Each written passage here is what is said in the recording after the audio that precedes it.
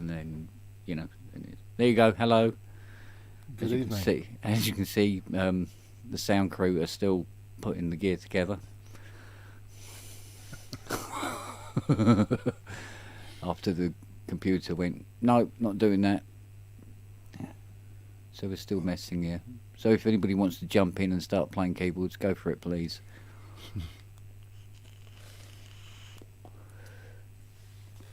The link is in the chat, isn't it? Yes, I've posted it as well. Yeah, cool. Right, now hopefully this will not fall over. Right, so it's BBC Symphonic Orchestra, yes. We assign it to the C-board rise. We give it all the MIDI channels. Okay. So far so good. Now we have to assign vibrato. Make sure it's set to vibrato when you can. That's it. Good boy. Set vibrato to rises glide up. Ah, well done. It worked. Okay, cool. And turn it up a bit. Right, and now put in, because this is what crashed the computer last time, weirdly enough, was... so fingers crossed. Yeah, so CS80V version 4, add track.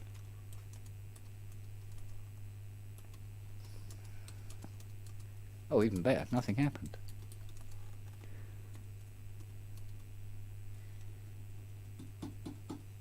At all, anywhere. Oh, hang on. Hey, it's up.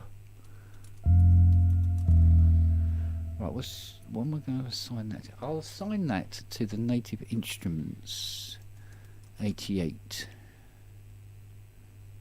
Oh, wait a minute, that's not right. Oh, there it is. Okay. I've got the wrong keyboard.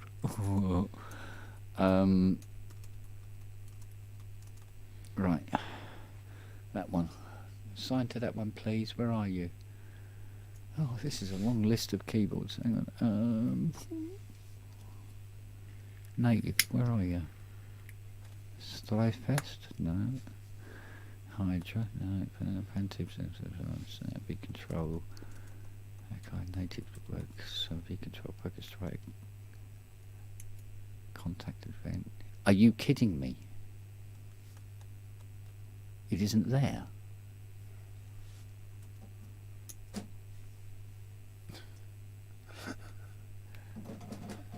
Absolutely wonderful. An absolute piece of shit you are. Alright. Gotta love technology. You got it, haven't you? Oh, hello. We've got another competent synth player in the house. Oh, there you go. Bonjour, monsieur. I think you forgot about me. I was in there for a while. Yeah, sorry. No worries. You guys are distracted slightly. No, I guess. Concentrated on computers and music. I'm crazy distracted with the hardware Jamson going and like 2 other podcasts I'm trying to watch. I don't have enough ears. So. Well, where's this going? What am I pulling at? Oh, it's connected to that. Oh, I see. That might explain. I love it when Kent bends over, suddenly Hans Zimmer appears. Yeah. He's supervisor. Yep. Oh, you found it? I don't know why I had to unplug it and plug it back in again, but there you go. Right, now, have you found my Native Instruments keyboard? No, you fucking haven't. So you guys have better weather now? It's not so hot? Oh, it's been peeing down for 2 days. Yeah. It's currently about 14 degrees, I think. Oh. Yeah. Oh, the heat wave was just nice weather for a couple of days, and it was just completely overblown. Didn't some people die from it though, who aren't used to it? Or? No, Usually got an elderly dying when I get a heat wave, right? No, more people die of cold than they do of heat. Well, I mean, Usually, yeah, but if you're just thrown for a loop, No, not for such a short period. I mean, yes, it was warm, but for most places in the UK, it wasn't that hot. Yeah, you can't lift your fingers off the keyboard when you do that. That is not a good move, boys. Do not do that.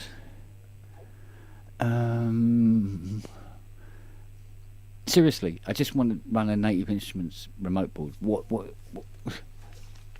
Why? Guys, come on. Man alive. is it a new thing you're doing or just reconfiguring? Well, It's just, the computer crashed, so... Oh boy. Hey, they're not supposed to do that. It's only my job. What it was, everything was going absolutely swimmingly. Put Arturia's CS80V on. Everything just went. Good night, Vienna. Can Robert get back in? Can you get back in, Rob? Can't tell. Hello? You still configuring? Hey there. No. Hey! That's good.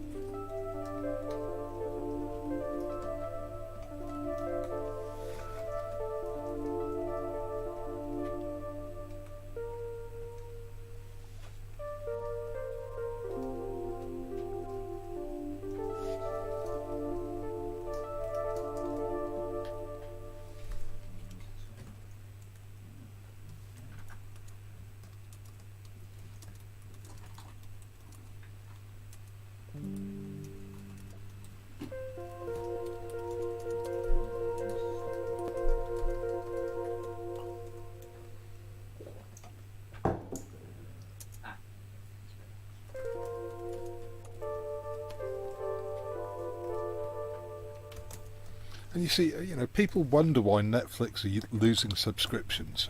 People can come and watch this. Well, yes, because apparently this is still better than watching that new Terminator series.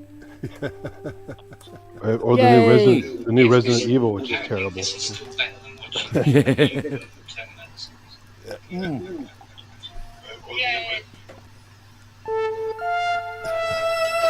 As David works out how to close the YouTube window.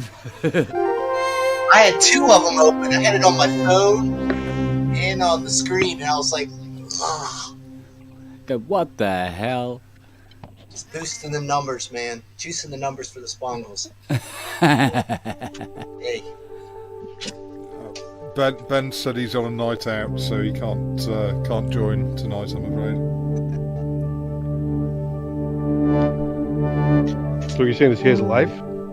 Yeah, I know, what a bastard. Wouldn't think it possible, would you?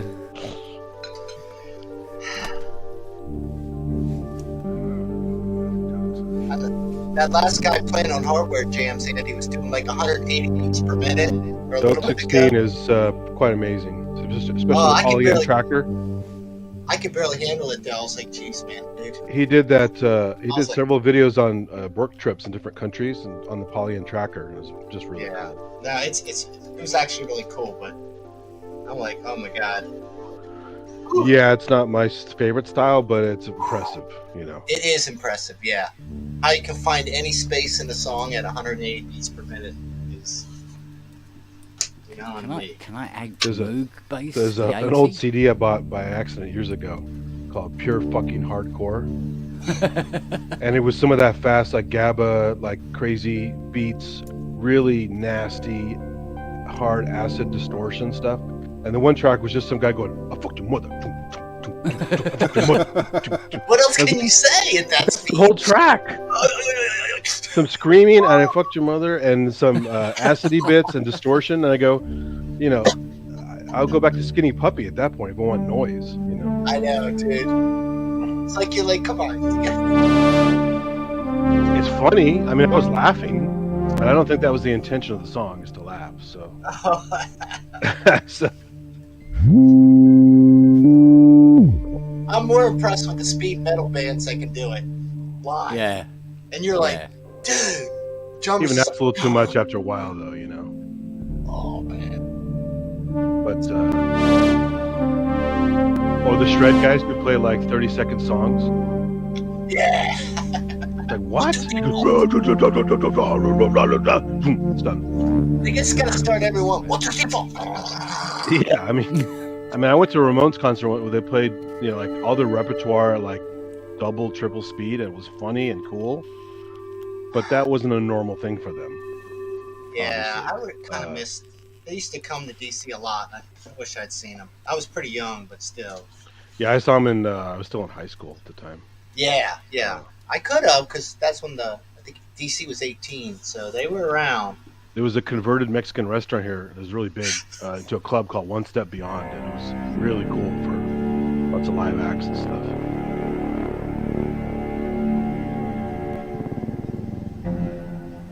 Hello. All right. Do you know what? If I could get this pigging bloody native control thing to get recognised, which would be nice. No. You have the native control keyboard? Yeah, I got two. Oh wow. I got the 88 and the 61 Mark II. I think the problem might be that you have two and Native Instruments gets confused. Oh no, the other one's in the office. I've only got the one in here now, but the computer's going, no, I can't see that. Wow. And I don't know why. Is it plugged into a rear USB or a front USB? It was plugged into the 32-way USB, and it's now plugged into the one of the main USBs on the main system. Oh, okay. Ain't even going doo-doo like that, and it's going no. Is this on your Windows or your Apple? Oh, this is on the window. The Mac Mini couldn't handle this many USBs. Is it seeing it under Device Manager?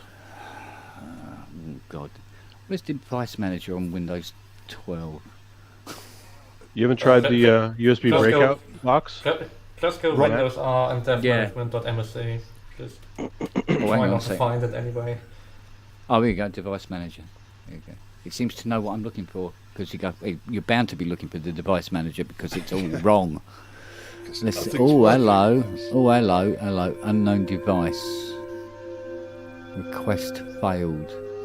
That might be the soft tube. It might be the console one. Sorry, fader one. Because it hasn't been able to see that since the dawn of time.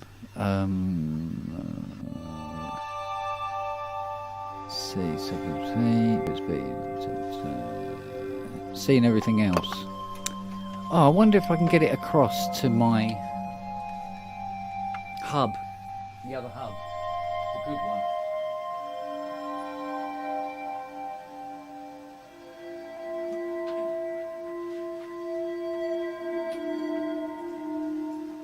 Oh, what's the... Oh. That's not it at all.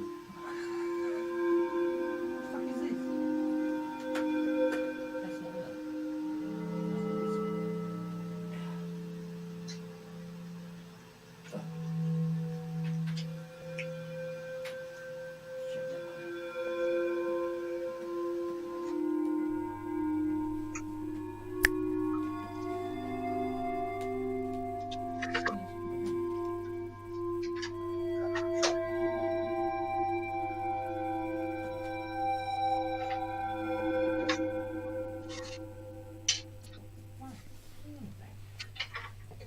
Grey going in and black coming out. What the hell?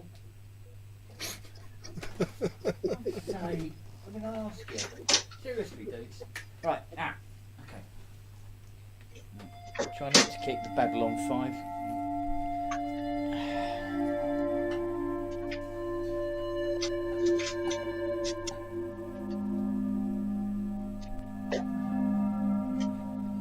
Bloody hell, it's a 5-pin DIN hub. Oh man. So that's a MIDI hub, not a... It's a real MIDI hub. Yeah. USB control, but a MIDI hub nonetheless. Let's see if I can get that. Kent, you heard the whole drama about they were going to reboot Babylon 5 and then they were going to do it on the CW, which is a terrible channel, and then decided to scrub it. Oh, did they? Mind you, It almost they might have just found a way to fuck it up. Well, that's the thing. I'm guessing that Joe basically said, "Yeah, you guys are going to do the CW treatment to my shit. Screw off." Yeah. It's like Teeny Bopper Yeah. channel, you know.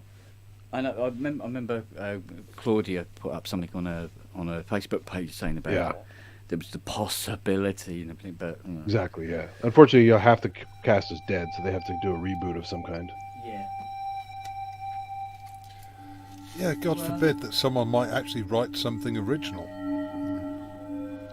Well, I mean, that's one of the most original shows I've ever seen. I mean, I love Star Trek and early Star Wars stuff, but if you haven't tried it, and it's maybe not your cup of tea, but Babylon 5 is pretty goddamn amazing. Is No, Star Wars what I mean- original?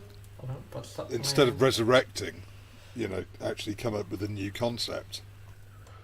Well, they tried that with the spin-off Crusade, and it was not done well. And the budget was screwed up, and a bunch of other stuff. So Yeah, I don't think the stations wanted it anyway. I think they just cancelled it out, didn't they? yeah, and not only that, but the soundtrack's terrible. I don't know that guy very well who did the soundtrack for that, but he's no what's his name? Chris Frankie. Chris Frankie, yeah. So, Which is so weird because if you didn't know it was Chris Franke who did the Babylon 5 soundtracks, you would not connect him with Tangerine Dream, would you? actually, you would, because he used a lot of the same sounds in his tracks. Yeah. I think his season 2 one was the best.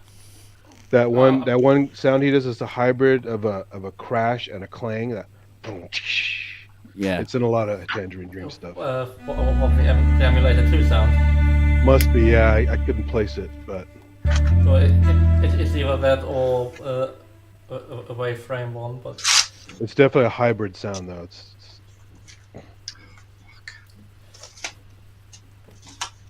And they use a lot of the other emulator stuff. That famous, I think it's electric guitar riff. Electric guitar, bang. It's like a twang. That's no, like, that's the Liquid Stack, which is a Liquid Stack. DX7 oh, right, okay, right. pack combined with a choir sound. There you go. Very distinct.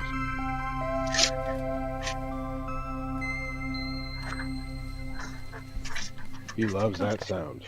Do you know what? I keep coming back to this bloody patch on this hijack every time, and it's like, oh, come on, man, turn the knob, will you, for God's sake. But no, I keep coming back to it. But...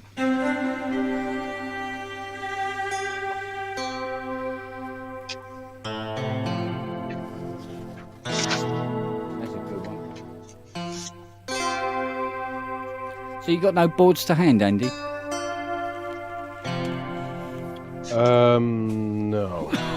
Oh. I mean, I could, but I'm at my girlfriend's place right now. It's not really, other than when I do my jams on the table, it's not really geared for gear fun. Uh-huh. I'm sitting on the couch right now, basically, which is why the camera's off, because it's not much of a sight.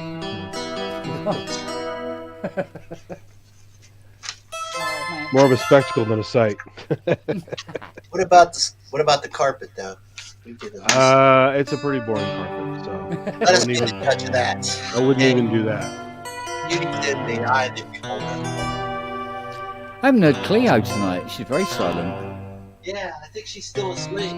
Oh, bless her. I doubt it'll be too much longer. She'll hear the festivities.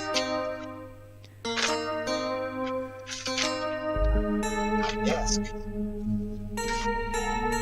Also, I got this new Zoom, I think it's U22 interface Yeah. that I haven't figured out completely yet. It wasn't exactly plug and play on this Windows laptop. And I was going to use it to play with Dom's incinerator stuff. All right. And it wasn't quite plug and play. So I couldn't really plug in anything decent if I wanted to now anyway. Which interface is it?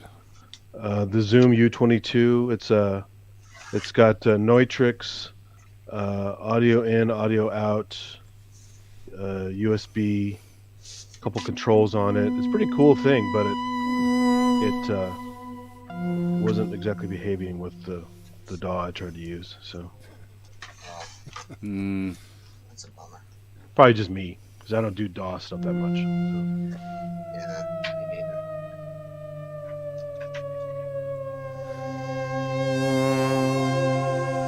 Last DAW I used heavily was Cubase SX3.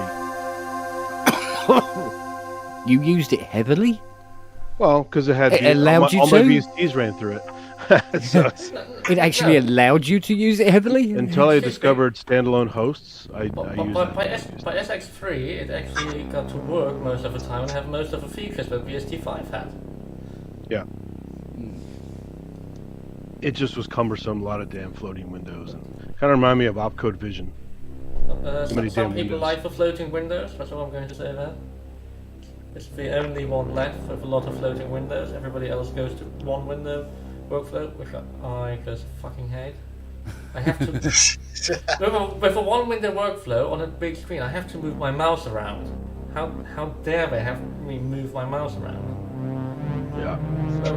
Or even just on my small laptop screen with Cubase, I just have the shortcuts to open all the different windows that I want, and then I have to barely move around. Otherwise, I would like have to go to the button, open the next tab, or all this other jazz. Like also double clicking to have a MIDI editor, unlike in Pro Tools where you like have to zoom in a million times to like edit your MIDI, which is just daft. It's Hydra, yes. By the way, did you have a good swim today? No. It's Oh. a bit cold at the moment. Well, you know, it could be the Polar Bear Club. No, it's more that I've been at work since 9. And when did we get? I think we got back from the bar at about midnight. I really should have gone yesterday night. Whilst we're waiting for dinner at the pub on the seafront. That sounds so familiar there. What are you playing exactly? Nothing really. Yeah. Oh, Spongellis. Yeah, it's Spongellis. Sounds great. I mean, you're also playing it too. I like the Opera Reservoir lead line.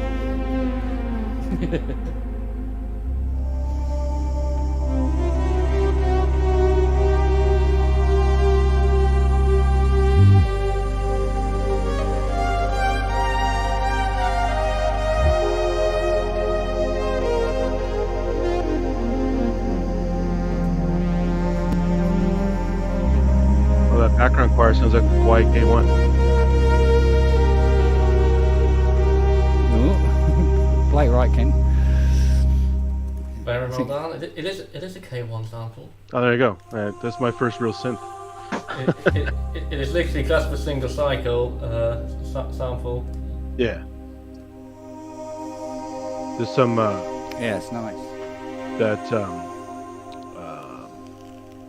person who was on Sonic Talk a while ago, but now goes by his Expander Beans. Oh yeah, some gear space a lot.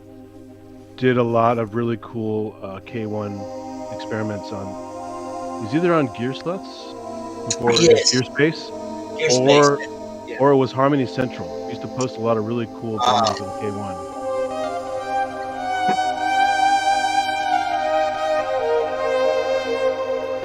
There you go.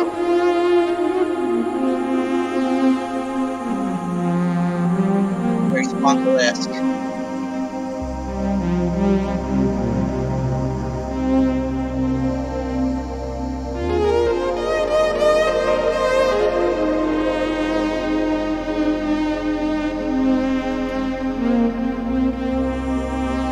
I wish it would recognise the slide.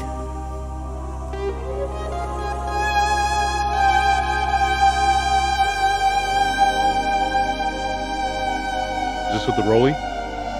Yeah. doesn't recognise it at the right level. Oh, the hydrosense doesn't pick it up? No, I don't. No, it's not a sign. I just wonder if the dashboard might be able to set the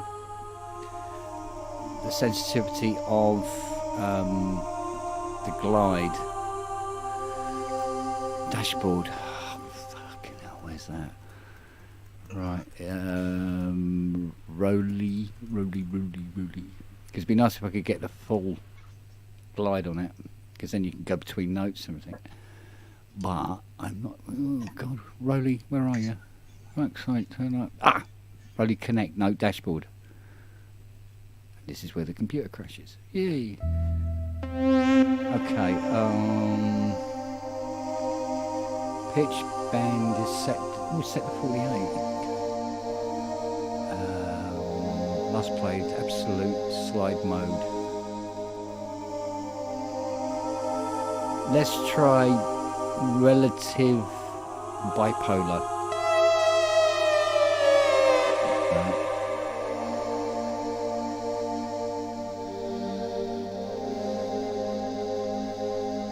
Slide 74, yeah. Oh dear.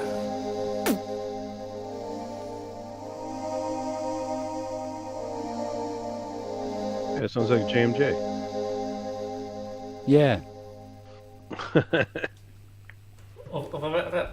That was the Psycho, was it DS200 or whatever? That weird additive synth that Psycho made.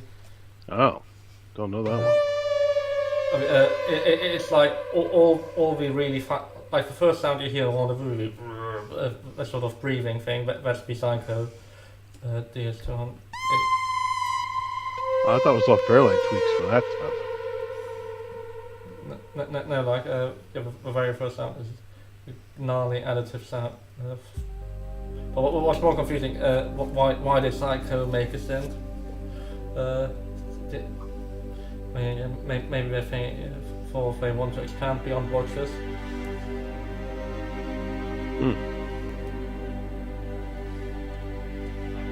That was the only one they made? Or they made a bunch? I think they made 2 or 3 in that series, or maybe more as home keyboards, but I think there are only 2 or 3 that you can connect the programmer to actually program it as an additive synth. Yeah, that's a shame. The glide doesn't seem to... Oh, what's this? Hang on a second. Oh no, it's changing the CC number. Shit, what was it set to before? Oops.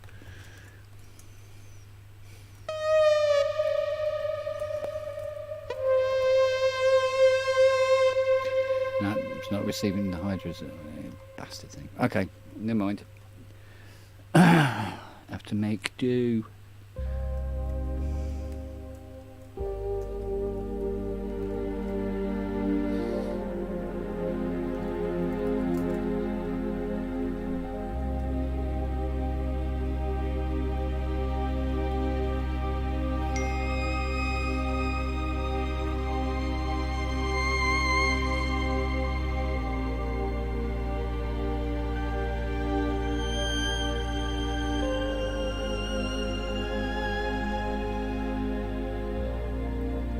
Best to stick to those 3 chords for now.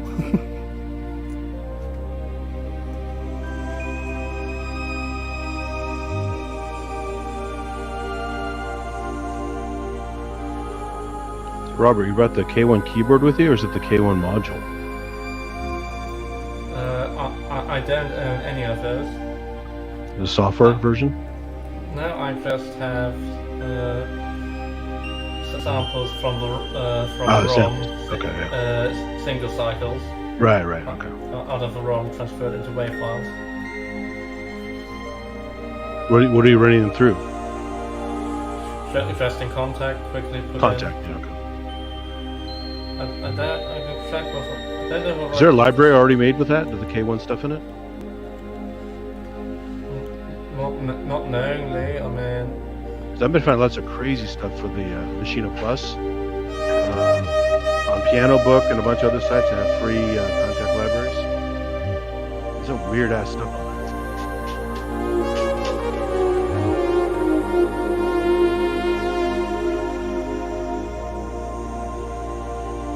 the set I did for hardware jams. It had the contact library, which sounds like an Indian train station. Like guys clanging metal and scraping stuff and yelling.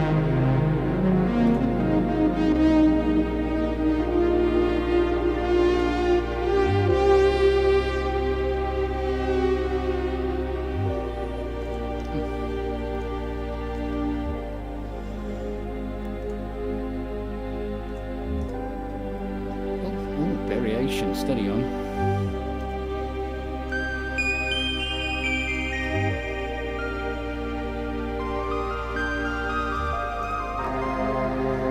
Oh, that's better.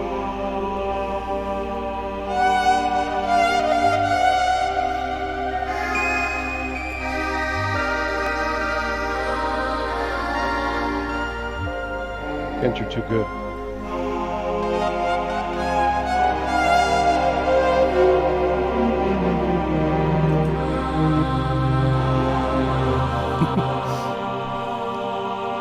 Rubbish. I'm serious on the hardware jams thing. When people are too good, they say they're banned. You'd be a banned guy. Yeah. No, it's a shame because it'd be nice to actually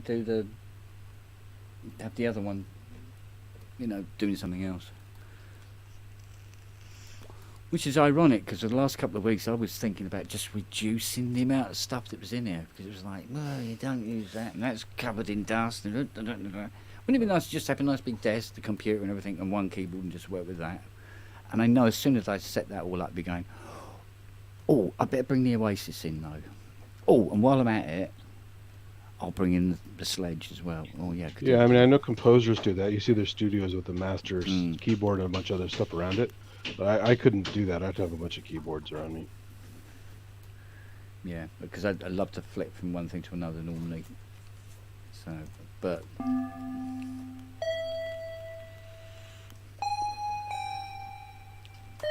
plus, you want different controllers. Have a ribbon on one and a pitch bender on the other, and wheels on another, D beams, all that cool stuff. Yeah, the stuff where you can just do lots and lots of stuff with just the two hands and. And Vicent has that really cool pad and so good aftertouch on it. Yeah, well, I mean, there's like I say, there's a lot of nice controls on the Rise, but obviously you have to be one hand playing to mess with them.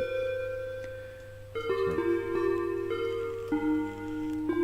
But it's still really a case of like you have to get something like Probe or Equator to access all of the sound manipulation that you can with all the controls that are on the Rise. When it actually comes to assigning these things to other instruments, it gets a little bit sort of like, I don't know, it gets a bit in depth. It'd be nice if you could have like a front end on for the Rise, so when you select the Rise in Cubase, it just automatically selects all of these CC numbers and everything that you want to the next instrument that you load in. Especially if it's on a different track. And doesn't appear to be anything for that. I mean, if you're in the box, it makes sense to have a single controller, but yeah. But if I don't know. It always seemed I never found one controller that did all I wanted. Yeah. It's as crazy as it can be. Because even the Kurzweil stuff, the 2600, 2500, had the ribbon, had the wheels, had nice aftertouch on the key bed. But still, sometimes you want sliders. Yeah, sometimes you want the stick instead of the wheels. Sometimes you want the yeah. Well, you use nice when you use the stick. Lead weights. Yeah, because when you're using the stick, you use that in a different way to how you would use exactly and pitch and mod wheel, even if it was doing the same kind of things. That's why it's cool when you find there's a couple Roland things. I forgot what they were, but they had stick and wheels. They're rare, but I saw a couple things that had both. What is this? That doesn't even like modern stuff like the KTXA has both. Maybe has that's what it whe- was. Yeah. It has The wheels hell on is the top, this? top and the lever on the left.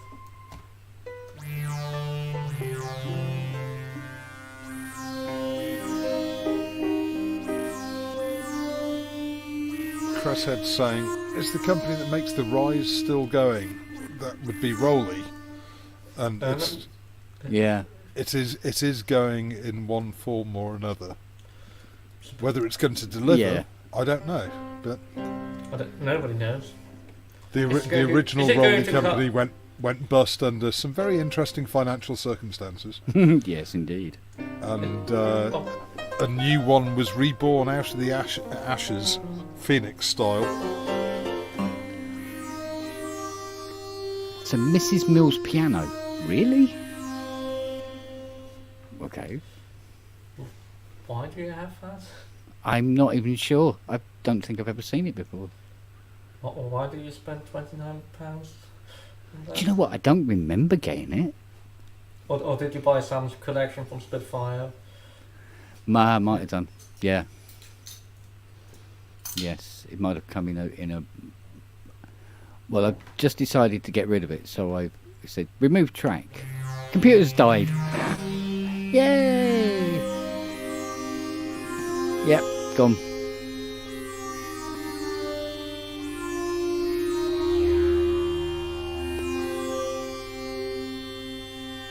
Ah, there you go. Right. What else have we got here?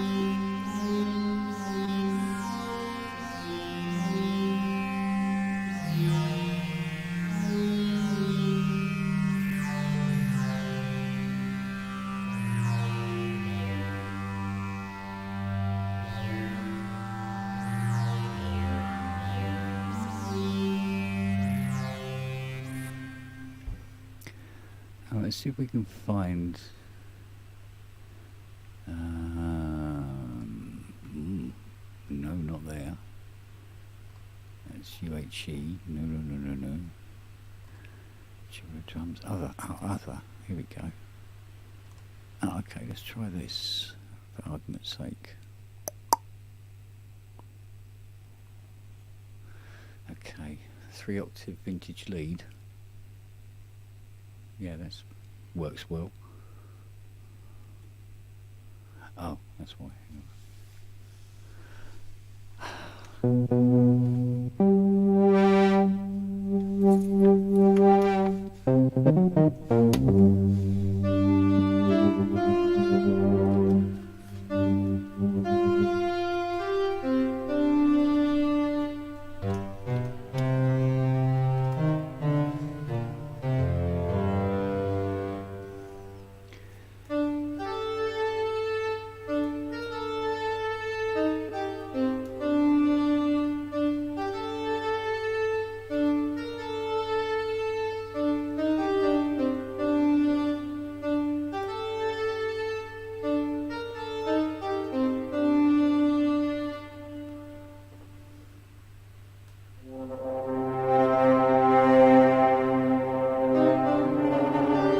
Oh, I know what that says. Hey, Robert, check the private chat. I found a K1 thing from some guy in Germany. It's not a contact library, but it has all the damn samples in it if you don't want to use the... Yeah, that plugin, yeah, I'm aware of it. You tried it? Nope. But, I mean, from everything I heard from the K1, the choir was the only thing that and the flute maybe, that I was ever interested.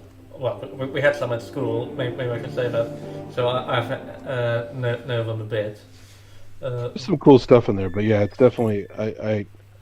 I was happy to have it because it had really nice aftertouch and the vector stick. It was cool stuff for the time. But yeah, the sounds were a little bit of a letdown, but as a beginner thing, I was kind of happy with it. For my sensibilities, the choir and flute. Well, I've been tempted enough to get a module just for the choir sound, but then it's like, do I really want to raise one U for one sound? That's an interesting economy there, and more than one channel on the console or one channel on the patch bay, or two to be fair. and for converters to get it to be balanced. Because suddenly becomes a lot more annoying. I put another one in the chat too. That's a contact library, but you have to pay for it. It's like $20.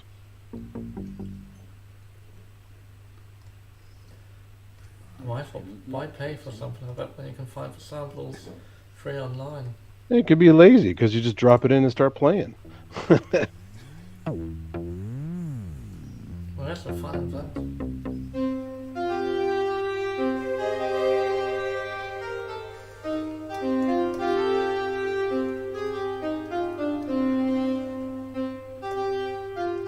As someone who used to sample all the time on my Emacs, it's not as fun as it used to be, even though I still do it once in a while.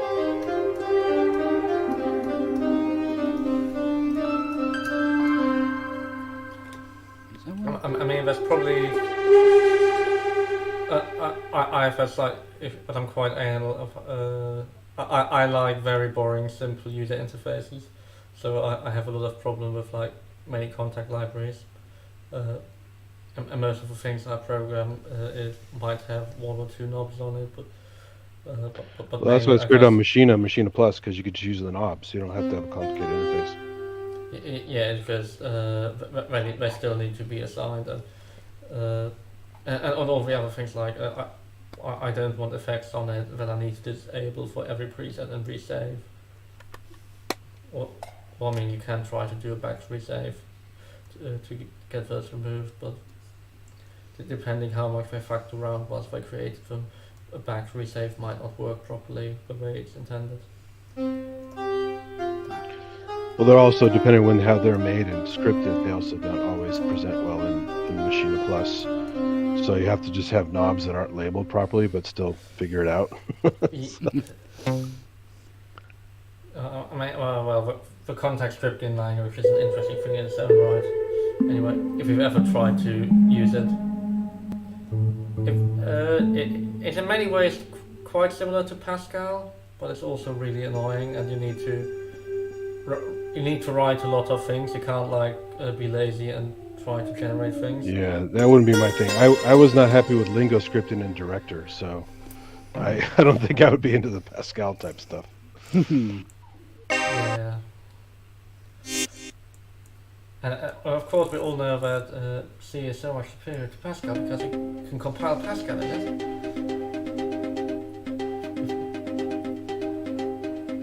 Oh yeah. The most I do now is some PowerShell stuff for work. That's about it. What is the point of PowerShell? I never got that. If you're a Windows admin or server admin, you can't live without it. So it's like trying to work on Mac stuff deeply and not use the terminal. Well, but on Mac that's the only option. If you actually want to do things, then you have to know your Unix.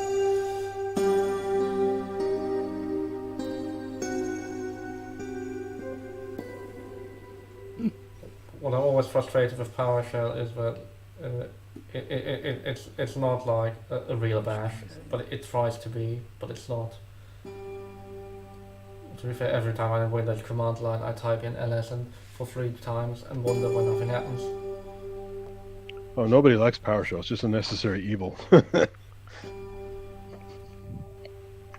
must be that one. I actually had more fun with Xcode making iOS apps years ago. Xcode was a terrible piece of... I mean, now they have Swift and other stuff, but back then it was just Xcode. Well, with Xcode, it's more having to deal with Objective-C. Yeah, with whole Mac OS is built on it. So, I mean, whether you do iOS or you do Mac OS, that's what it was. You know? Yeah. I used to get dailies when I worked there, and I was on the QA for the photo software, but I'd get dailies about OS changes, like pretty serious changes in my email. And it was all basically Xcode as well. Yeah, well, I mean, more my issue. I can just about work something together in C++, but then every time it's like having to interface with actual OS stuff and having to use Objective-C, my brain just went into meltdown. Like, no, I don't want to look at this. It's painful.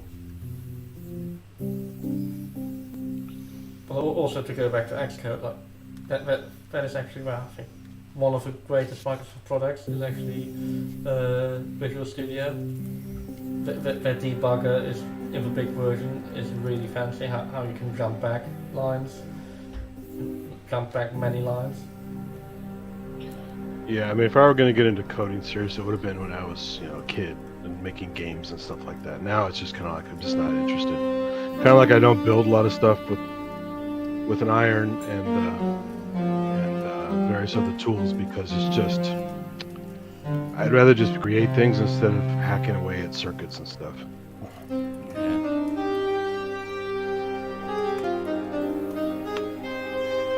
There's only so much time in the day, I mean, I look at Molten Modular, he still hasn't built the damn Decker's Dream yet because it's too much work and he has other projects to work on. And that was an expensive kit. He still doesn't have it working. Well, Katie should have been more sensible with his time management during lockdown. Well, he's into the other modules and he's trying to, he does a pretty good service. Like he gets people who are beginners into building simple circuits for their modular to save money, and also as another hobby, for people who aren't musical but want to get into it and have fun building things. It's a cool idea. He does a great service, but yeah, but when people want shit done, when people want shit done, they send it to me. That's the thing. They go, I want it yesterday. Yes, sir. I mean, I built some kind of Arduino drum kit thing from at Adafruit or one of those websites, and I kind of fucked it up. And so I sent it to a friend who's not only really good at building stuff, but is also former IBM engineer who can code and all that stuff. So he got it basically working for me because I just cocked the whole thing up. So believe me, these days I'd rather have a soldering iron in my hand than having to write anything in C. I try to stay away from both if I can.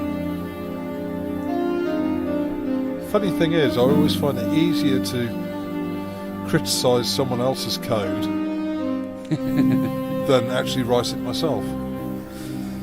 Well, my big letdown is I would make stuff out of the Craig Anderton books, out of the magazines I used to get, and I did it right, it works, but it doesn't sound great. It's just like I did all that work and it still sounds The demos always make it sound better, like a lot of things. So the most fun thing I built was super easy. It was just a homemade talk box.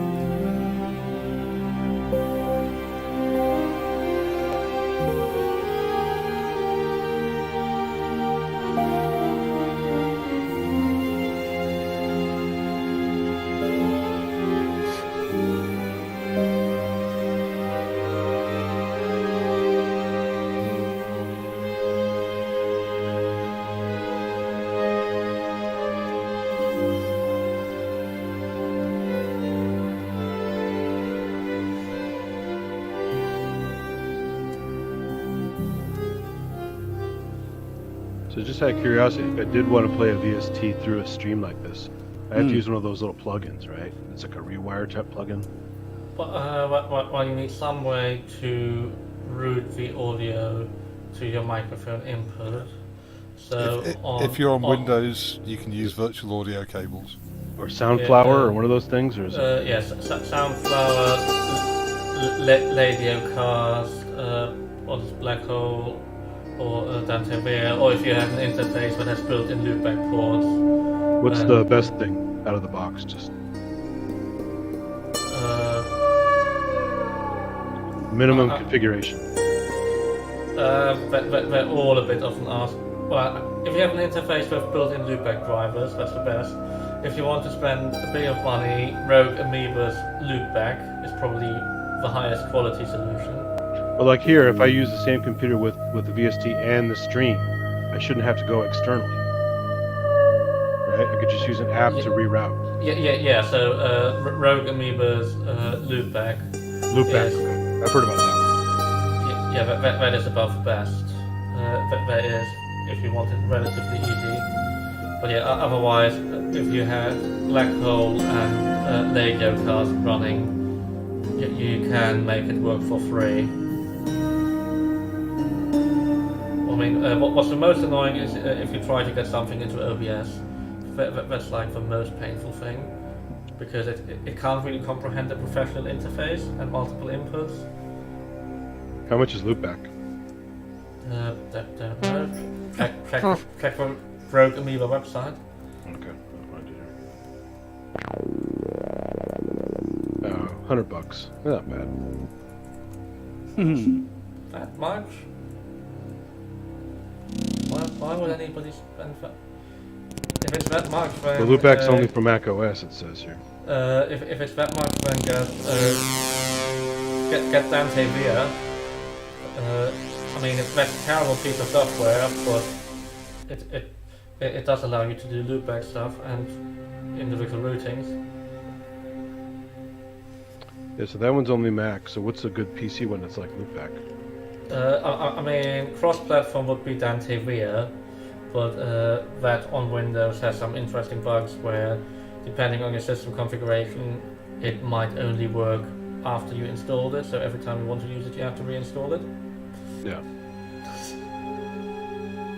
I don't. To be fair, I don't know any Windows solution. I just use the loopback, but in my audio interface. For Windows, there's VB cable, which is free, I think. I mean, if not, you can use Jack ultimately all the time if you hate yourself. Well, if I'm using Windows all the time, I already hate myself. So. Well, I mean, yeah, but you can make it work in Jack if you know your way around it.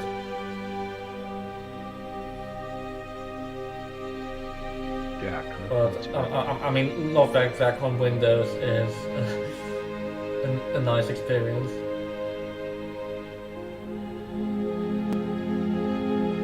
I'll look at the VB cables.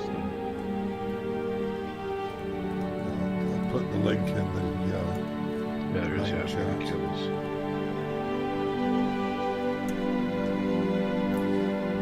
Yeah, but does VB cable do ASIO? And or does it only do direct sound or whatever? Trying to see right now. There's some different products they have. A and B and C and D, whatever that is.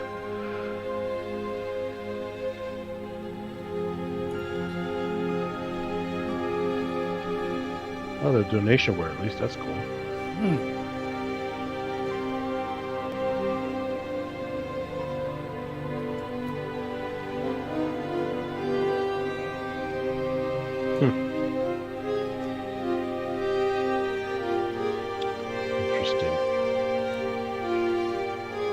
VAC that I've just put the link in the main chat for as well. I think it's only $30.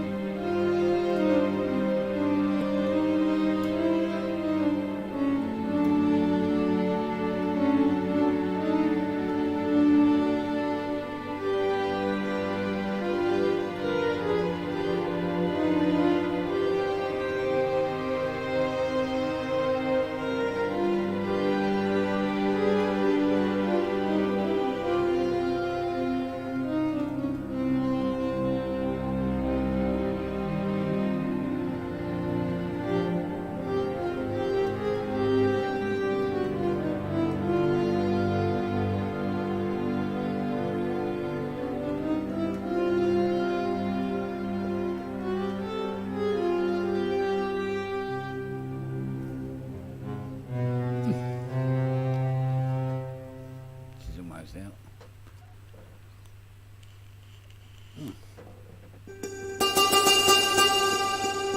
What are the sounds we've got in here?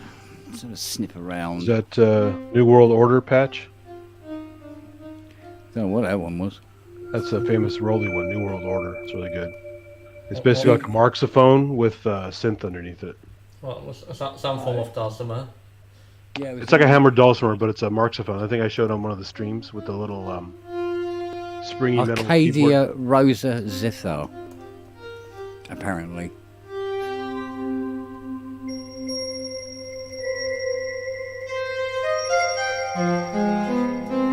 It's dual. Oh, wait a minute.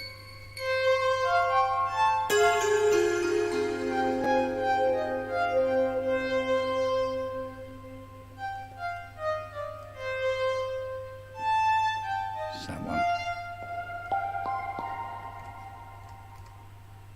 Yeah, I didn't see a big difference with Equator 2. It's nicer, but it's not that much different. No, there's not a massive. If anything, some of it's just Equator with a few more patches. Yeah, basically. Really? Maybe it works better with the newer OS. I'm not sure. But No, it is pretty much, you know, what you see is what you get from the same original one, you know. Just the 2 at the end, and then you use interface. what kills me is that noise app that they made as well, that Rich was talking about the other day. It doesn't work that well on the later OS versions, of course, because they didn't update it. You get like you get a graphics bug, or in certain views things black out. Yeah. So I have to keep like 3 or 4 fucking iPads all the time, just different stuff on them. Lock one in time, don't update it, and everything works perfectly. Oh, yeah, well, that's becoming a thing, really, isn't it? Especially since all that Camel Audio stuff got swallowed by Apple. You can't even get Alchemy anymore. Well, I mean, what I'm most annoyed about is actually Camel Crusher. That was like one of my go-to plugins. Like, Oh, Camel Fat and Camel Space are awesome. I mean, you have a free Camel Crusher, which it was similar to Camel Fat in some ways, but also the compressor was nice and different, and was just if you wanted to make a really nasty piano sound, just put that on something. I always loved using it.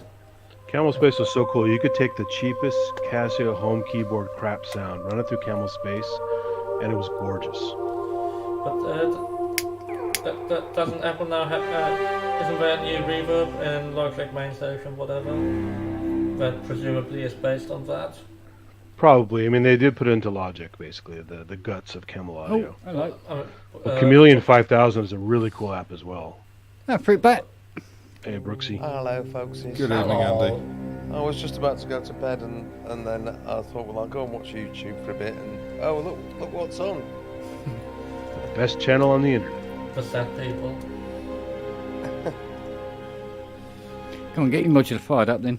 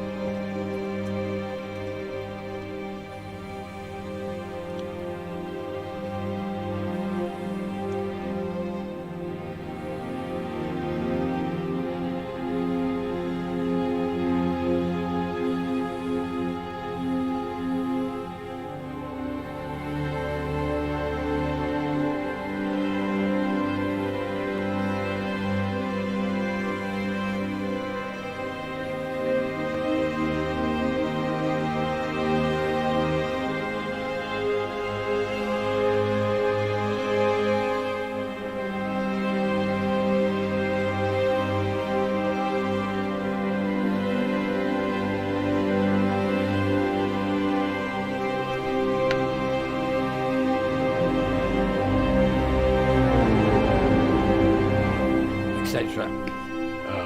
It's like the end of the movie where everyone's dying. It's very sad and powerful. And It's all like, right, it's all I ever come up with. I'm the most miserable bastard on the planet. Great.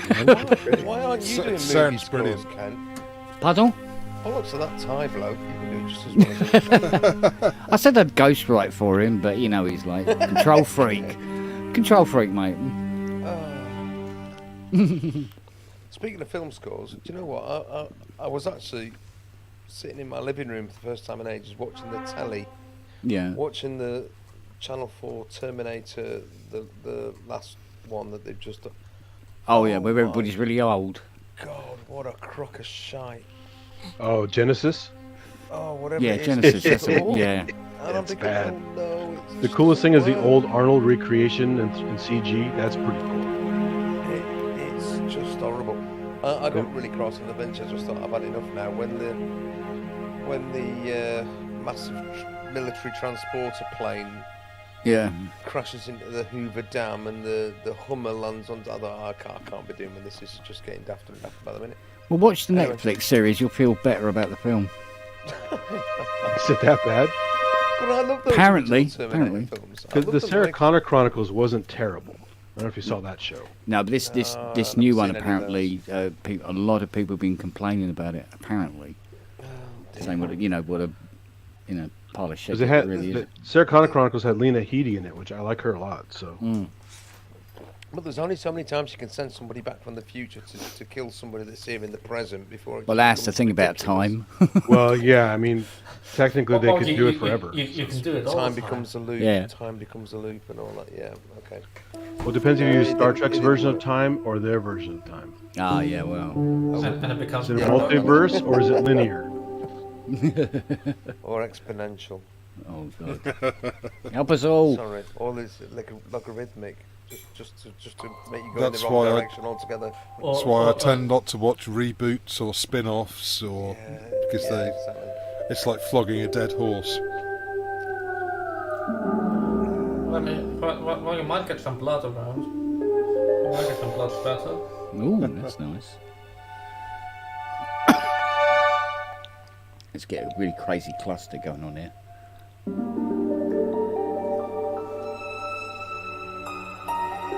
Yeah. Wagyu said, yeah, that's Dark Fate. That's right. There wasn't Genesis wasn't the latest one, but Genesis was probably the worst. Yeah, it was Dark Fate. It was Dark Fate that was on the Yeah. telly. That at least has some good fight sequences in it. If you like action, you know. Yeah, Yeah, but, it but that doesn't- was more about what doesn't that was what it was follow. about, None of really, it- wasn't The it? augmented human follows. parts were kind of cool. Well, no, it was just. I just sat there thinking, oh god, this doesn't work. Well, if And the Fiona way was the watching- liquid metal skeleton came off this actual skeleton and was that was kind of clever.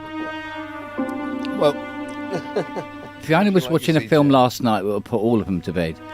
It was about an American guy who every now and again gets zapped back in time, blue lightning and all that, to the First World War where he's Biggles' friend.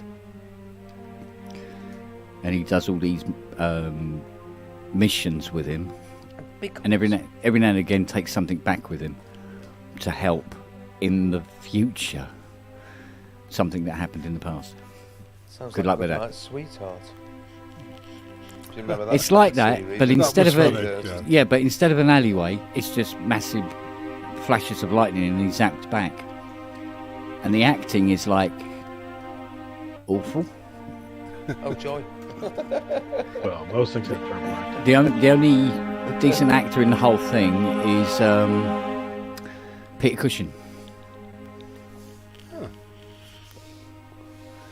who lives in Tower Bridge. Right. Yeah, there you go. What did he Peter just Cushing live on died in Death about Star? 1978, didn't he? Just after the first Star Wars film. No, a bit later. Or was it a bit late? Yeah, because you did Shockwaves after that, right? Oh, You But ever see you know, Shockwaves with the SS zombies? okay. SS zombies. What isn't what I shouted? He died in 1994. Yeah. Whoa, did he? I thought- Shockwaves is early 80s, yeah. Whoa, he died much earlier. Thanks, Sassy. oh, he's finding big ones. Can I ask? Because everyone else will have clocked this. But what are you tinkering with there, Kent? That's Is a that the new- rise. That's is a that the- rise. Yeah, connected to. Equator synth. Is that the synth that comes with it, or came with Yes. it? Yes. Yeah, yeah. Oh, that's pretty remarkable. It's an interesting piece of kit, I must admit, especially when you start using all the pad and So there's strings under it somewhere. Even the Equator subset on the iPad, the Seaboard app is really good. I love the iPad app version. Yeah. I really do, because It's free. Anyone can use it. You don't need a Rise or anything. No, that's right. Actually, Paul Artola, of course, he was in Top Secret as well. That's stupid me. Yeah, I got that wrong. I don't know what my Oh, latest yeah, he had the got big all eye confused. scene in Top Secret. Yeah, with that's the right. Yeah. magnifying glass.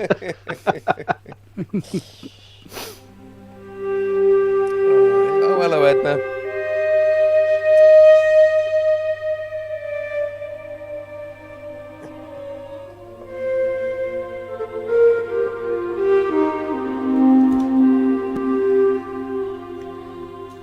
Do you know what? I'm going to have to put this bloody glide length back to where it was. Well, it's terrible when your glide length's not where Oh, it's my supposed to glide be. length's right out, I tell you. That's aging for I you. can enter the value myself. Good, because it'd take bloody edge to wind it down to there again. That There we are. Rise does sound good in your hands. I doubt it would sound as good in mine. Oh, no. It would. You just gotta get the fingering figured out so you don't get the sour notes. All you got to do, this is the weird thing. There's a training wheel on it. You can wind it right back so it acts like a normal keyboard. Oh, And as you get more proficient, bring it up so you can get the in there, and you can have it full length if your name's Parisi or something like that. But you can have it about halfway so you can pick out the note. And It's do like the little hard tune mode in glides. the Theramini, where you can lock it down. Yeah. So you can, but I learned it really quick by playing it in the dark for 3 nights. Because I couldn't see the notes, I had to concentrate on feeling where my fingers are. And you suddenly notice there's these. For something? It is, yeah. That's when you notice. With that sex toy surface. Yeah. Well, that's when you notice there's this flat surface on the top of the black keys that you can nail them. That's easy enough. And there's a little flat surface on what would be the white keys as well. But that's harder to detect. But if you do it in the dark and just let your hands, it's like learning Braille, but not as difficult, because learning Braille Part is is when you fucking can hard. slide up and try not to drift. And then practice doing chords and see if you can get your sort of like a muscle memory of where the notes will be and move around, and you're laughing. And even if you get a note wrong, just slide your finger up until it makes the right sound. So you can do the big chords with it if you so need. I mean, sort of. See if we get something polyphonic, that'd be useful, because at the moment we're doing mono, I think. Yeah, that's mono. It's so great doing like chords on the left hand and then doing the wiggle vibrato solo on the right hand. It's Yeah, really exactly. awesome. Even though it's all just one patch. Yeah, it's amazing. There we go.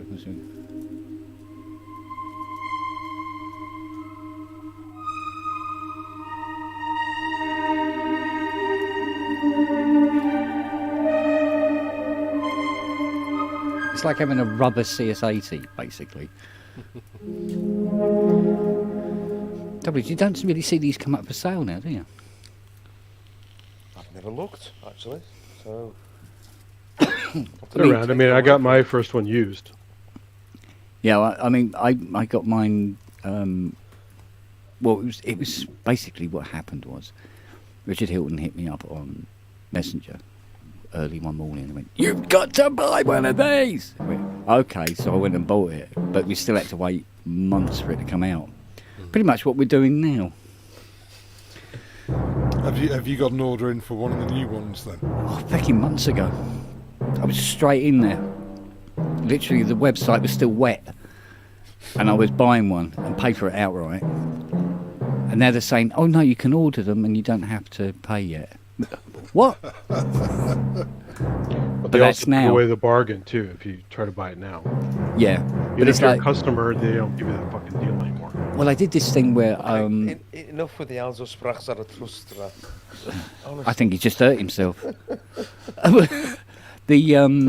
It was more like fanfare for the Osmos. Common Man openings. But the Osmos, I ummed and ahed for a little while. Strauss, that. Yeah. And then when I did finally go, oh, do you know what? I'm going to go and get one. I'll order one. Went to the site. Went, no, go away. Can't have one now. Can't pre-order it. Piss off. Yeah. Oh. So I've got to wait. Like with the schmucks. Well, Like an everyone idiot else riding is on the waiting, bus. but everyone else is waiting. Yeah, exactly. But So- is it going to come out before the Osmos? That is, of course. Is it going If to the deliver? Osmos ever comes Oh, out. it'll be a race, I think. Roly, Osmos. Ooh, ooh. I did hear on the grapevine that there are Osmoses being built. Dum, dum, dum, dum, dum, dum, dum, Osmosis? Osmosi? Well, the sad thing is I've been to two That's NAMs what I'm in 2 years, and the 2020 NAM, there was a rep there and no gear. Yeah. And this NAM, there was no one there at all for anything.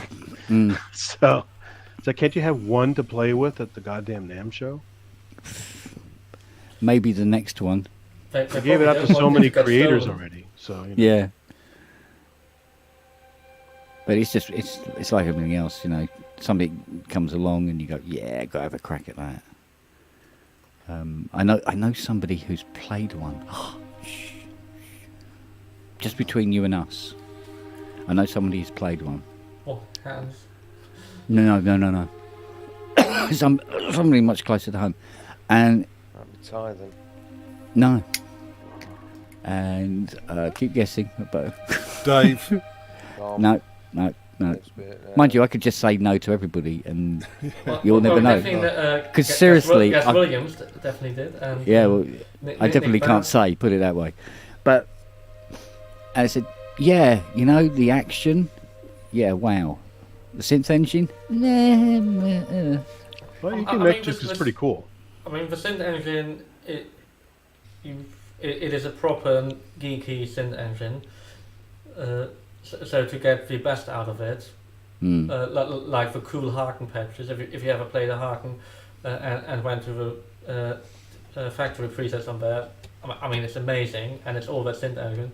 So if you put the effort in and do some clever stuff in the functions, Yeah. then you can do amazing stuff with it. I mean, Yeah. Manny Fernandez, he would love it.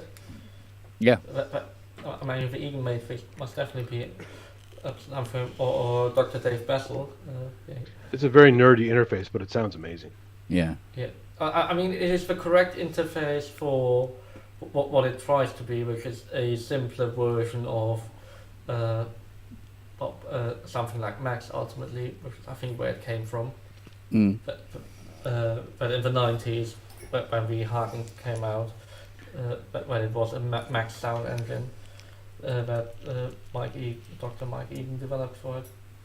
It was quite interesting that you'd think with things like, you know, Rise 2 on the horizon and Osmosis and the Hydrosynth already here, you'd think the CS80 market would quieten down a bit, wouldn't you? Mm. Apparently not. Apparently, both the CS80s that I've got in the workshop that I haven't finished at all yet, are both sold. One for 30, one for 50. wow. What is Have you weird, the doubled your difference... bill? Well, the difference between the 30 and the 51? None. None at all. Not Providence or No, nothing. One's an 80, the other one's an 80. Well, 50 and 30 add up to 80, so... Yeah. No one famous sneezed on one of them or something? No, well, apart from me. Hey! Well, I say sneeze. Or something else, yeah. Ropes on it. Even if I were, I'll rub some Brooksy you know, sneeze tie rich, I'm not sure I could actually contemplate spending 50 grand on a synth. I would rather pay for an engineer to design me something Yeah, well, that's what the Hydrosynth's for. than pay 50 Really? grand for Yeah.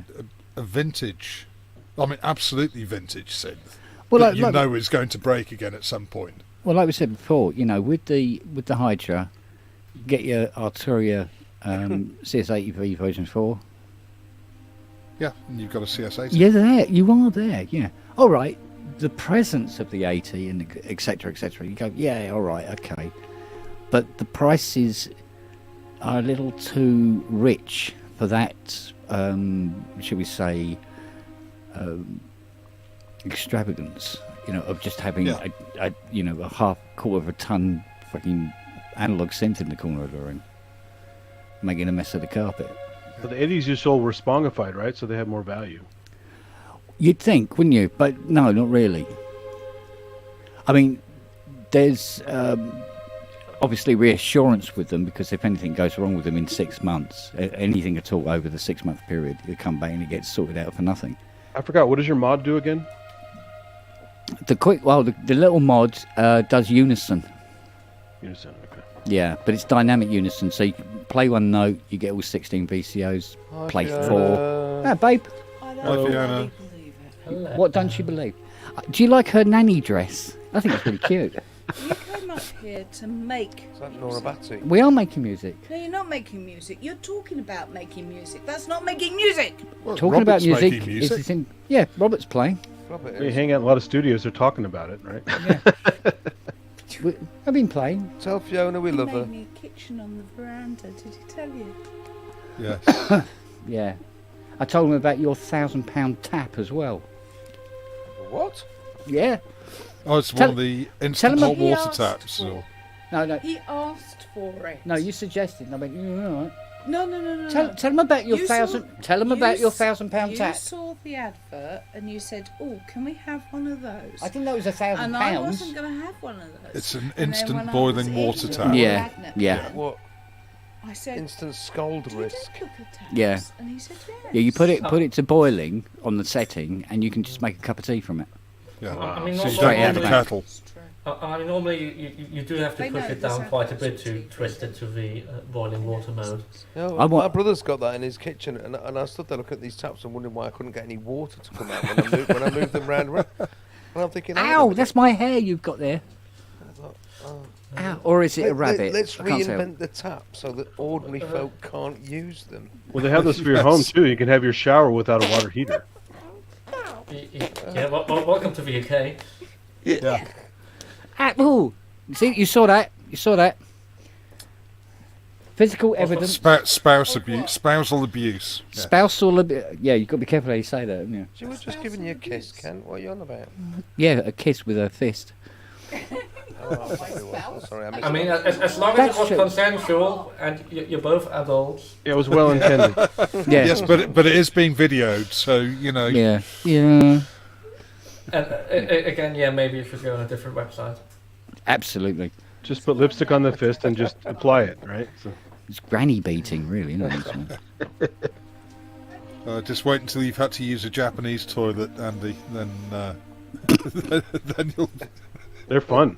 Those Toyo toilets are great. Yeah, not when Well, you're trying I to think it's- translate kanji on your phone at the same time. I had a bit of a Oh, trauma dear. in Paris where I was absolutely desperate for shit, and I eventually found this toilet. I opened the door, and there Hole was in the no floor toilet. one. Yeah, Yeah. there was no toilet, and I'm sitting there. Going, Oh, the squat, what? yeah. What the? What? You What the- kidding? You've got to be kidding! You know, Gotta build them quads. Surely these things were pulled down with the Bastille.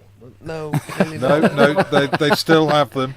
Yeah. I mean, it is quite funny to think that all the palaces and castles never had any toilets. No, they used to shit Well, in no, the bloody at least they had aspidistras, they didn't they had a plank with a hole in it. No, that is more of a German thing. Actually, that normally Roman. your fireplace was to shit in, and then you had your gas from the piece to Yeah. deal with that. Their sign was to be. And then you just moved over to a different castle where it was smelling far too bad for a few months. My favorite was the What did the castle where you Romans just ever shit do off the for side us? of the castle. Yeah. Well, that's And why those you guys never would do the siege, do a siege to the hole where you you where never shit through. never wade through a moat. Yeah. Quite. Ooh, what we got here? Ooh, hello.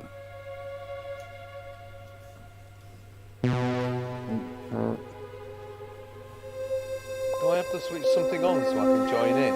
Yes. That's why you're hearing it. No. But the first I was rule, here because I was going to bed. well, Hence the first rule of Jam Club, no rhythms. Oh, is this Jam Club? Oh, right. Well, didn't you read the title?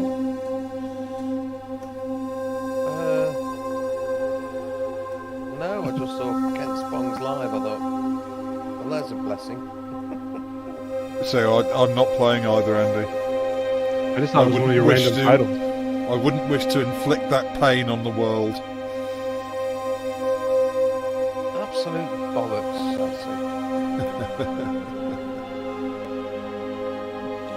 Just get out your clarinet. Why don't you have a Wind controller? I'm still looking at either an EWI or a Yamaha WX. Well, they've only been out since 1987, Sassy, Yes, so I'm you've had time to make your I'm mind waiting up. for one that doesn't take the piss on the pricing. WX5 is good. I got one years ago. They've It's pretty always fun. taken the piss on the prices because they only sold 20 of each. Oh, you little bitch. There's quite a lot of certainly the EWIs, but if I was going for an EWI, I'd want the 4000. But the Silphio is more MPE-like. I like that one a lot. No, I haven't tried one of those. Well, Same guys who make the Roland Anima have Fiend. released one, haven't they? Sorry, what was that, Andy? Didn't Roland release one recently? Yes, I think Wagю's got one. That MIDI saxophone. With the Aerophone. Yes, the Aerophone. That's it. Yamaha has one too. I just saw some guys doing streams with it, but it tends to have kind of fakey sax sounds and bad vibrato.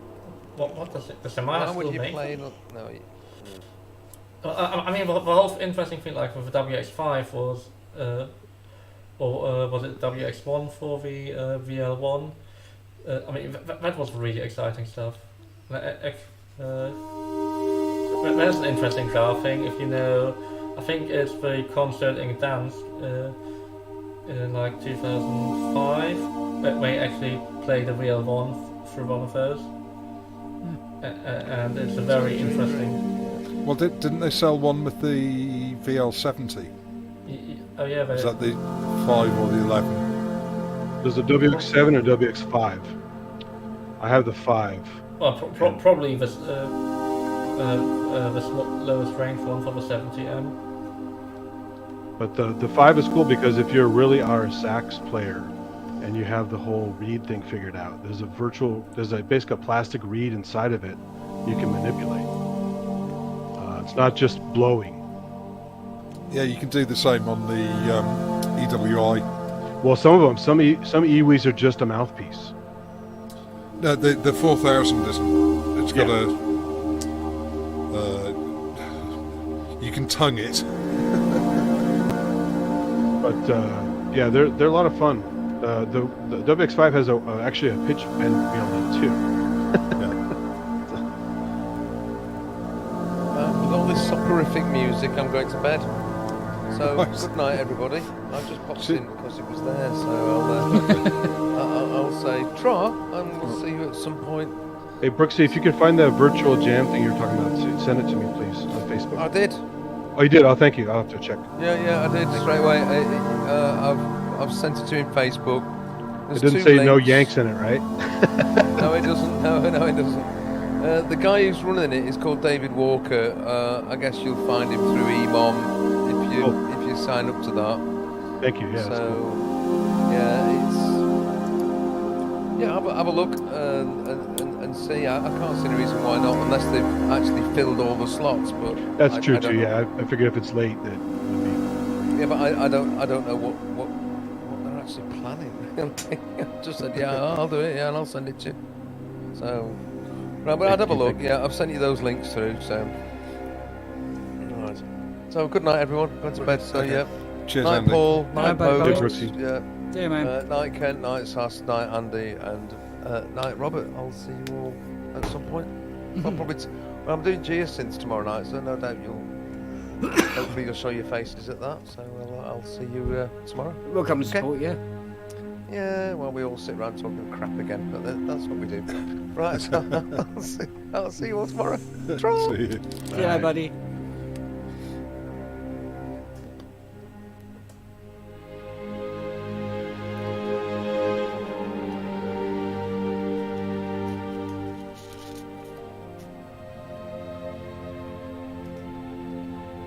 Ken, can you do the bounty again? I think I heard you do it once. It was really good. The bounty. Yeah. Well, maybe I have to look it up. Or on missing. YouTube One of again. those. One of those two. Is it the No, that's Conquest of Paradise. Conquest, yeah, That's 14. 1492. Yeah. Is it that one? Yeah, I think that's Bounty. It's one of the themes, I think. Oh yeah, no, that's it. Yeah, yeah. That one. That's beautiful. Yeah.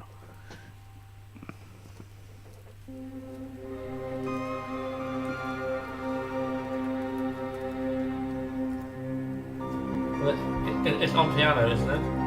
On Bounty. Yeah, there's a piano with lots of reverb, of course. Yeah, and it's violin drum drenched in reverb.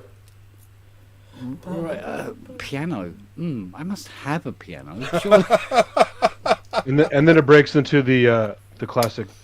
Yeah, Later on and type lead, remember CS80 got joins. Yeah. Oh, yeah, CS80 That was always for piano. gets out, doesn't it? And he just whips it out. Really, as always. Oh, come on, you must have a piano. And then he has that kind of funky one in the closing credits. Oh God, yeah. With more drums and yeah. That is really one score that should finally be released. but Antarctica is really good too. It's a bit boring, I think. I mean, not all of it. The certain parts are really nice. Yeah, there's certain key moments, yeah. And it's cool. It has an Asian theme because it was Japanese guys who made it. But Yeah, if you think about it, it's the same for Blade Runner. There's certain key moments that really, really work, and the rest of it's just, stocking fillers. yeah. I don't know. Oh, I sense a Some of the stuff that disagreement. came on the re-release. Some of the unreleased tracks are pretty cool, though. Come on, but Blade Runner Blues, or I think what's more interesting is that Ridley Scott didn't use what Vangelis composed for the scenes. He just used it differently. Yeah. Where again, Blade Runner Blues. I don't think anybody would have written that. No. For exactly that scene. No, not at all. But it's fun because he has Asian for Antarctica. He has Middle Eastern for Blade Runner in some parts. Yes, he's got some. All the voices towards the end. Yeah, that's awesome. Kind of like in Passion, a little bit. Is that kind of... Peter Gabriel's Passion. I'll tell you what, this Spitfire BBC Orchestra really does take up a lot of resources. The rest of this computer now is running like an alarm clock. Or is it just very shit sample player? That takes up a lot of resources. The sample player, well, no, the sample player itself is not bad, but I mean you can load them into Contact anyway, which is normally relatively efficient anyway. But there's well, BBC SO you can't. No, admittedly. I can just remember when Hans Zimmer Strings came out, all the complaints about how terrible the sample player was back then and how just compared to Contact. Oh, there we go. That's a piano. I'm sure it is. That sounds like a piano. We have piano. Right, now we need to put a Vangelis reverb on it. Long. Yeah, long. I won't, not black hole long. Ram long, I think. Oh, that's not a piano at all. And it's completely Ventress has vanished. that long ass reverb on it too. That's crazy. Why has that stopped working? Why am I not hearing it then? Oh, that's Contact 8. Which Contact am I sitting on? That's weird. I haven't got a Contact 8 here, so how did you work that out? What the hell? Which piano is that? Well, what I'm playing, this is the Fairlight Series 3 piano. Contact 2, yeah, Contact 2. That's Contact. I found a nice free Steinway contact library on some site. Oh, it's set to Seaboard, you twat. Oh, God's sake. Where the hell is the Hydra? So hard trying to play on a computer keyboard. Yeah, I bet. I think you're doing really well. Are you playing the QWERTY?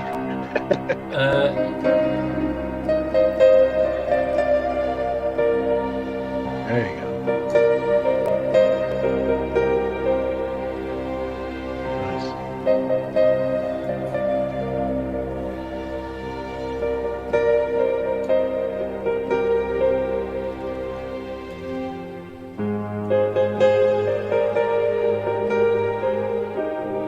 Gotta try and remember this.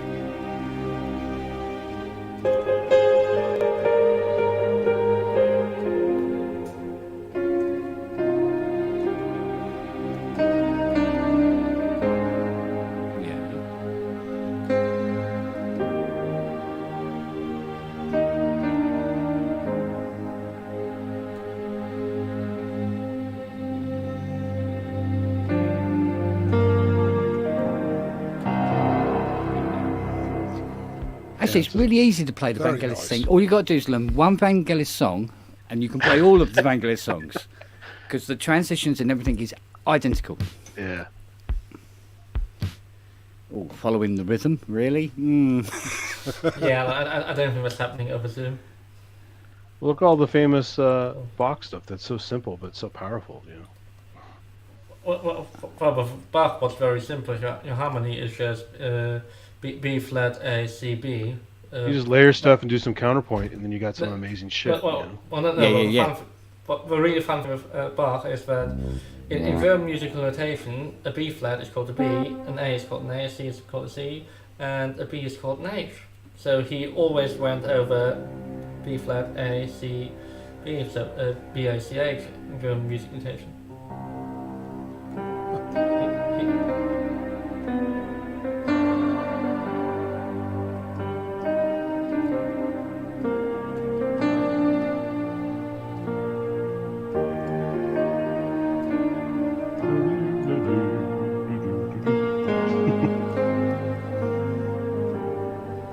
It's the only thing I ever learned for piano recital. Yeah. How about you know the Alexander score? Oh, sorry about that. There's a car in the way.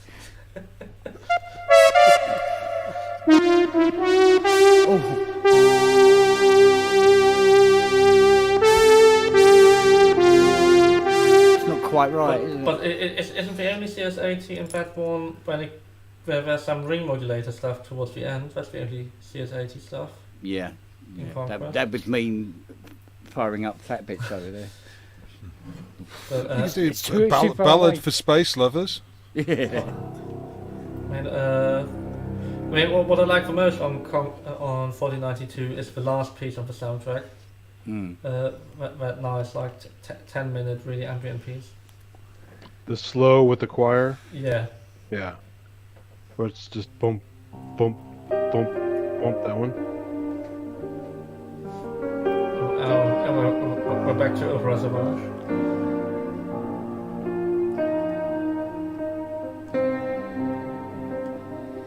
Where's my sustain? Oh God.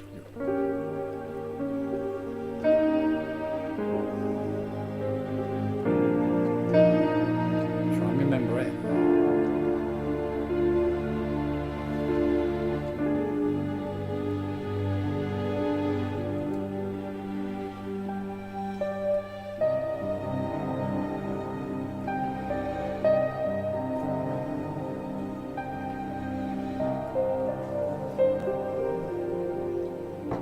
Gets a bit hazy there.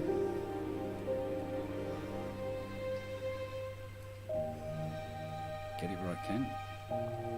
One of these.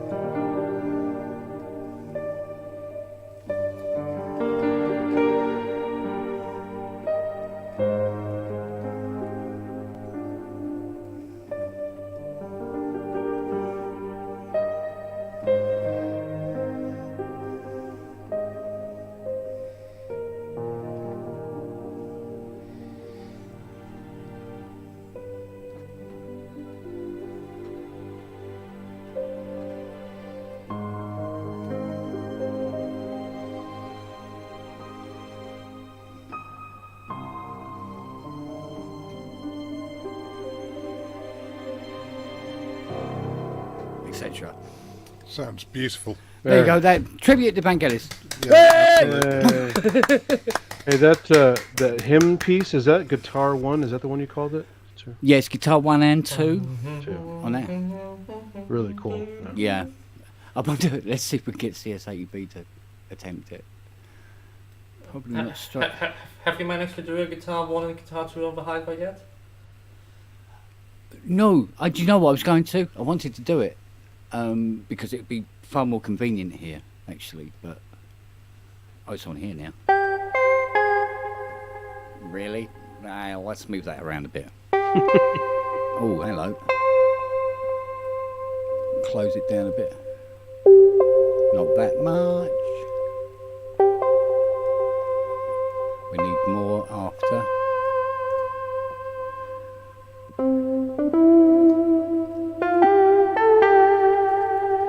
Need some attack on that. There's not enough attack. These presets are all just ever so slightly out in little ways.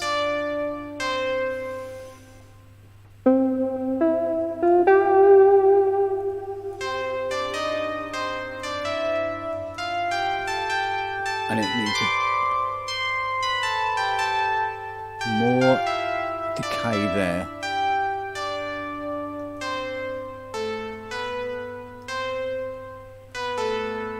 Levels need to be different as well.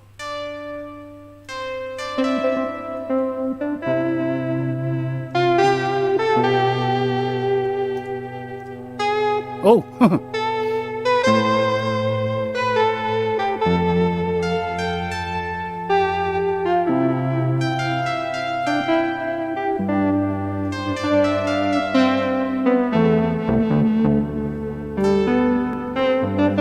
Do you know what? Do play this on the Hydra, Kent. That'll be a twat.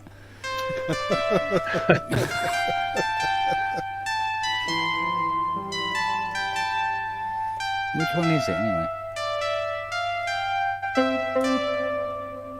Right, just more attack. More attack. There we go.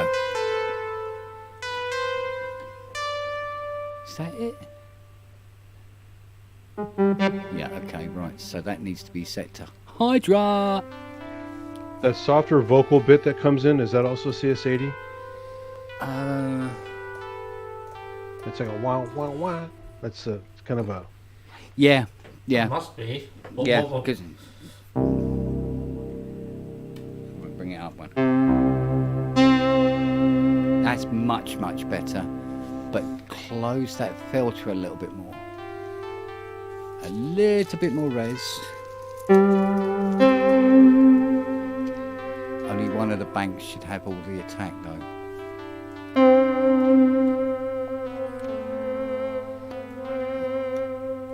And it should be louder and brighter on that.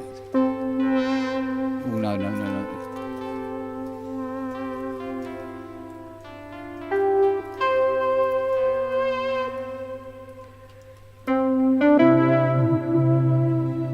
Is it on multiple? Oh, wait, look at that.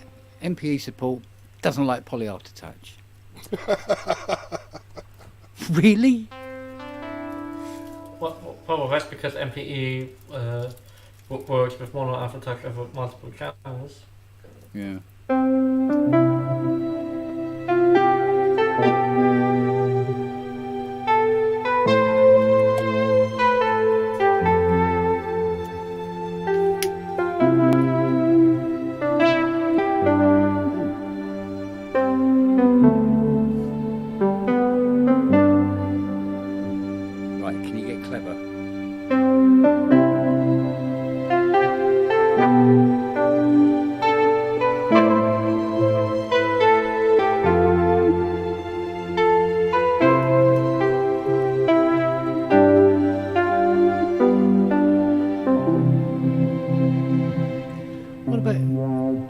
What a shame it won't do the poly after touch. What the fucking hell's that all about? I was wondering how it got away with that too. Sleep in heavenly peace at the end there, right?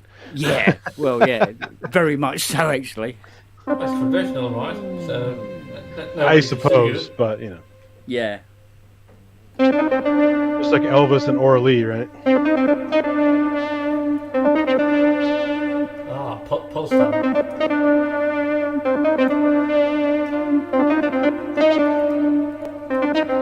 Oh, yeah, come on.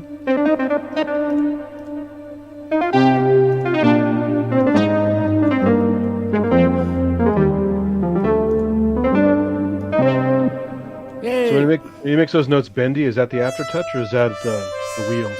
Yeah, it's the pitch initial. But it actually that is in the CS80 on the original. Really? No, that was mostly our pro soloist, I think. Oh, it was before CS80, isn't it? Yeah.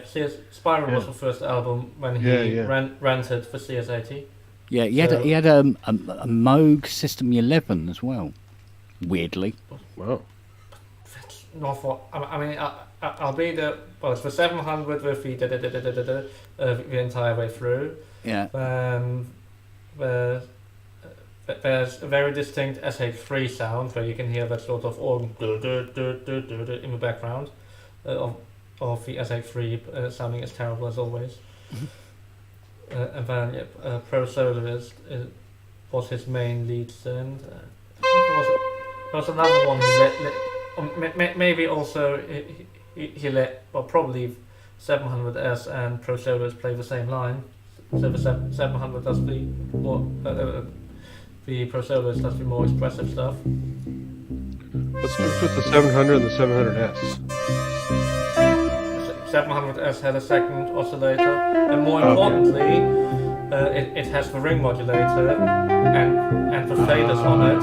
Okay. And if you use it in the correct mode for ring modulator on the 700S, you can use it like on the CS80 with the faders. Can it do sync with the two oscillators? What? Can you do hard sync with the two oscillators? No. I don't even think there's a good way of trying to implement hard sync with those oscillators because every point in that circuit is leaking like crazy. Shit. you are fucking up.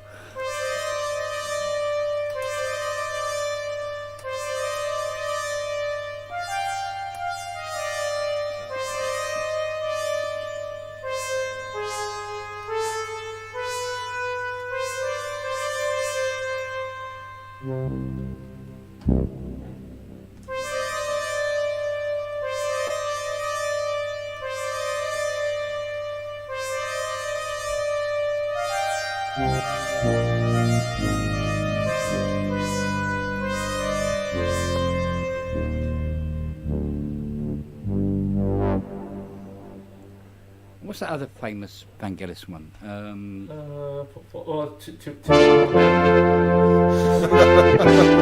Sorry, no. Right synth, wrong song. There's a really good one from Heaven and Hell. I forgot the name of it, but well, that's the whole opening bit. That is iconic with a choir. What I always like on Spiral is the what is it, Dervish D, the last one on the first side. Bum, bum, dun, dun, dun, dun, dun, dun. Was it? Yeah, but where it's transposing the System 100 sequence. Yeah.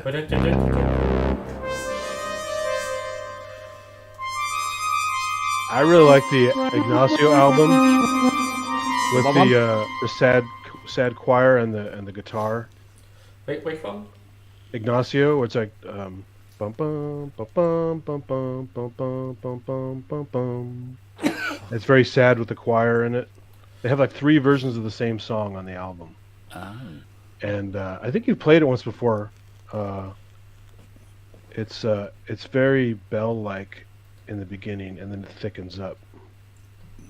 But it has beautiful transitions on it, and a choir, and some stringy bits. Well, completely okay with it, I must admit. I mean, I'm a see you later person. It's so nice and depressive. Yeah. This man is a professional singer. but no, the best is like, years passing by, VCO, Oh, yeah. VCF. Yes. Oh God Almighty, the stuff on that. It's so. There we go. I've taken drugs. I'm going to write an album. Back in a minute. But some of the music, Memories of Green, obviously, Yeah. is from that album. Yeah. Just reused them, and it is pretty much the Blade Runner rig is what that album was made. So I think it's first album with the Lexicon 224. Yeah. Or it's the 480 XL by then. No, Maybe. 224 came out in 77, 78, and 480 came out officially in 87 and unofficially in 85. Oh, okay.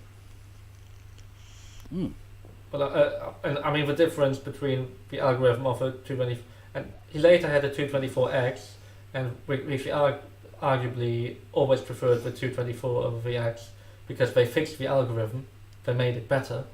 But obviously, so the way the 224 algorithm works to avoid all the comb filtering, they just set the LFO rate on the delays a bit stronger than you might normally do. Or as I've had one person describe it to me, the 224 is a chorus with a built-in reverb. Yeah. Yeah. That would explain the washiness. But I mean, it works great on a CS80. Yeah. On some other, I think if you try to send a mini mode through it, it might be a bit. I mean, it works better with thinner sounds. Rather than, it would be a little bit too sugary. Well, yeah, it's a big chorus. Yeah. Or even better, put a Juno 60 with a chorus on through it. Seriously, CS80V not taking MPE. What the fuck is going on, boys? Everything. In a private chat, it's the this part of Ignacia is really cool. You don't have to do the choir part, but the melody is really nice. It's a little bit like Missing. Very sad. Right. Okay.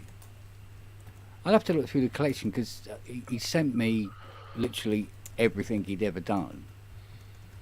And signed all of them, bless him. Oh, but nice. It was one of those things where I kept going to my favourites all the time. Sorry. Oh, yeah, I'll put my favourite. Put China on again. But when was Ignacio? I think it's 80s. I can't remember. I found it in the used bin somewhere a long time ago. I hadn't seen this one before. Where's this got? And it has some really good kind of the choir you expect to hear in one of those Tombs of the Living Dead movies. 75 was the film it was made for. It has like those so it was with the gaunt with the bell. Dong. You never know when these things are going to come out. Really don't. Same time as Heaven and Hell then. Oh, can I assign that? But they used it in, along with Heaven and Hell and other stuff, they used it in the famous Cosmos series with Carl Sagan. There we go, that button. Come on, Dave, don't let me down, mate. Oh, Dave, you let me down. It's like, the Cosmos is like a best of Vangelis at the time. Come on, Dave, mate, work. Are you kidding? Come on. But I mean, but it doesn't have like some stuff from La Fête Sauvage in there. That damn thing. Also quite interesting. Oh, it's not accepting. And what is Apocalypse the Animal? That's quite a fun one. That's La Petite Fille de Mer or whatever. Ken plays that one a lot actually. Do I? Yes. Because I don't always know the names of what I'm playing, to be fair. So I only know because I obsessed over some of those tracks for a while. So yeah, I think the Opera Sauvage album is Ty's favourite music of all time. I mean, over everything. Really? Over absolutely everything. Has he ever seen the film? No idea. How about Mask? Does he like Mask? I don't know. But I've said to him, I said, so what is your favourite music of all time? He goes, Opera Sauvage. Oh, okay, cool. Le Petit Opon, whatever. whatever it was called, one of the ones on that. But I really like Bulborg for what it is, for just being going wild on the ring modulator, on the CS80. Mm. It did some cool stuff like Apocalypse to Enemo and Le Fête Sauvage. Yeah, but that was pre-Nemo stuff. Yeah. It's all a bit I more knew crazy. Dave wouldn't let me down.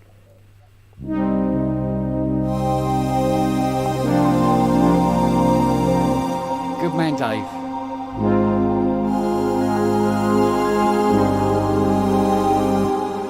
Right, so let's put some really serious big OBE underneath this. I've lost me CS80. Hang on. Right, slightly longer Where did you release lose times. it? Under a rock?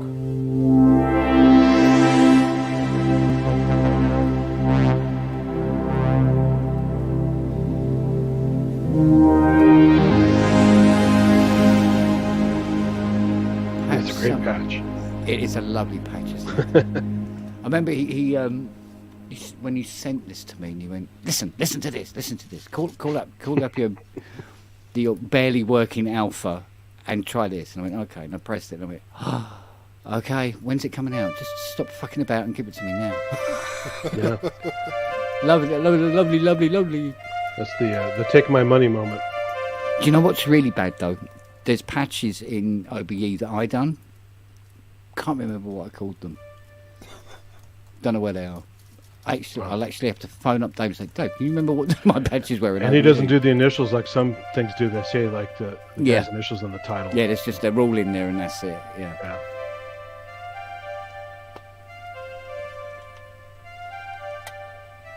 I like some of the Sem 8 ones they do, where you put a sequence to Sem 8 and then play the other 7 notes at the same time. Which is lovely.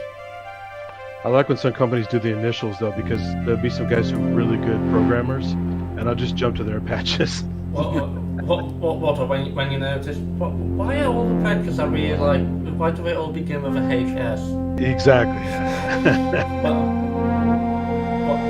Why is it all of Howie's patches that stick out the most as Howie being- writes beautiful patches. as being exciting, useful, or usable, Yeah. and really well balanced? I think one of the most things with his is that they're really well balanced. Everybody seems to spend the time to like. Yeah. Or, well, if you dissect his zebra patches, there's always pretty much on everything a master EQ on there that like balances it out over the entire range. Yeah. Well, he's the best thing about the new Matrix movie. It was terrible, but the audio was great. Mm. So when I put what's it called? The UHE one, the big one. Zebra. So I got Zebra 2, I got Dark Zebra, and I got Zebra Light, and I don't know, Zebra being chased by a lion. Whatever it is. But all the HS patches, I only play Howard Scar's patches on it. I'm terrible. Very disrespectful for everybody else, but I go, no, I like these patches. Go I do like away. the virus. There are a couple guys that keep using their patches on the virus all the time. Yeah. But again, Howie's patches, I think from the virus C onwards, I think he started doing things. That's how let's stick out from those. Oh, hello.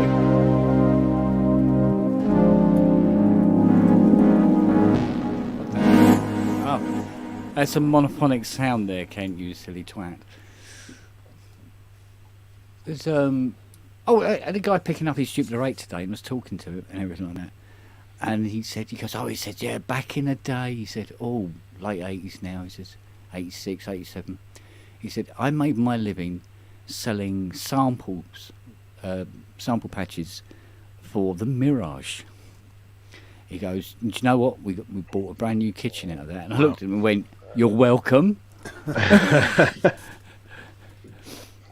He goes, yeah. He goes, yeah, I was probably your biggest customer, mate. Anything to save having to do it yourself in Hex, right? Yeah. I could really fly around on the Mirage though. I remember 59 is release for the VCA. 59 is released for that. Yeah, 33 is the detune, right? Blah, blah, and just programming away, giving it some. Yeah, but what difference does it make whether it's in hex or no value for setting loop points and start and end points? You just do it by ear at that point. Well, funnily enough, yeah. But what was interesting was you learn all this hex stuff, and then you don't play the Mirage anymore, and it was all for a complete waste of time. It's just like, it's a skill nobody wants. Go away. It's like, oh, but no, piss off. Don't need it.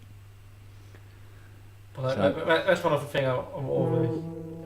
Every time I look at an emulator one, I'm just like, but there's no display. There's nothing. It's like so exciting of being wrong for a sampler. Yeah. I learned all the hex for the Mirage. It's like the damn graffiti on the Palm Pilot. What a waste of time that was. Do you know what? I should get that emulator one in here again. It's in the next door here. Has Richard still not managed to sell it? No, the bloke doesn't want it back either. So it's got all the library and everything. So luckily, I don't have the space at home for it because otherwise. I'll tell you what. Trust me, you haven't got the testicles to carry the fecker. It is so heavy. It's ridiculous, isn't it? I mean, it's also so big. Yeah, but it's like, oh, it really shouldn't be that heavy. It's not big enough to be that heavy. Well, it's a full metal case. Yeah, but the power supply in it, as usual, is the size of Wisconsin. Oh, Jesus. Well, I would assume it's the same power supplies as in the modulars, basically. Oh, it's bigger than that. It's huge. I mean, it's massive, massive. Just with more rails. Yeah. But what I don't get is the guy's disappeared off the face of the planet. We keep saying to him, you know, come and pick your E1 up. He's picked up his E3. He managed to sell the E2. E1 still here. I said, come on, you know, keep sending emails. Never hear anything back. I was like, really? And he bought a 4-voice upgrade for it to take it from 4-voice to 8, and then had the card, you know, the SD card sample loader as well. Had that done, even though he had all the original discs, big box of them. But Doesn't the side of your house say storage RS on it? It bloody wants to. What I wanted to say on it is U-Haul, and get the fuck out, mate. Yeah. So, at this rate, I'll have all these lovely machines that I can rent out the studios. You just have a sign that says "bound for the skip," right? Yeah. Oh yeah. What is it Let's look now? at the alphas. What have we got in the alphas? Oh, that's an interesting one. CS Evolution. What is that, Evolution? It looks more like Evacuation, but... £3,300 for an emulator one.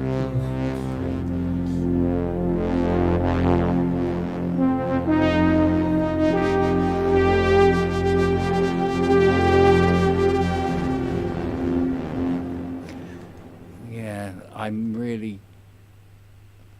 I might be doing something wrong, but CS80p is not receiving polyphonic aftertouch in a way you'd like it to. Is it because it's the C-board? No, this is doing it on the Hydra. Oh. Which is weird. See, if I But Cubase definitely receives polyphonic aftertouch happily. Yeah, yeah.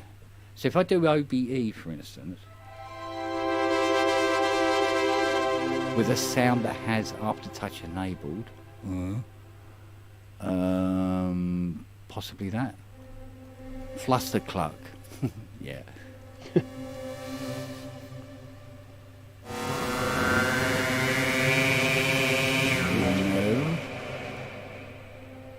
Let's turn the Hydra down.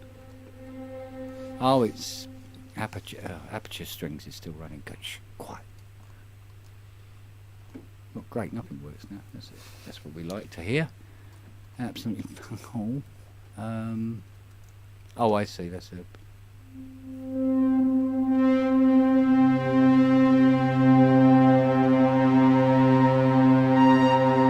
Poly aftertouch.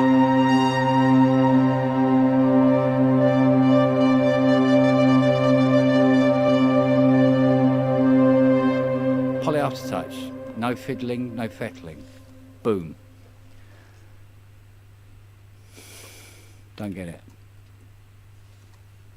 I do not get it. Now If go you to hook up the Sis- Hydra to a MIDI monitor, does it show anything weird?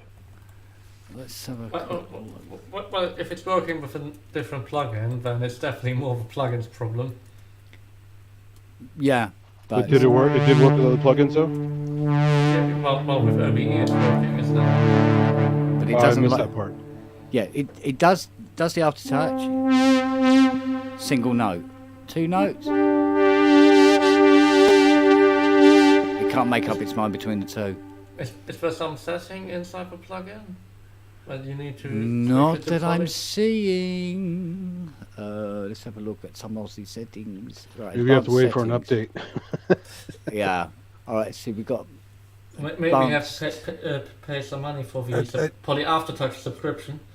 Have you got the Poly Aftertouch assigned properly? Because you can assign it to any destination. Yeah. Let me have a quick a look at here.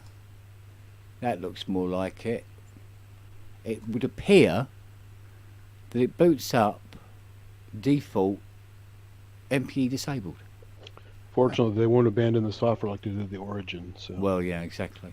So now if I sign.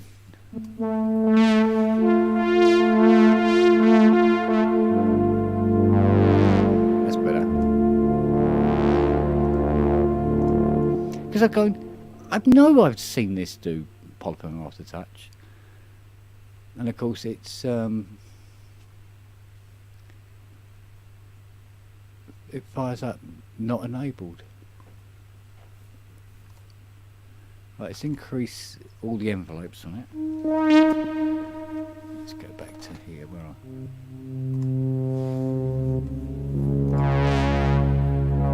there's still little jumps in the here are the little jumps in the aftertouch pressure amount.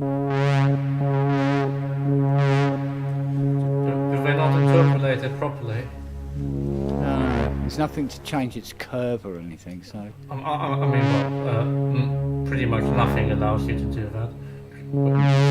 well no Because Rolly's dashboard does, but it's not a Rolly, is it, I suppose? yeah, but I mean, well, that's well, in my opinion, in the first place, the Hydra should be or with a Poly Aftertouch keyboard, before you hit MIDI, you should be able to set your curve. Yeah. So that you use the 127 values, 128 values, as good as you can. With OBE?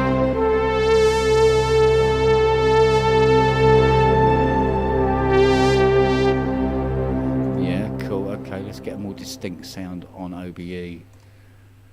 Oh, do you know what? It's the most playing I've done with these keyboards in a long time. Strangely enough. What have we got here? Sublime minor movement. What's sublime about that, Dave? Mellow FM movements. You still use the Oasis a lot? Yeah, more remotely. I must admit. Whereas I used to love using it as my main machine. Sequencer. Are you locked or unlocked? I can't see. Sync is on. It doesn't run. Door sync, yes. MIDI? No, apparently not.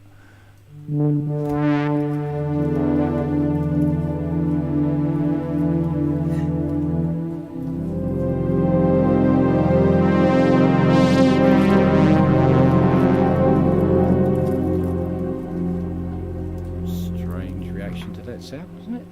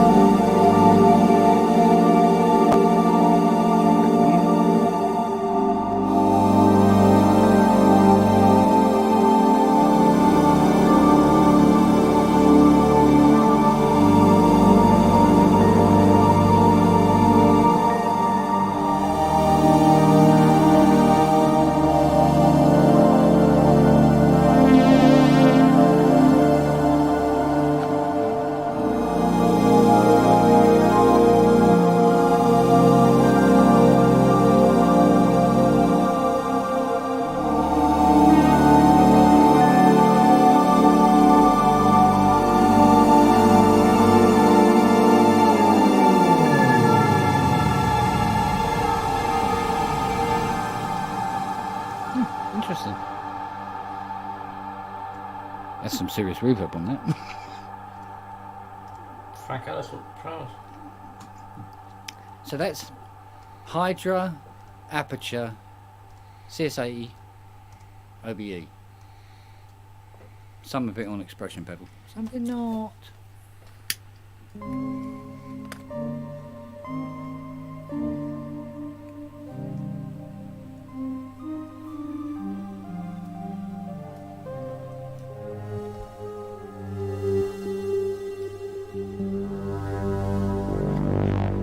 Nice. I'm going to get myself a Octave. Hey, you almost had a bois right there. That was good. Yeah, that's the. I remember the first time I ever played an 80. I paid 280 quid for it, and didn't work very properly. But the bottom G's did, where you could go like that. It's like yes, I'll never wash these hands again. And then spent 2 years trying to get it to work, without really knowing anything about electronics at all. Never even used a soldering iron in my life. What a better way to find out. Yeah, and then sold it for 175 quid. God, I tell you what, loaded it into this American guy's Volvo, and my God, you'd never seen anybody drive up a road so fast. Quick, 3 changes in mine! Like that, you know? So, it was weird, because I was going, I must sell this, because I'm just fed up tripping over it, you know? Wow. It was weird, because it had been hand-painted white inside, in white gloss. I thought, one day, this thing's going to turn up again. And then I'll fix it properly. Wow. The circle is complete. You know? You're gonna buy it for £170. Now, do you know what? Actually, that thing turning up might be sort of like my my sell-by date. Like, what's his name's got? That old Mike Tyson. I'm coming up to my sell-by date. I'm gonna die. I don't know where he got his sell-by date from. Right, let's go and make this coffee, for God's sake.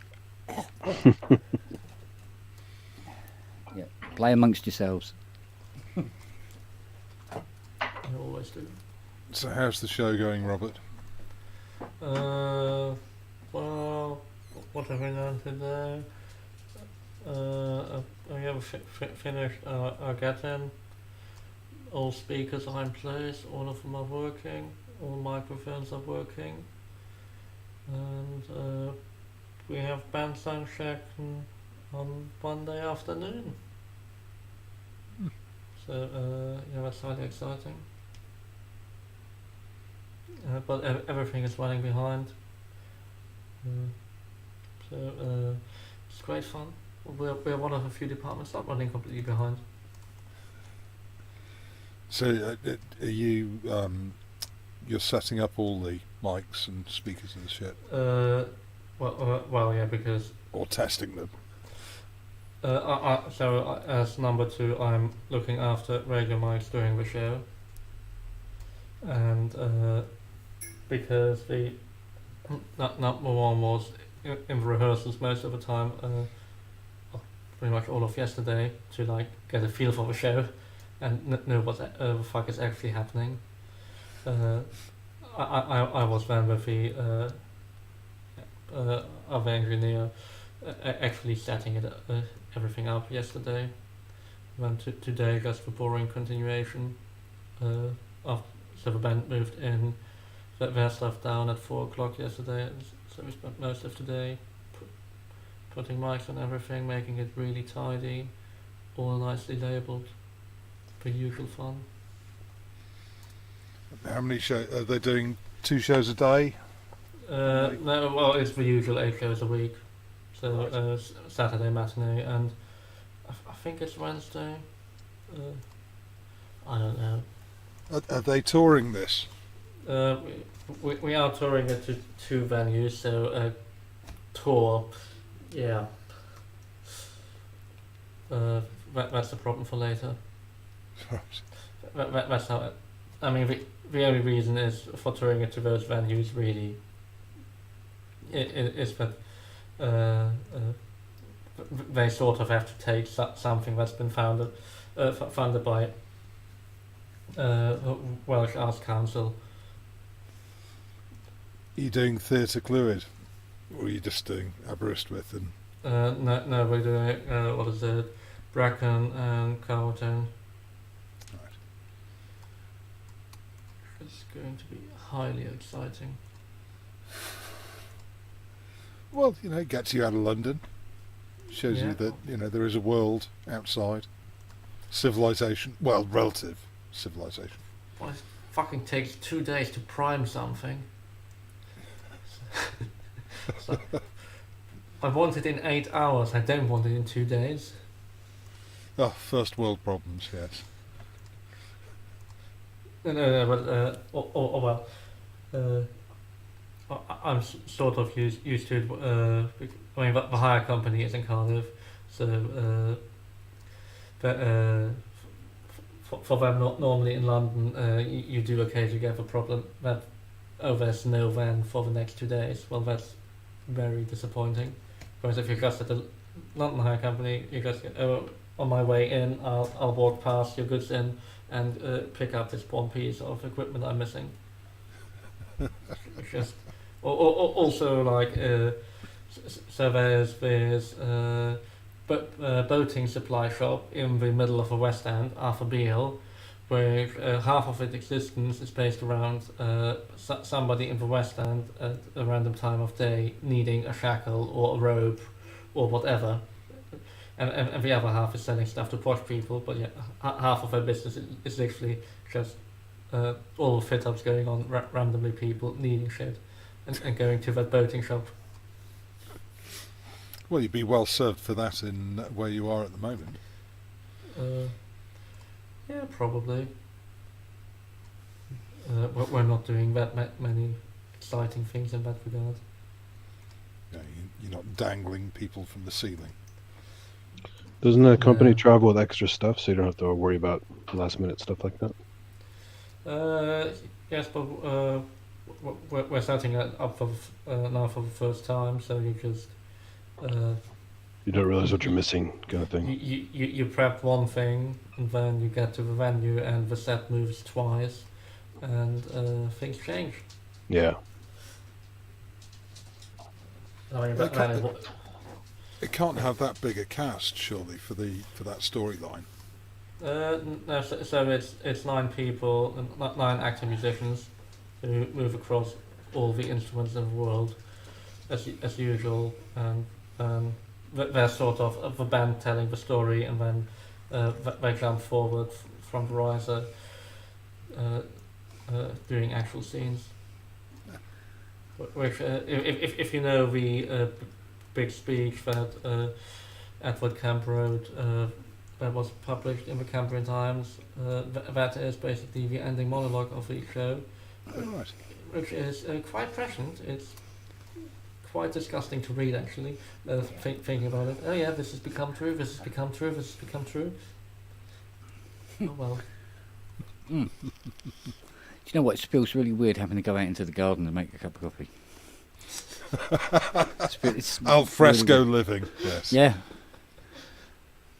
Quite bizarre. And then getting the milk from the shed. I don't know. You Mind should the have dog- set up some polytunnels. Yeah, well, the dog food and all the dog bowls is all set up in the workshop. And so when I took it all down there, they're all in the workshop rooting around, looking at me, going, "What the fuck are you doing? Why is the biscuits down here? What's going on?" And they ate on the lawn today, and they were like, "Oh, this is different. Yeah, I like this." So might have to keep it up if they like it too much. Isn't that right, Nosy? Eh? So you're finally going to get your kitchen wired healthily, safely. Christ, yeah, mate. When we were pulling out some bits and pieces, and we were finding bits of wire behind cupboards and stuff like that, go, "Oh, where's this bit of wire go?" Well, nowhere apparently. It just goes into the wall, and it's just sitting out here. It's just been cut. It's like, Wow. oops. Let's hope it's not live. Oh wait. Yeah, I'm hoping it's not live. It was draped over the gas outlet, so I thought, oh, that's good, isn't it? Yeah, it's definitely needs doing. That was Well, my mum's. you're unlikely to get sparks unless it's moving, and Yeah, mind you, you see, a lot of this was done by Mum's boyfriend. He really reckoned himself an electrician. Turns out he was shite, and should have remained a chauffeur. I don't understand people who do shoddy wiring. I mean, it's not that complicated. No, it's not. I know.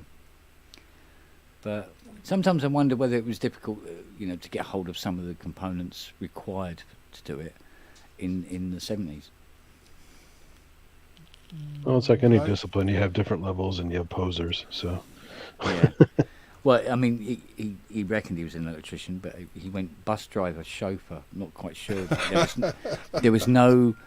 He could No drive. transferable skills there. Exactly.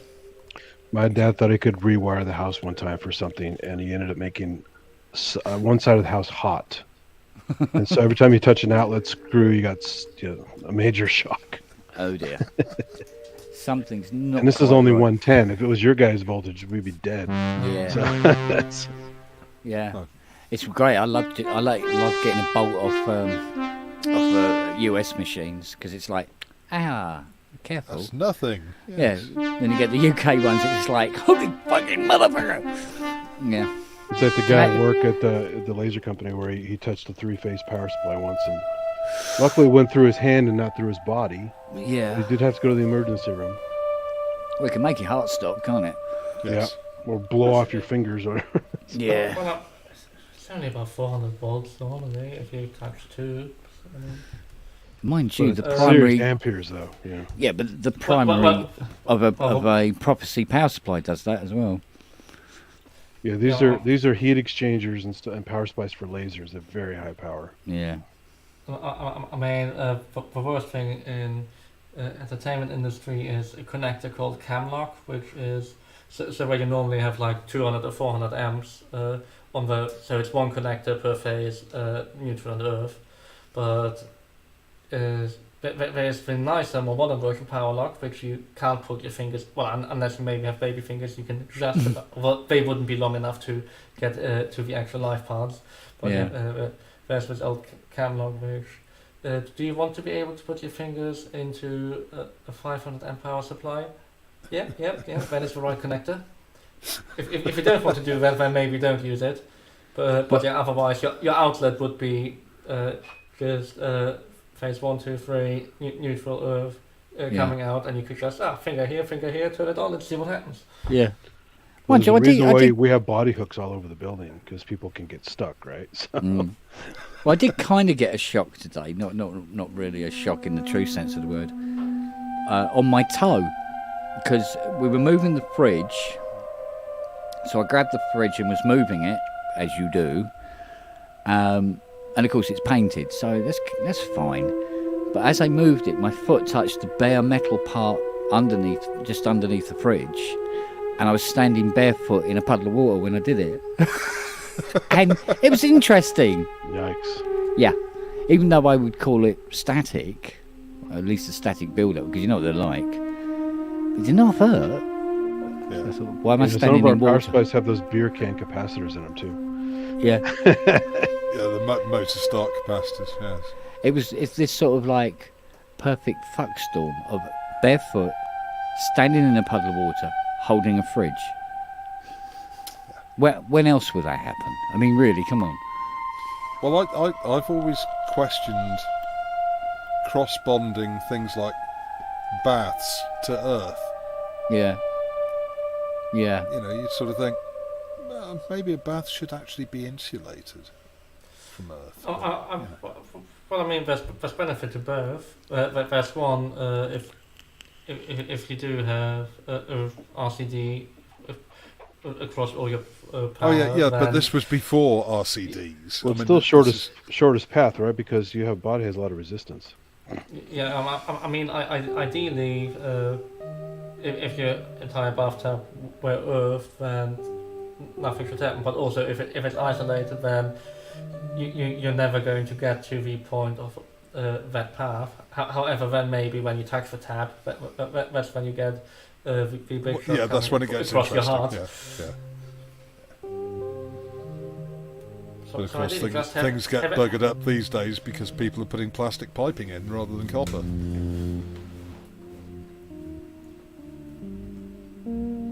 Oh yeah. I mean, that's more an interesting problem 30 years later, when half your inner piping has dissolved. Or maybe that's only with shit water in London, where you don't want to know what's in there. Yeah. It should be okay. You lot haven't died yet, so, you know. Yeah, we're still going. Well, some places have these all galvanized pipes and stuff. It's nasty. My first house had lead piping. Wow, that's got to be pretty old. Yeah, it was. But, yeah, that was quite interesting. And of course, to get it replaced, you actually had to pay the water board to replace it because they wouldn't do it as standard.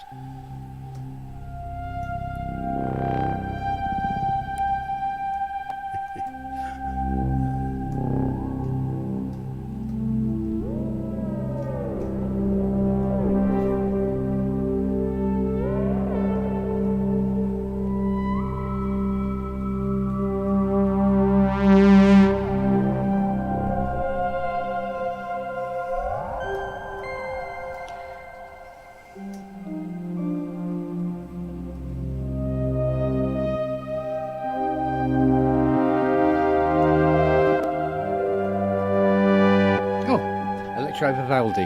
There you go.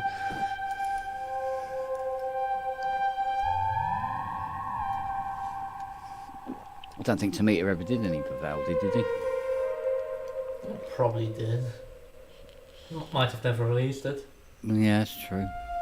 So do a lot of CS80 owners, do they bother that little mini program panel, or they just get set and forget and just leave the same presets? Just the presets, right? Yeah, I think they just play around with the presets, or just have it on panel mode and just always just keep messing with what's ever on the panel. Because that mini panel's got to be a nightmare to use, right? Well, it's not what we would call the most nuanced of Yeah, and interfaces. then complain about the boutique faders. And These things are like an inch. And you go, Yes. and you go, right, just a bit more attack. Oh no, too much. Right. No, Yes, but none. Some. Once you have set it and it's approximate your sound, and then you're touring with finger crossed, it's probably better than none of your sounds at all. Yeah, true enough. Yeah, Yeah. because the idea was you just look at, you make your sound on the panel and then you just try to copy what's on the panel.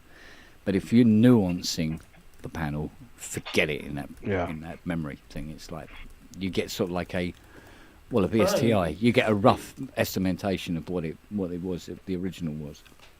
You just need to have your microscope on you and and the tweezers and the robot arm. So would it be better the replacing robot arm with a very good stepper motor that just slowly moves it a few micrometers? or just just have a micrometer on you.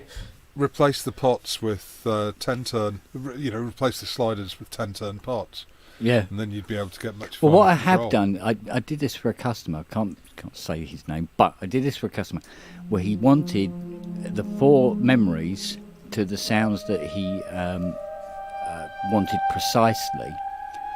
So he set up the sound the way he wanted it on the front panel, and then I wrote down all of the voltages on each slider, and then opened the lid, and then with the multimeter underneath, Set every slider to the voltage, right, so that it matched. And you go, right, okay, that one's done next. You go, right, memory 2, and then you set up the sound you want, and go, and do the same thing again. And he was well chuffed that I was able to do that for him. But Eminently sensible. it took, I think, 5 hours. What would be interesting to replace one of the preset banks with digital potentiometers? Or both of them. Well, And be what's done the with point? it. Yeah. What's the point of doing both if you just replace one and then have your processor dealing with it? Yeah. See, the stupid thing about this, right, where they go, all right, I've got to get it absolutely right. And he said, "Oh, it's been perfect." And then you do a service on it for them and find that they're 15 minus and plus 15 volt, and they're 10.6 are out. So that means the memories are wrong, because it uses the 10.6 volt is the feed voltage for all the sliders. And when it goes to 6.8 or down to 6.4, which most of them seem to do, they just sync over time. When you put it back, you go, "Oh, my sounds have all changed." Yeah, they have. Yes, They're back it's to where they were. Finally in tune. Yeah, they're back to where they were a billion years ago. So, oh mate. So what's going wrong with the power supplies then? Is it just They just aging sink. components? Yeah, or- they get old and sink. Well, we just assume old capacitors that get really slow and transistors that are slowly dying. Yeah, because they use BD 234s, 243s and 244s. The old Yamaha equivalent of them, they sank. But there again, they were nearly 40 years old anyway when I was replacing them. So, and that's why people go, "Oh yeah, after you've done your service, it sounds just like I used to when it was brand new." Yeah, that's because the voltages are like they were when it was brand new. The problem is, because it's a balanced power supply, when the minus 15, say, sinks, the plus 15 rises. It rises. And I've opened up some of these before now, and I've had 12 volt on the minus 15 line and 23 volt on the plus 15 line. And you know what? All the 16 volt caps in all the voice cards are like, "No, we don't work anymore, sorry." So Wow. we leak like a 19-year-old fucking hooker. So it's then go, "Right, we're having to swap all these out, boys." They don't like it when they see the bill, but they like the way it sounds when they get it back. It's true enough. So. Speaking of power supplies, you know about that weird Roland R8 thing that has this funky ass power supply, and they're hard as hell to buy now. So. Oh right, I'm not familiar with it. It's kind of like a modular power supply that has the weird split voltage thing. Oh okay. I don't remember all Plus the or minus details on 18 it. volt AC. Yeah, or something like that. It's really stupid. So they made Oh, such yeah. a custom power supply that you can easily buy the units and no power, and then good luck finding the power supply. Yeah. Well, We've no, seen a mate. lot of this in some of the other, some of these new, like the Behringer clones and stuff like that. Some of them are weird Really? voltages. Yeah. And you go, "Why a weird voltage like 19 volt and something like that?" And of course you go, "Oh, because you Well, that's to make laptop. it- bulk 19 volts laptop, bot so- monitors power supplies and stuff like that." You go, "Oh, okay." Also to make it fit into the box and use a linear regulator.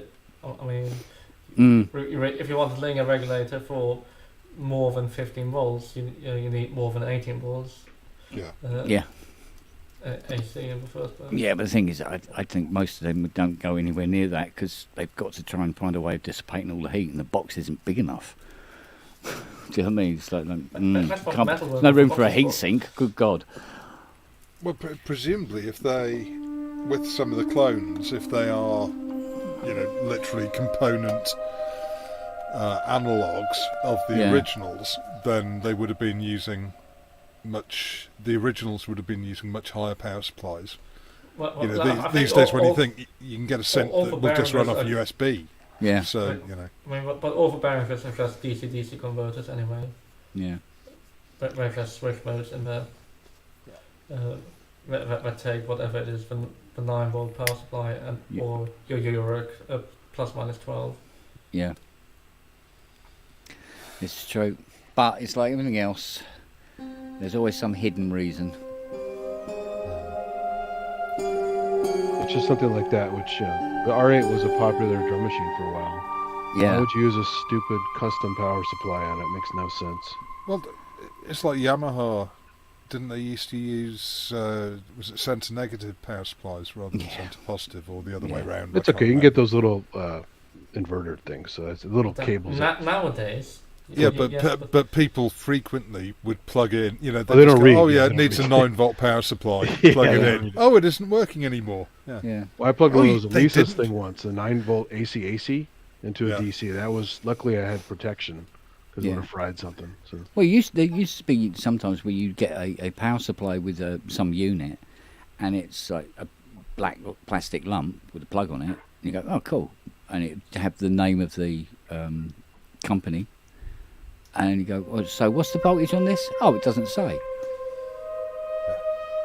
It doesn't say what's the plus and what's the minus. None of that. And you go, yeah. which meant you had to go back to the shop and go, can I have a new power supply, please, for the one that's packed up? You know, you go, yes, £80. Or bust out the multimeter since it says in the manual at least what it is. If you remember to do it before it Yeah. goes. Yeah. Yeah. Because I remember this, accessories. Oh my God, Roland screwed me with my S3 3300. Is it 3300? 330? 330, thank you. It was an S330, and I had a monitor for it. It was just a little black and white thing, and it was great. But all the button pushing, I go, I'm going to buy a mouse for this.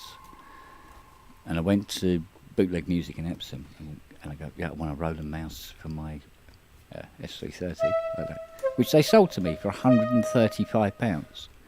And I got it home, took it out of the box, and it was a Standard it's PS2 mouse. It was a PS2 ball mouse, but with it was the D9 black. connector. It was And it yeah, had 9-pin Roland on it.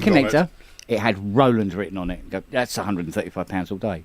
I could have plugged a £8 one in it. Yeah. Actually, on the S760s and stuff, there is a custom mouse. Really?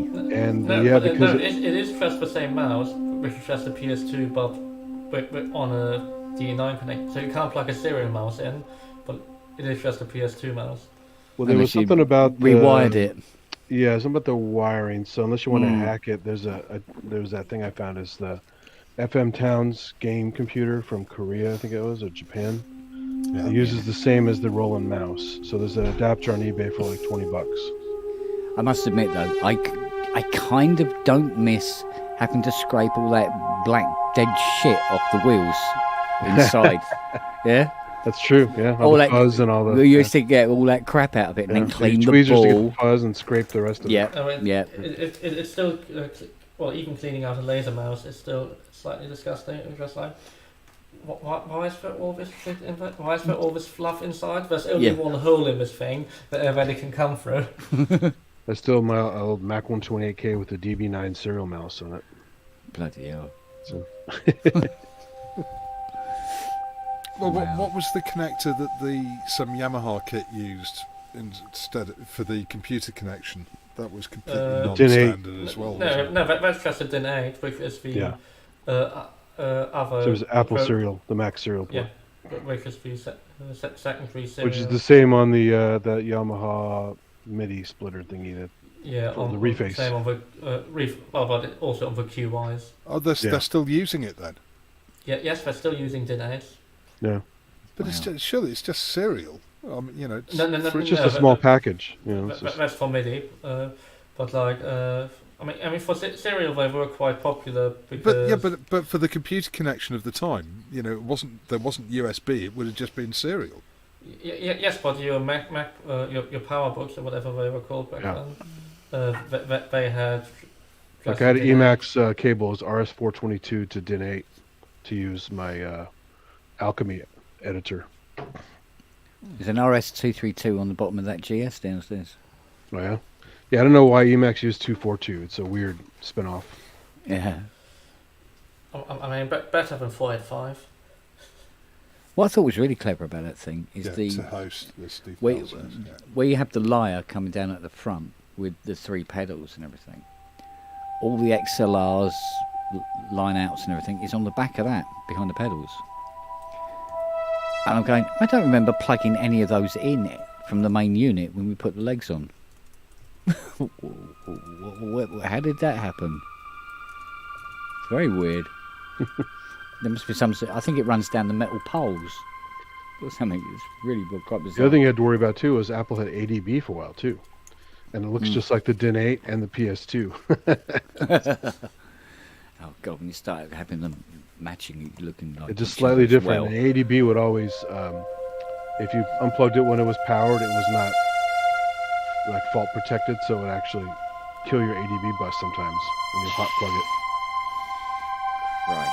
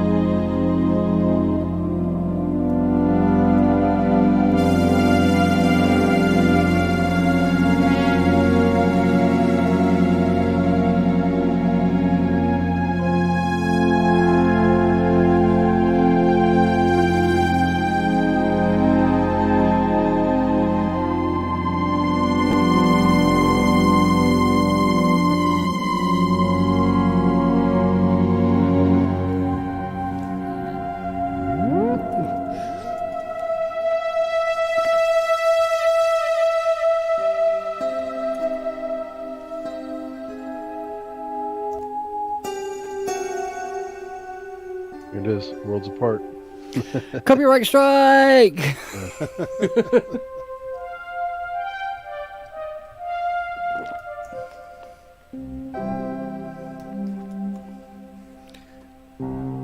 Oh, piano running as well. I didn't even know there was a piano running. Where is, there's no piano there. Oh, no, all right.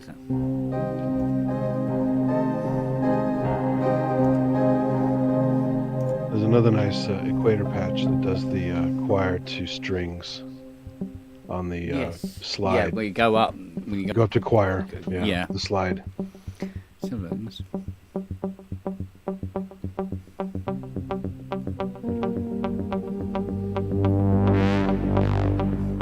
Some of the choir. Where are you?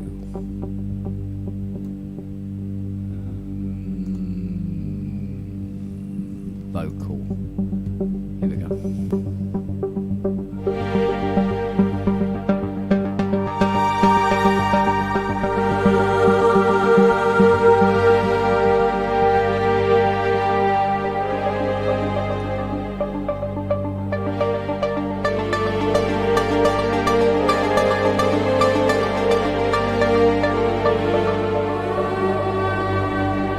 Oh God, spam. Completely fucked that up. Actually works for some stuff. That's a nice one.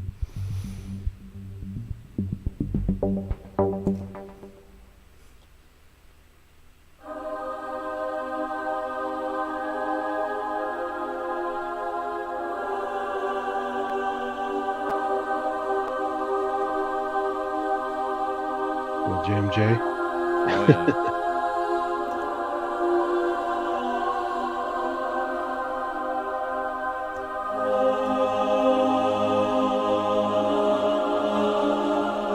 Oh, I can't even see what I'm doing.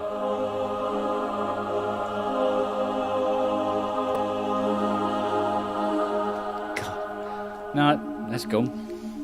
Just imagine how much that would have cost in studio time to have done, you know, even back in the early 80s. Especially the one where he goes, Arsham, Arsham. Hello, dear. Good evening, Rob. Hello, Robbie. I could go on the right microphone and You've got a YouTube window open, Rob. Uh-oh. Feedback. It also doesn't sound like he's using the microphone. I had my speakers turned up. That's what it was. There we go. But it doesn't sound like you're using the SM7. It sounds like you're using an internal microphone. Yeah, the room is. I selected the wrong one. There we go. There you are. Come on, Almost it's like human. 1:45 in the morning.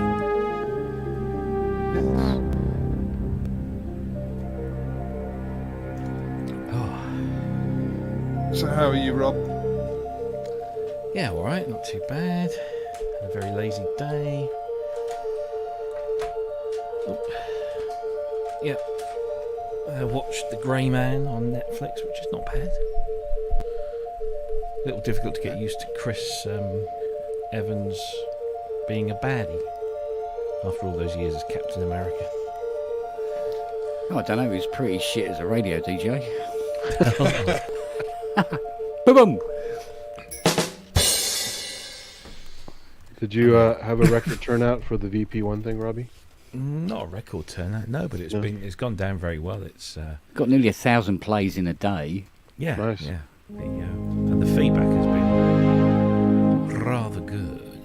So, yeah, I have to watch it today. And had a nice little chat with Reinhold today as well. So maybe Cool. more of him coming up soon. Perhaps I'm alone in this, but whilst the technology of the VP1 really fascinated me, the sound didn't. Yeah, you're alone in that.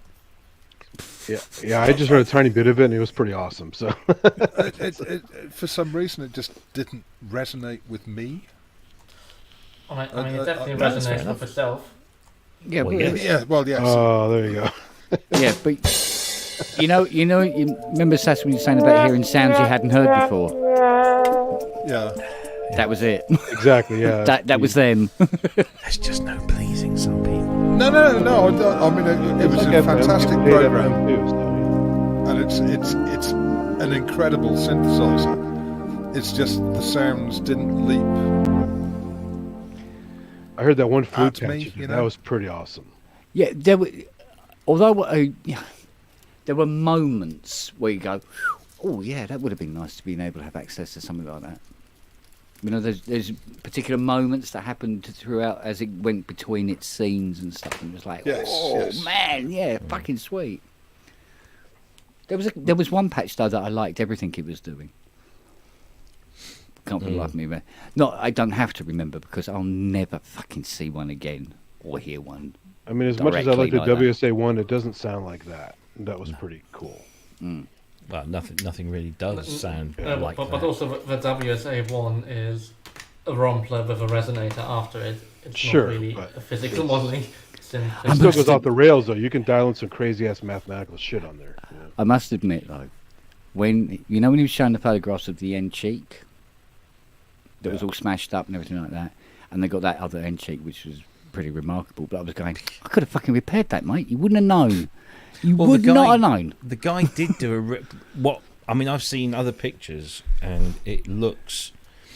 They hadn't finished the job, Yeah. but they had repaired it. But as Manny said, the problem is with that end cheek, because there's lots of other supporting points that bolt to the chassis, and so it was quite fundamental in terms of the I would have build rebuilt of the them. thing. Yeah. I would have rebuilt them, mate.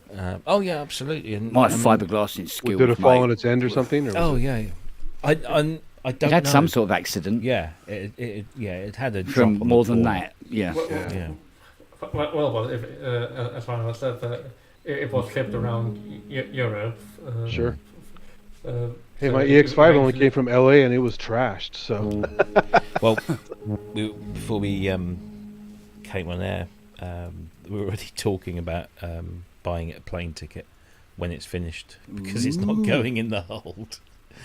So it's just because Yeah. if it breaks again, it's fine. or you over package it like the stuff I got from Japan. My second EX5 was packed like you've never seen before. Yeah. No, I think if that was me, given the rarity of that instrument, that's getting a plane ticket. You'd put First it in a class. flight case and have someone sat next to it. Yeah. That's it. The box for my EX5 looked like a dog bone because they put so much padding on the ends with foam. It was hilarious, but it was beautiful. They even put Yeah. padding under the keys, so the keys is didn't what- depress in shipping. A lot of manufacturers are doing that now. Oh, it's so cool. I was so happy. And there's a beautiful little note in there, and a handwritten note with a cute little cartoon drawing on it. It was like, stuff from Japan can be really special.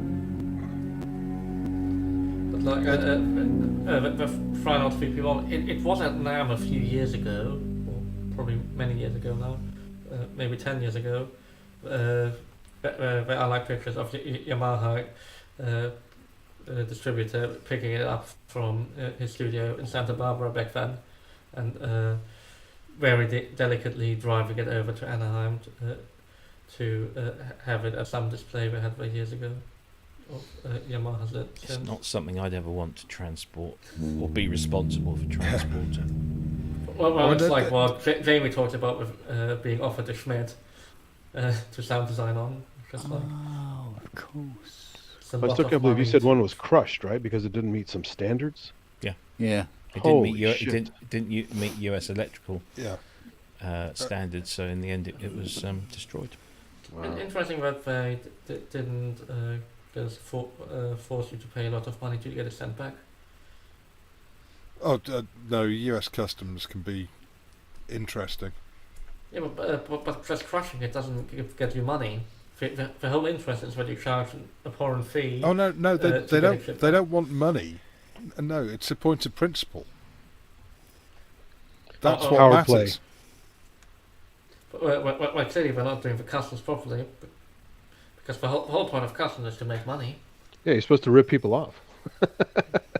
Oh, I got bloody strip searched because I had a fucking cigarette lighter. I mean, you know. Yeah, well, you look dodgy. Well, obviously. You might have looked like you wanted it though. You know, it's. I mean, maybe you should have shaved a bit and put on some clothes. Maybe then that would have happened. You made an effort. Don't lick your lips when you walk through customs. Wearing cargo shorts and carrying an Or sniff. 847. What did you expect? Surprisingly hard to get on a plane with a gun these days. US Mind you, customs. there was a photograph I put up on Facebook quite a few years ago now, and what it was Fiona was tasked with the job of working out how much and what kind of booze needed to go to on a flight that was going to. It was a new route, might be Nairobi or something like that, and she set it all up in my workshop along the bench, and it's like. I was going, I can't believe you carry that much booze on one flight. And I took a photograph of it and stuck it up on Facebook. Going, look how much booze is on one flight, right? Well, Fiona was going, we were going through photographs anyway. And she goes, hey, what's that then? I said, I saw all that booze that you were going to put on the plane, you know, that was in the workshop. And she goes, you put that up? I went, yeah. She goes, do you know, if the wrong person had seen that, I could have been arrested and gone to prison. I go, why? She goes, that's all bonded. That's all warehouse bonded. It's not supposed to be outside the warehouse, ever. Wow. I went, well, you didn't say that. You didn't say, oh, by the way, don't take any photographs of it. Why were they shipping bonded booze to Nairobi? No, this is what would be on the plane. But right. it comes from a bonded warehouse. But she took it out. For the sales. Yeah. Sales of, But she took it out. It was all the duty-free stuff that well, they call you know, that goes on the plane. Yeah. But she'd taken it out of the bonded warehouse and taken it home because they wanted her to do it over the weekend. And she goes, shall I take it home then? And they go, yeah, go on then. And she walked off with it. So still had all, you know, boxes will still have these, you know, special the seals on them. stickers, yeah, the seals on them and everything. We were opening them up and setting it all up. And she was working out, you know, might need another bottle of Jack Daniels, we might need a lot more miniatures of the vodka and all this sort of thing. And cans of beer and stuff. It's just so much of it. Well, I would like to know how they're carrying on the flights that go direct to Perth now. Like 22-hour flight. Yeah, probably carrying a shitload. They're probably pulling a tanker behind them. I was going to say that's part of the plot of Beverly Hills Cop is repackaging stuff from a bonded warehouse for smuggling. Yeah, exactly. So, Coffee grounds, wasn't it? Yeah, exactly, yeah. It also puts off the scent of the dogs. Knowing No, the it airlines doesn't. these days, they're cutting back on the amount of booze that they give out for free. Because I've certainly noticed over the years that there's less and less. Passengers some passengers getting a bit too drunk. Well, there's that. There's that, but there's probably You just have a to lot eat of some cost edibles involved. before you get on the flight. Let it Well, kick I in mean, later. Since they banned smoking, people are obviously going to get really, really pissed off. Goes without saying. Yeah, well, they banned vapes as well, didn't they? Well, then you have guys who wig out, like that guy, famous guy who got so drunk and he was standing on the cart and he defecated on the cart on the plane. Oh yeah, it was totally insane. Wow. Was that one of our tours? That's right. How much do you Smuggles, need that's to right. drink to behave like that? My God. Some people. And how not could so you much. coordinate to stand on something when you're that drunk? You know? Oh yeah. Wow. I don't This is know. before all the September 11th stuff, right? So he Oh yeah. They shot on sight just of shot it. Yes. Yeah. It's all like, do not move. There's that thing that one of the comedians was talking about when he went to America and he was going through LA or something, and had the security guards there and everything, and they had the Alsatians, and he went, "Oh, lovely doggy, hello," like that, and he went, "Step away from the officer, sir." Guns out and everything like that. He goes, "I was going to pat It's a your dog." Don't touch. It's the an dog. officer. Yeah, it's an officer. Yeah. It's an officer of the law. Do not fuck with the officer, sir.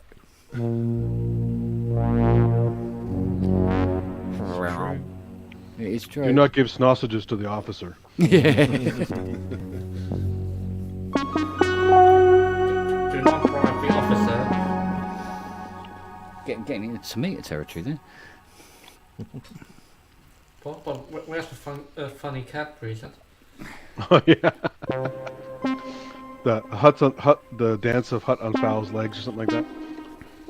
I've got a bunch of tomato presets on the Johnny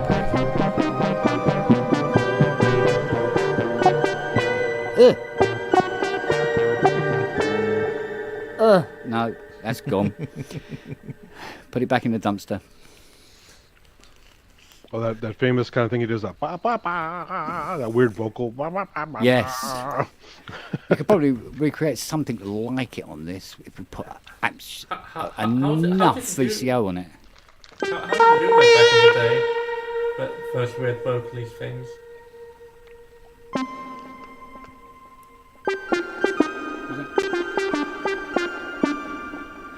Let it go. Oh yeah, the Gollywog's Yeah. Cakewalk. Dinna, dinna, dinna, dinna, bow. That played on some of our kids shows as like a public service Yeah. thing. Silly music. Well, that was the first time I heard Tomeat. It was on, I'm going to say his name again, Dave Lee Travis. Yeah. On, was it on a Sunday? He used to play Arabesque Yeah. as a bed Arabesque for is very something that popular. he would talk over. God, there's only 12 notes. Pick fucking one of them. For fuck's sake. There's a local guy, he's an astronomy guy called the Star Hustler, and his opening theme was the with the whistling. yes. I fucking love that album. I swear it's just one of the greatest albums. It is ever good, made. yeah. 'Cause That's I'm a big Debussy fan as well, so it's Yeah. Debussy and synthesizers. It's like, oh yeah, Yeah. give me the Kleenex. One right of there. Richard Hilton's favourite albums as well. Yeah. Well, even John Carpenter did a takeoff on a Debussy thing on Escape from New York, the glider Yeah, scene it's the in Gulf Cathedral thing. Yeah, Don't know. the cathedral on the water. I bought the complete works of Debussy a little while back. That's some amazing stuff right there. Forgot the complete works of Bach. That's the thing to listen to. Oh, man, I can't remember fecking anything these days. 150 CDs. And I actually managed to get through all of them once. Well, it wasn't very easy, just every morning put one on. Then get through it quite quickly. That, but with a church organ. There you go. That's a tomato bit. What the hell's that from? Probably Bermuda Triangle. You never hear about the Bermuda Triangle anymore, do you? Oh, you know why, don't you? 'Cause it's GPS. fucking bollocks. Yeah. But it wasn't when we were lads. Aye. That was the thing, wasn't it? Oh, It there was a- the Bermuda Triangle. Even old, what's its name? Eric von Däniken had a crack at it. And all. Oh, Hello. Yeah. Anybody want to read some bollocks? Chariots of the Gods, right? So, Well, actually, did you know, Chariots of the Gods, I still think is actually quite a good read. Not from an accurate scientific. where the Giza perspective. pyramid was a mazer. But yeah, Yeah. I mean, there's listen. There are some interesting theories in there that you can discount for a Hypotheses, number of not reasons. theories. Yeah, but the one about the runways for spaceships Nazca lines. taken from 10,000 feet. No, 6. Yeah. Yeah. Do you know the famous? It's a Norwegian thing, Lemminkainen and Anarchy. It's like a mythological thing. There's a device in there called the Sampo. It's a thing that makes flour, gold, and beer or something like that, or milk. I think it makes milk. And he claimed it was a possible machine that could have existed in the past. It's like, you Okay. idiot. But it was an interesting read, though. Yeah, I mean, Well, his whole thing about If you take LSD, anything's good, I guess. Exactly. he I think it was No in comment. Chariots when he talked about the translation or the interpretation, of Ezekiel, and he takes the biblical story and then he correlates that with whatever science he's got at the time. Pseudoscience. And the fact that how it's described in the Bible could be interpreted or misinterpreted as as a spacecraft, and maybe that's what was seen and stuff. But but yeah, and it's all a bit But the thing that the bit that stuck with me the most, and it's difficult to kind of bring it into a conversation as a potential explanation for a bunch of stuff. But the thing, where he says, if you imagine that, say we've developed an engine that we can use for space travel that even at its top speed is just kind of under, sub light speed, but it's technically possible. It's not doable at the moment, but it's technically possible and could potentially happen at some point in the future. And this was being written in the 70s, so it's. It is, yeah. He said if the human race developed this engine and bolted it into a spacecraft that could travel, huge distances, and they encountered a planet that was populated by some kind of life, fairly, basically intelligent life form, that maybe was how we as humans were 50,000 years ago, or whatever. Yeah.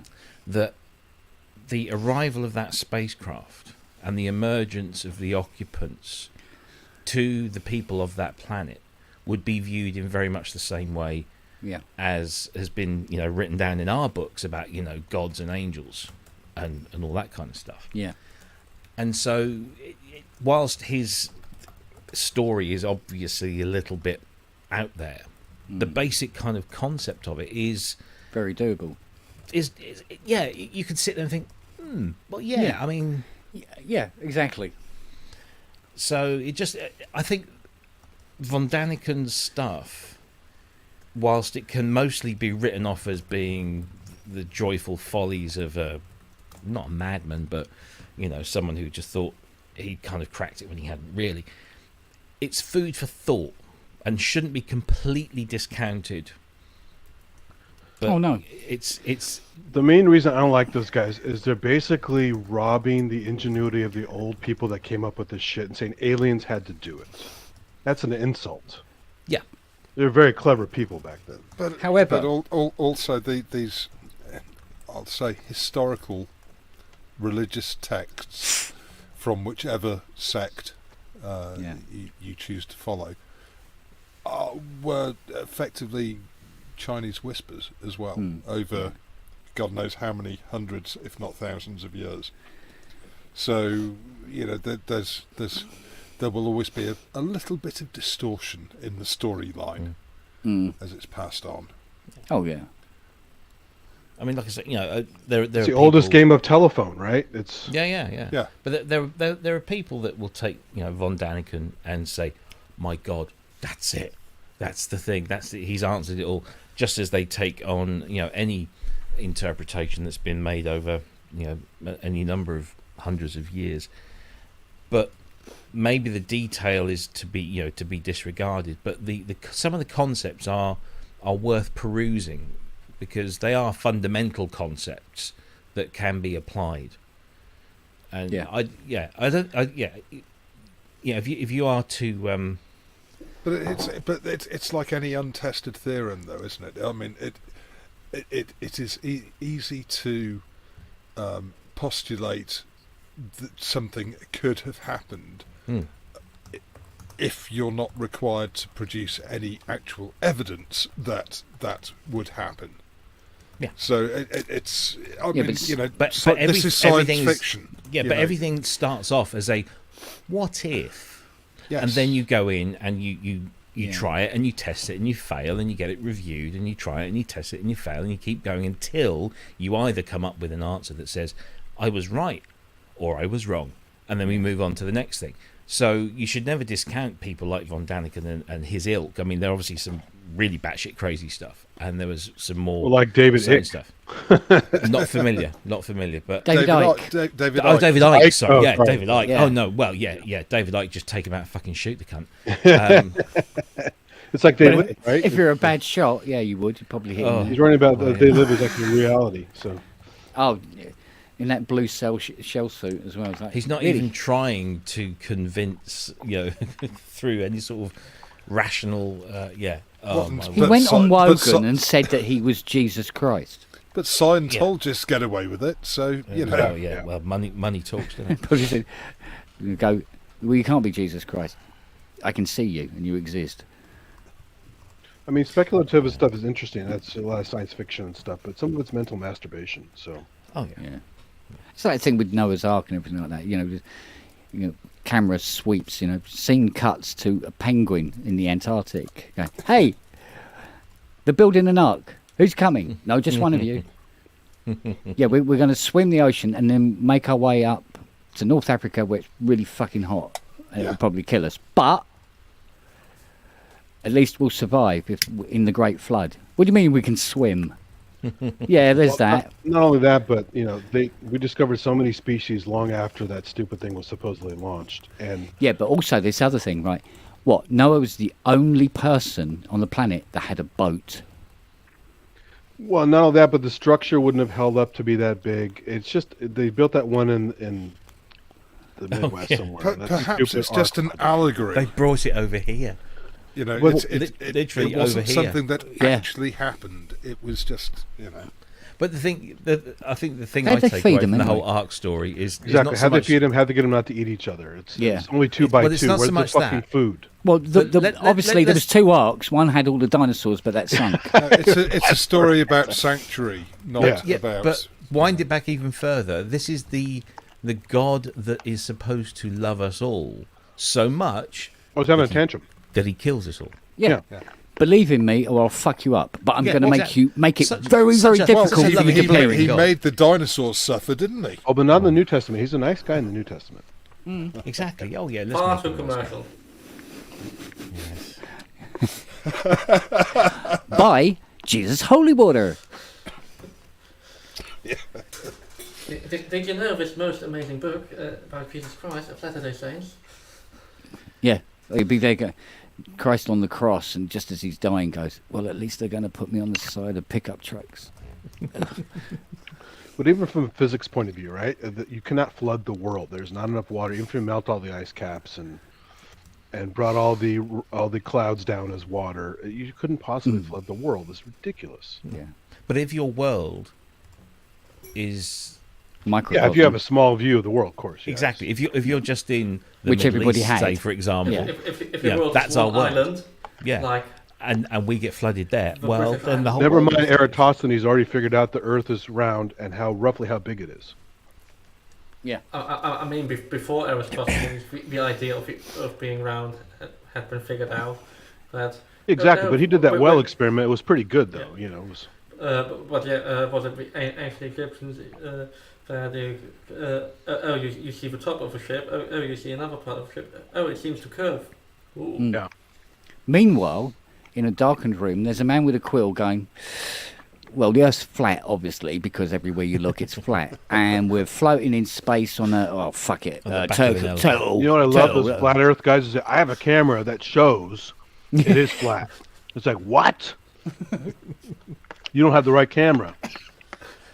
But bizarrely enough, there is a major flat Earth society headquarters not that far away from where I live. Yeah, they've got members all over the globe.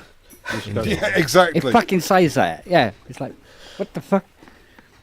But there again, you see, it's like Scientology. You know, it's very. Yeah, but they have well, it appears to be members all over very the easy to bring people in and get them to believe Oh, yes. anything you say. People love cults. Yeah. Yeah. I mean, no Well, offense, I mean, but they tend to mostly be American. Well, I mean, you know, without yeah, going there's a- too there's- deep into it, society is Well, is it- basically a collection of small cults, isn't it? It's, Yeah, but you there's know, definitely something going on down in down the centre of the yeah, US. There's something going on. Well, it's actually, religious you- idiots that just go nuts and get the Messiah complex. but you can actually track that even back further. First, are mostly Swiss people. Yeah. Which is even well, in Switzerland we have a lot of interesting sects and free churches everywhere, because clearly that's the place where they had sanctuary from religious pogroms all over Germany, just running up a mountain and nobody cares. And obviously when they were all shipped off to America, all the poor people, they found their new sanctuary for their own religions. Mm. But yeah, most of religious fundamentalism in America actually traces back to Swiss immigrants. Yeah, but Swiss. there's a lot of there was a lot of persecution and stuff, especially when the New World was found. And people go, oh yeah, we can go out there and be arseholes. Yeah, come on, let's do that then. We'll take all the other Actually, we're still arseholes with looking us. for the new world. Yeah. Yeah. So yeah, I don't know. Yeah, but you know, we did it in the UK. You know, let's drown a woman to prove that she's a witch, because Yeah. if she doesn't drown, you know, she's a witch. Admittedly, Very we did small move trials, on. right? Is that- Yeah. I mean, how many do you have to drown before you start thinking, maybe there aren't witches? You know, I don't know. Yeah. So if she floats, she's a witch. Well, it's all those people with their anecdotal evidence, right? Yeah. Holy shit. She must be a duck. So what else floats? Those small pebbles. Yeah. Piece of wood. Yeah. Do you dress her up as a bit? She's a witch a bit. The nose. It's just entertainment, yes. Oh, mate. But then, you know, We've throwing actually got the Christians to last- lions and all that. The last witch to be drowned in England was drowned about 5 miles away from where I live here. Well, I still Yeah, we see- my ex-wife will. It was, will meet the same it was about fate. 3:30 this afternoon. Norfolk, mate. Suffolk. Suffolk. Worse. Yeah. Oh yeah, trust me, I'm a Norfolk boy living in Suffolk. Fuck's sake. Yeah. The trouble with Suffolk is it just wanted to be Norfolk. Yeah. So.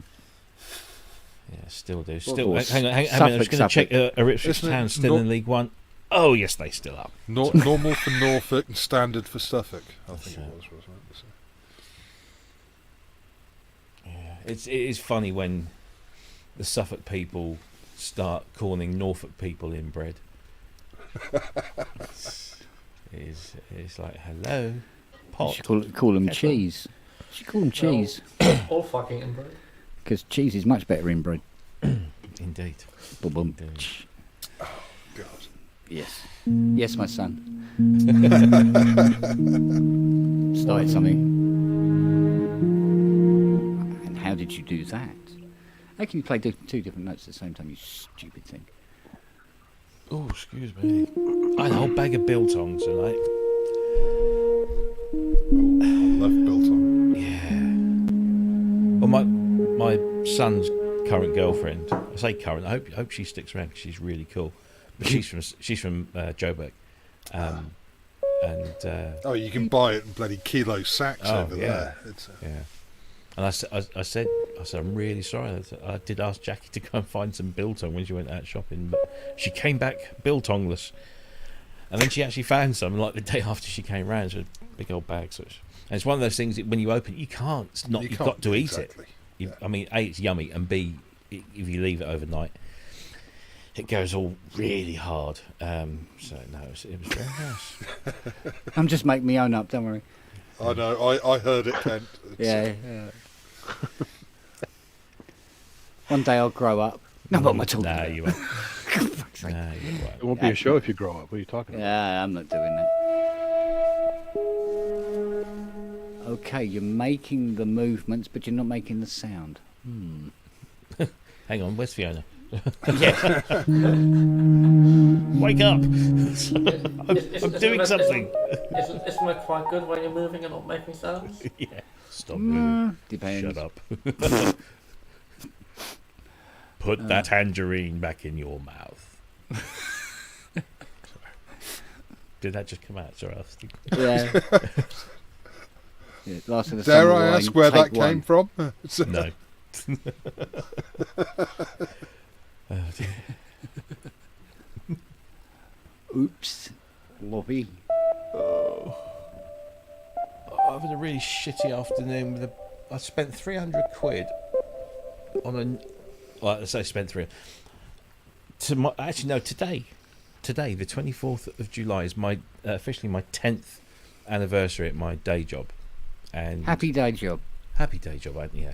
And they give you a like a gift. The bumps. Yeah, no, well, normally they used to give you like an Amazon gift card. Yeah, quite. Don't. They used to give you like an Amazon gift card, but now we've got this new kind of internal system where they can give you 1,000 points. Shut up. And the points make prizes, and I got about 450 spend quid. them on a website. Yeah, well, I got Copy to about eat. 450 quid, and so I exchanged some of it for an Amazon voucher and bought myself a 4K multi-region Blu-ray player, because I've got some American Blu-rays that I can only play on like a hack thing up here, so I wanted something I could watch them downstairs on. And so I found this 4K ultra, ultra HD, blah blah blah, does everything. Turns up today, go downstairs and I plumb it all in, and I put some discs in, and it's brilliant. I'm putting my American discs in, and they're all coming up. But Japanese discs in, they're all coming up. Everything's working brilliant. So then I think let's test, because I've never had a 4K Blu-ray. I've got some 4K. I've got one 4K Blu-ray disc, No Time to Die, and I popped it in. And the player comes up with the universal opening of that with the globe and the universal logo coming. It does that whole thing. Yeah. Then it says you cannot play this. No. Even worse. Go on. It turns itself off. Oh.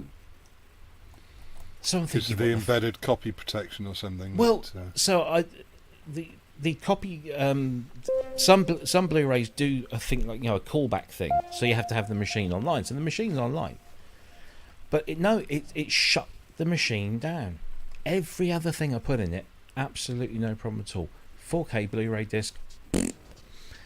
So I'm a bit peed off at the moment. But luckily I've got it's a 3-year warranty. It's a reputable dealer. I'll get it all sorted out. You can get an all-region player pretty cheap now. Yeah, well, Blu-ray's different because you have to actually modify. You have to put a chip in. So these come from a company that have been doing stuff for many years. So the player itself is about 250, and then I think it was like 300. So it's like they charge 50 quid for the hack, and it does multi-region Blu-ray, multi-region DVD, super audio CD, and all that kind of stuff. But the one thing it won't play is the one thing I really wanted it for. Was 4K, because I was going to sit down and watch No Time to Die in 4K, because I've got a 4K telly. I've had a 4K telly for fucking years, and it just won't fucking do it. So how weird. no, it's and I've been googling it all afternoon, and I'll bet you it. Don't you just have a Blu-ray drive so you can rip it and then? oh yeah. I mean, I've put it through to your media server and play it back from there. But I do like to just have like a film. Just pop it in. Yes, 4K computer monitor. I completely get the point of pulling the thing out of the shelf, just putting it in, press play, and it starts.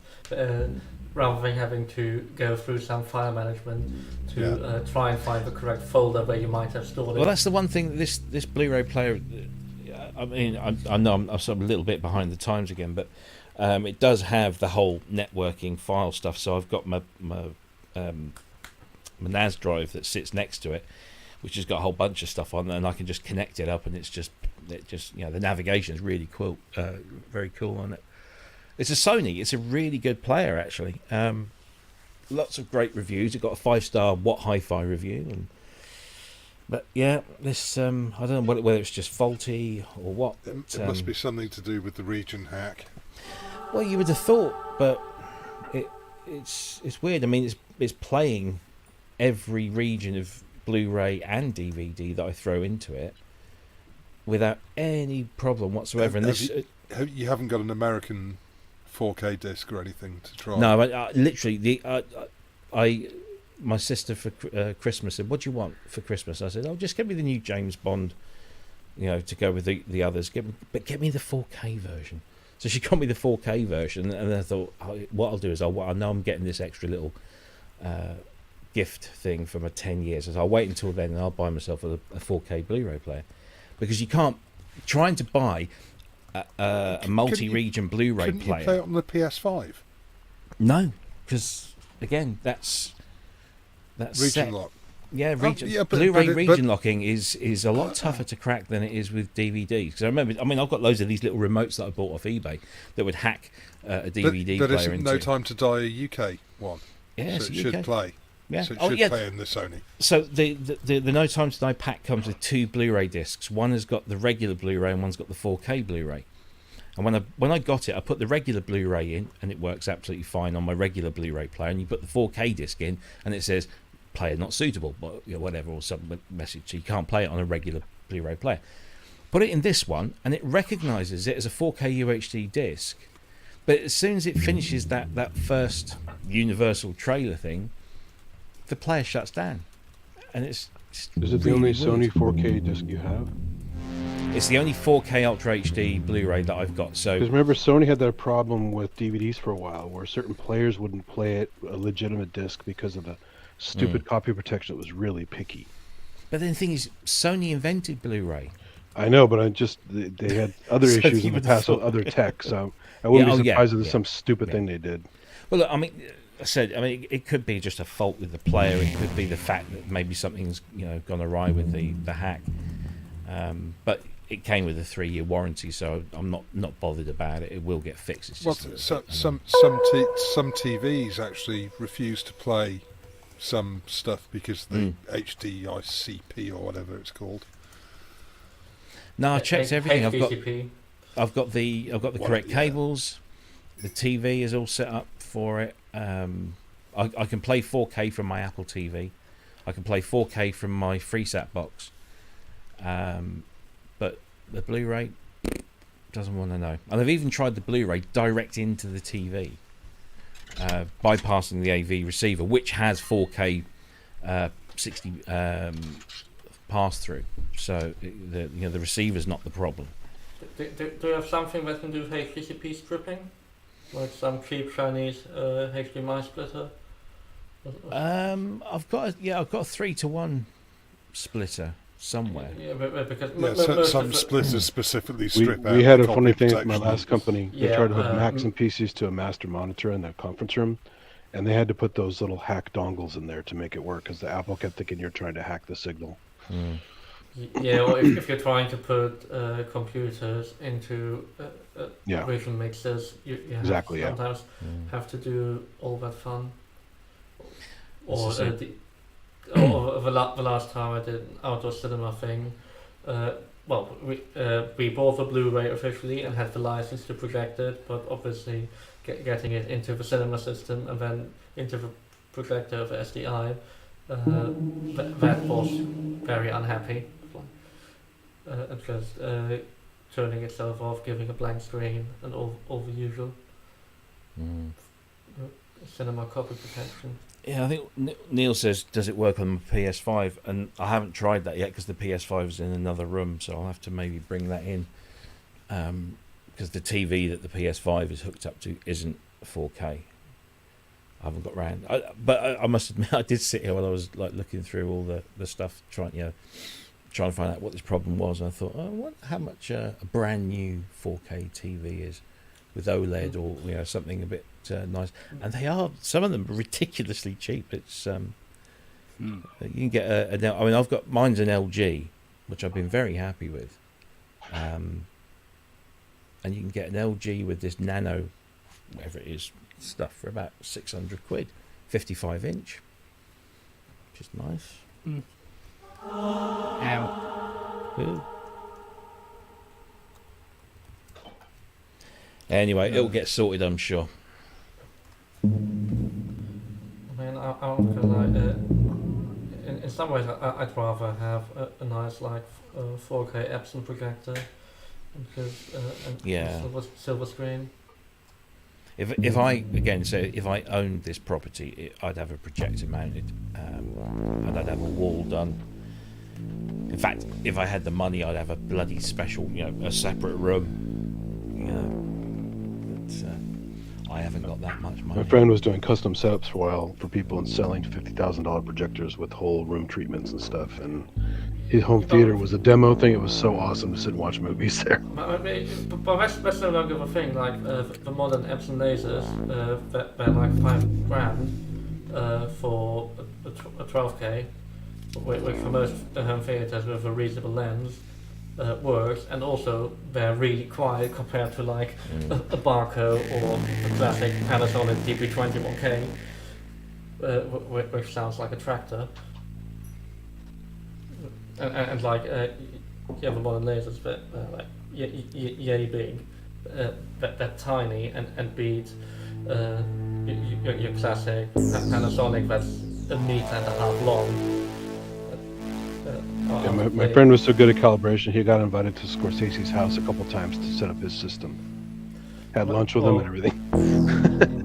At uni, when the Barco was brand new, it was brand new 2K projector at that time. Some posh people in South Kensington came around to like look at it for their home cinema setups. Yep. Because clearly, the biggest student cinema screen in the UK is the right size for posh people in South Kensington. He even went to Rush Limbaugh's house about 15 years ago, set up a system for him. I hope he pissed in it or something. Yeah. Or took a dump in the room where all the So the frozen prawn trick, right, Kent? Yes, absolutely. Yeah. Is he still alive? Or is he fucked No, off he's yet, dead, Rush? thank goodness. Good, yeah. nasty.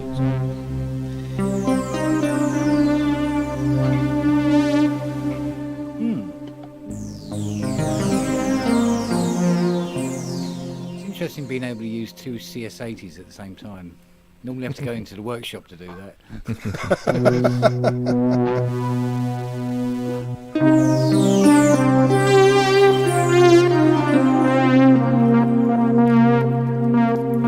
You still don't like it, do you? You little cow. What are two CS80s? Because a 60 is like half a CS80, so is it a CS100? Yeah, but it's eight voices, so yeah, technically half an 80, but for some reason doesn't seem to sound like half an 80. Strangely, 50 is a quarter, isn't it? So, thing is, though, all those chips appear all the way down to the CS01, right the way down. It's all the same VCOs, same filters, same envelope generators, right across the entire range. Just implemented differently. Yeah, but although technically the circuitry is, especially some of the support circuitry around the ICs is pretty much the same. It's all the same components, just slightly different orientation in them because of the board. When you've got to move things out of the way for pots and stuff like that, whereas on the 80 you don't. But and the CS70 the same again, except they dropped one of the filters. They made the high pass work off of the low pass filter at the same time, which they could have done in the 80, but they didn't bother. Have you got to the bottom of your card reader issue yet? Yeah, it's fucked. It is. No, it is actually buggered. So there's not a lot we can do about it. Did those Although- the circuit well- diagrams didn't give you any further info? No, not really. I mean, a lot of the areas that were of great interest, it was just sort of like, like on Google Earth, flying over a military base. It's just just blurred out. There be dinosaurs here and all the rest of it. There'd be dragons here. So we're going to try and source a card reader from a CS70M. It's about the same-ish time, and there's a very good chance we can just pop that in and I'll do the job. Well, I looked it up before. I think it's a Canon part, isn't it? So there might be some other machines there. There might be some other machines. Not necessarily synthesizers, but I think that card reader was used in something industrial, probably. lots of other So products. it's not just contacts, the electronics go bad, or what is the problem with it? The problem seems to be with the extremely custom IC, Yamaha custom IC that hides just underneath where the card reader entry point is, where it looks like it was a bit of breadboard, mix up some components onto it. That looks like a good laugh. Dip it in resin, write a code number on it, just make up any shit I'll do, mate. So Yamaha, YM, bloody, bloody, bloody, bloody, bloody, blah. That'll do. Yeah, whack it in, cool. We'll never need another one of these, right? So Yeah, because I mean, these will go on forever. Good God. yeah. It's like Y2K. But the motor control works fine, doesn't it? It will suck the card in and spit it out. Sometimes. Ah. Sometimes. But what I have got it to do is not crash the whole keyboard when it's connected up, even if you're not using it. And you turn it on, it's like that. So I've got around that problem. So sometimes it eats some. So I think Where's on my one baby? occasion, yay! Look at that. Gorgeous. The star of the cat, the cat. Yeah, the other bearded gentleman. So cutie. Dye my beard her Cleo's color so we can match. Yeah. Oh, we won't be able to tell you apart.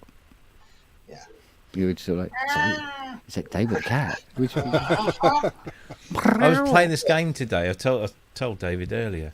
There's this new game on PS5 called Stray, and it's this. And you play a cat. You're a cat, a stray cat, going through this kind of slightly futuristic, cyberpunky type thing where there's lots of robots and things, and you have to go around and just, it's one of those kind of work 'em out sort of games, and you can sit there and you can just meow at things. Yeah. And I was doing that, and I'm thinking, that's Cleo. That's Cleo. It's fucking Cleo. Sampled my cat? Yeah, I think they did.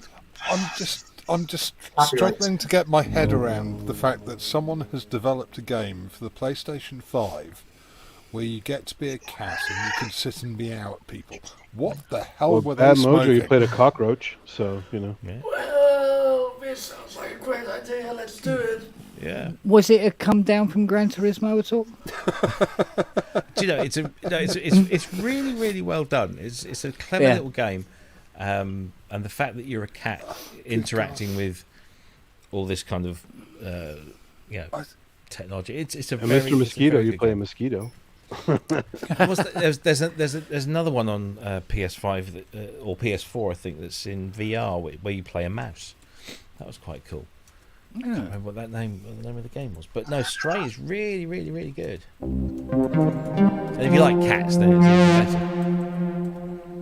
Like the There's very a part of the first game thing, Messiah where you could possess a mouse to get through one of the puzzles Yeah. in the game. yeah. The very first part of this game, you're in this kind of, you're part of a group of stray cats. Sweet. And you move around, and you interact with each cat, and you interact in a different way. And sometimes you play with them, sometimes you fight, sometimes you wash each other, and then you all curl up and go to sleep. And then you go off on a little Wash adventure, and each you other?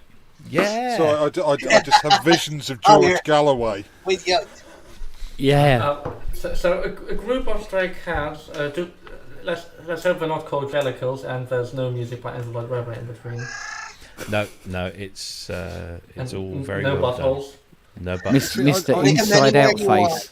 Lick them anywhere you want. I Well, no, found it's- it fascinating that Dirty is there's dirty, right? there's a Japanese train simulator. Yes, That- very that- good one.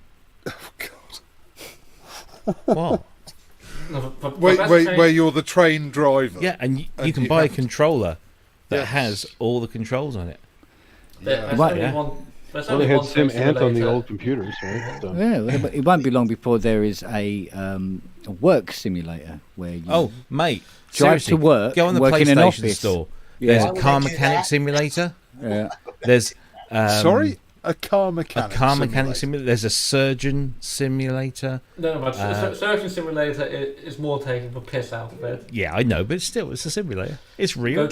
Goat Simulator. Goat Life and simulator. Death was Goat great on simulator, the of Mac. course. Life and Yeah, Death Yeah, was a one. great program.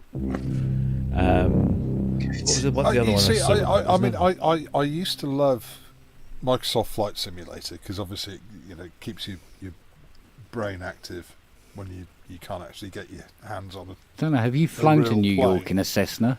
But I always preferred the takeoff, the landing, and manoeuvring. Not so Yeah. much the bit in between. The Not actual so flying. much the flying from A to B. Straight and level is the target of any good Get your pilot. snacks, It's your almost like snacks and your you- cookies and everything. But it's almost like you put in autopilot in between.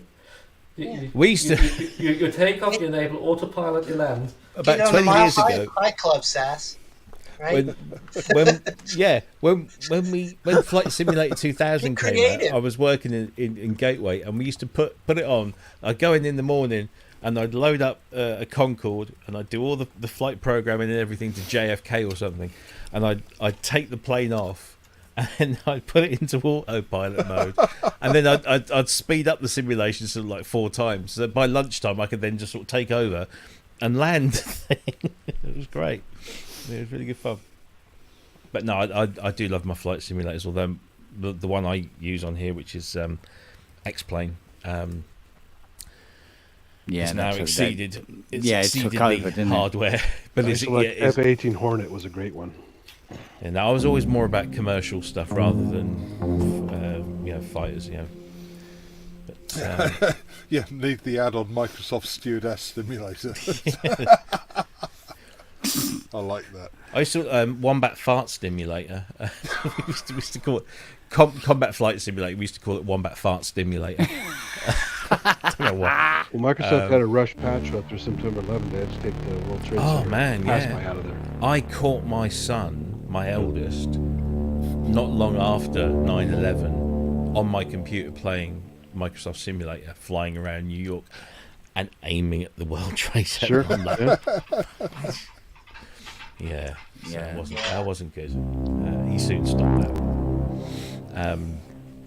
Have you seen the? Made me think of it. I went to New York. Have you seen you probably haven't been to New York, but they have these big, basically holes in the ground.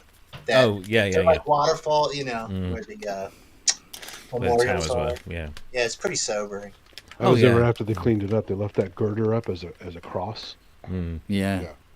Yeah. A friend of mine went recently, and they did the whole thing. And there's a museum there now, isn't there, where you can go in? Yeah, and- there is. I didn't go yeah. in there. Yeah, It's weird. I would like to go because I was kind of like I think we were all during that day we were all there, weren't we? Because Yes. it was just on the news all the time. Yeah, I was near DC, so. I remember going up on that building too in high school. Mm.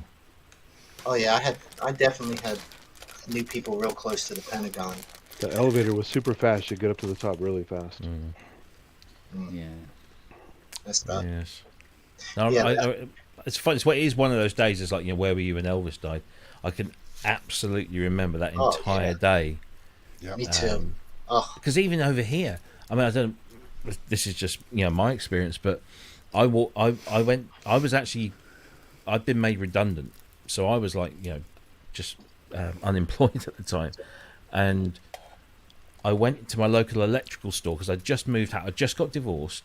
I'd got laid off from a job, and I just moved into this new place. I needed a SCART cable, so I went to my local electrical store, And as I walked in, there's a crowd of people huddled around a big sort of like 50-inch rear projector telly that they got in the middle of the thing.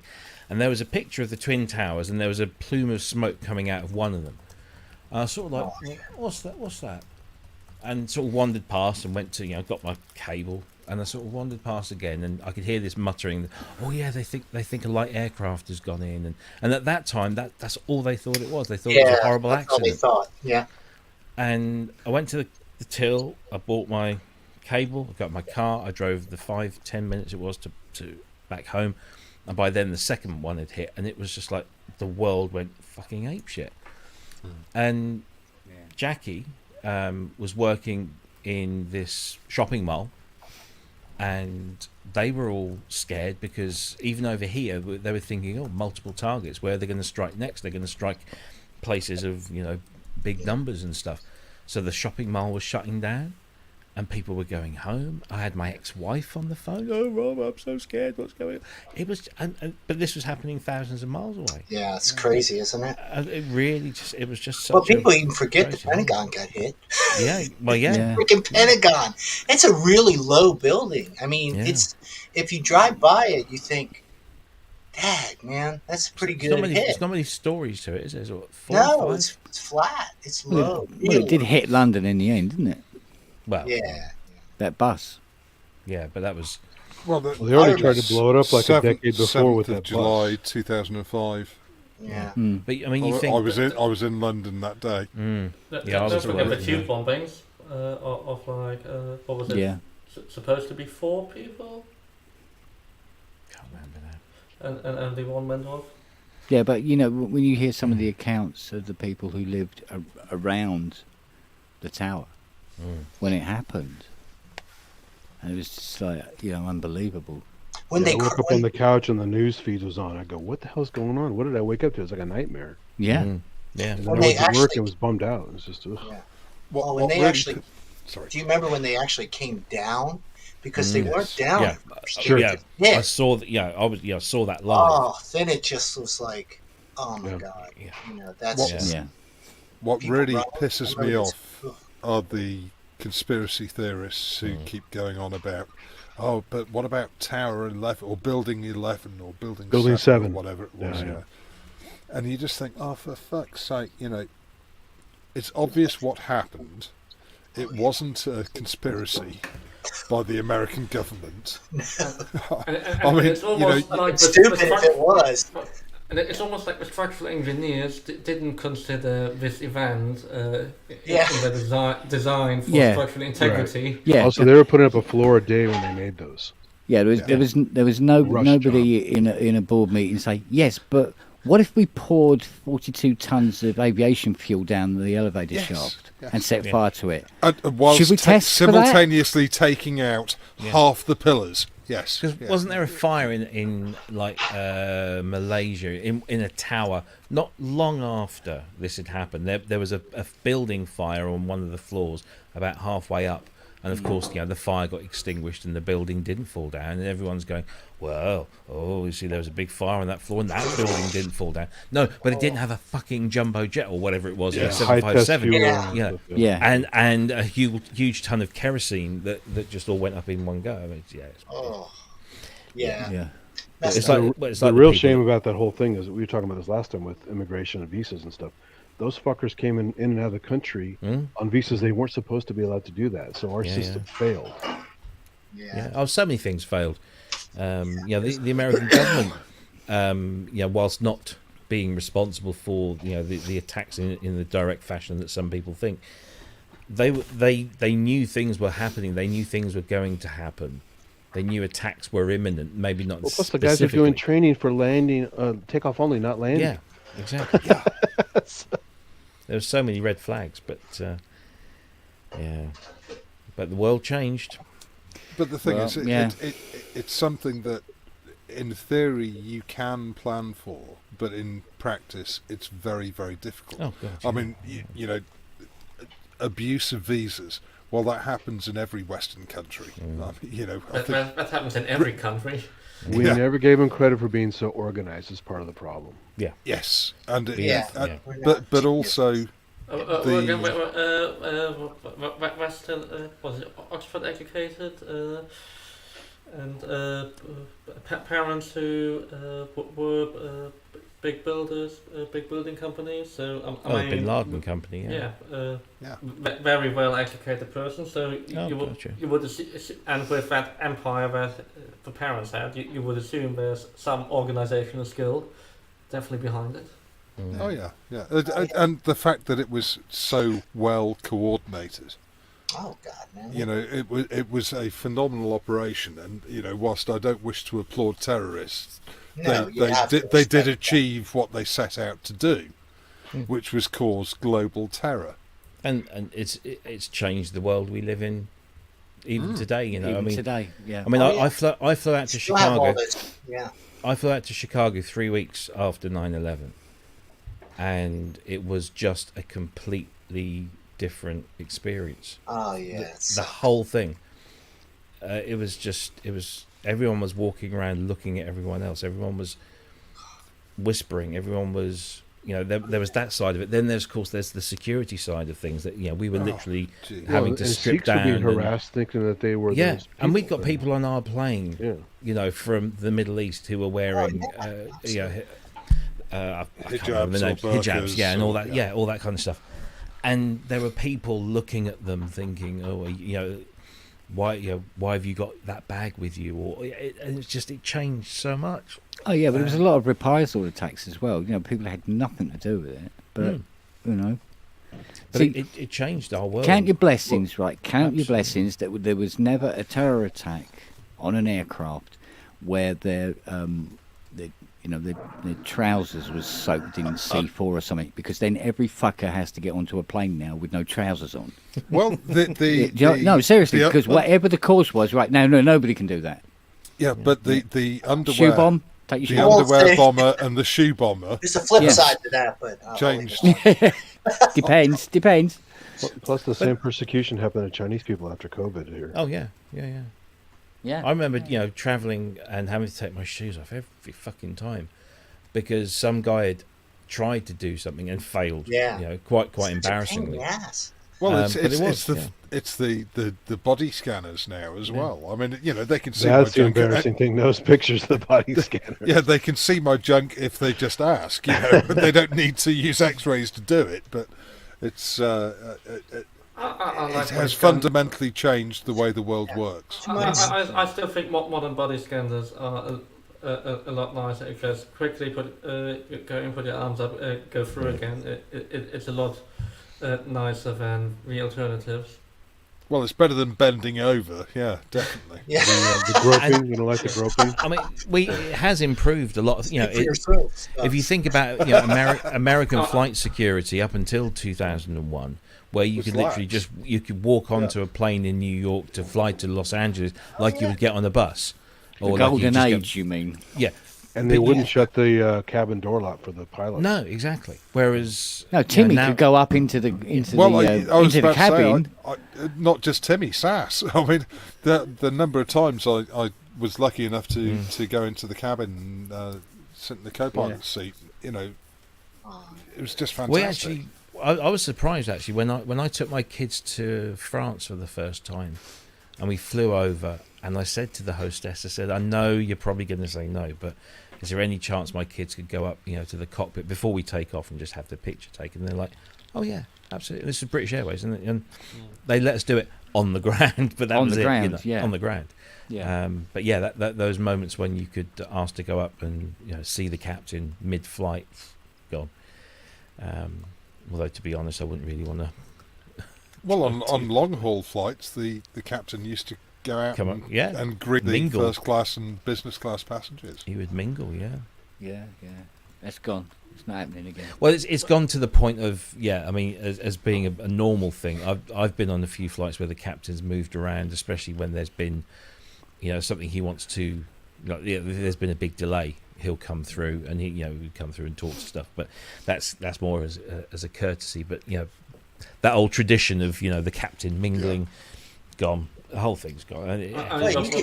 That's also considered unprofessional. I mean, there's a lot on the really long haul flights where you or the general thing, you never try to see aircraft crew sleeping or anything like that. That's of course always hidden because Well, it's all under. Yeah. Out of professionalism, some people might interpret that incorrectly. Why is there somebody with a pilot stars sleeping? Shouldn't he be in the cockpit? No more shots with the captain. Yeah. Well, I mean, knowing Simon, Simon Alexander, and then having talked to him frequently about, because he captains, used to captain 747s, now does 787s. And the amount of stuff. I didn't know he was doing 787s now. Yeah, he moved to 787s a while, but I think Virgin gave it. What does he do with them? Like park them or? Flies the fuckers. He flies them. He's captain. They don't fly.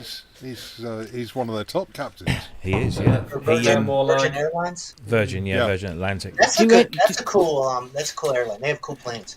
I think. Do any of the airlines have 747s anymore? Gradually, no. But Yeah. it's less and less. I mean, BA have retired. Virgin. I mean, Simon was telling me that Virgin, approached all their 747 pilots and said, "Look, we're going to start transitioning a lot of things to 787. So if you want to move on and get your accreditation on that, you can, or you can stay with 747s." And Simon was one of the clever ones and said, "Yeah, I'll go 787s. I'll move with the future." Yeah. Because it wasn't very long afterwards they said they got rid of them. They got, all the 747s are going. And bye, you're out of a job. Shall I stay with the 40-year-old aircraft? Let me think. Yeah. But the 787s are massive. But they're one of these. I mean, they're half. Well, they're not half the capacity of a 747, but they're almost. But they don't half shoe you in. I mean, you really are, and Oh well, it's all about as many passengers as humanly possible into the tube and fuck off. But my uncle used to fly for money. Continental. He used to fly that wacko leader for Worldwide Church of God around the world. Because the 777s aren't exactly small either, are they? 777s are one of the best planes in the sky. They are solid as fuck. You get one of those through turbulence, and you don't have any of those kind of really scary moments. They're absolutely solid as hell. Stick a 747 through one, and I went to Austria in a Comet. Oh, my dad came over in a Comet from Italy in 1969. My parents flew in a Comet. I remember saying to the guy sitting next to me, he goes, "Should there be that much water condensation coming down the glass on the inside?" Yeah. Oh yeah. And I went like that, and it fell off in my hand. I put it back. No, 777s are solid. 787s are a very, very nice plane. Airbus is where it's at, though. I miss flying with Fokkers. Oh yeah, I used to do Fokker F50s. Fokker F50s over from Norwich to Amsterdam, and then they replaced them with Dash 8s, which are all right. Nowhere near as rude. But yeah, nowhere near as fun to say, I've got to go to Fokker. Not that little Fokker. Yeah, I always did. Was it Birmingham to Zurich with was it 100, and then they replaced it with Avro RK 120s. Yeah, they're just like well, basically the same thing but worse. One more seat in there. Yeah, I did. I should have gone on the Concorde. British Airways used to. Concorde. Sorry. You guys ever fly in the Concorde? I wish I could have done that. Never flew Concorde. Yeah, Fiona's been in the Concorde. My ex-wife did. Yeah. We I sent my granddad up in Concorde for his 80th birthday or something. But it was when they were doing those trips where you could just take off from London around the Bay of Biscay and then back round again. How much was it? It wasn't cheap. Yeah, we had to get the whole family to chip in for that. But yeah, I mean, he loved it. Heathrow to New York, if I remember, was about $7,500. Wow, that's not cheap. And that was back then. Ouch. So it's probably the equivalent. 25 grand today. It's taking a cargo ship. It's probably about 12 or 13 grand. Today's money. But it was such a lucrative market. It was a business thing. It was. It worked. It did, yeah, absolutely. Remember, the Well, captain well, I told mean- Fiona that they said that it takes longer to fly from Kennedy to Heathrow than it does to fly from Heathrow to Kennedy. Well, Because There's a business here for a while that was doing restored World War II planes around the Bay Area. You could fly for like a 2-hour flight. They also had some Zeppelins that were flying as well. It's kind of cool. yeah, Did you know Speedbird 1, which was, Concorde's old call sign, is still flying? And it's a 737 Yes. that flies from Heathrow to Shannon, yeah, where you go through US immigration at Shannon, because the US immigration have a station there, and then they refuel, and then you do the rest of the flight across the Atlantic in a 737, which is weird. I can remember going to Dublin in a TriStar. Now that's a bit of overkill, isn't it? Oh yeah. Right.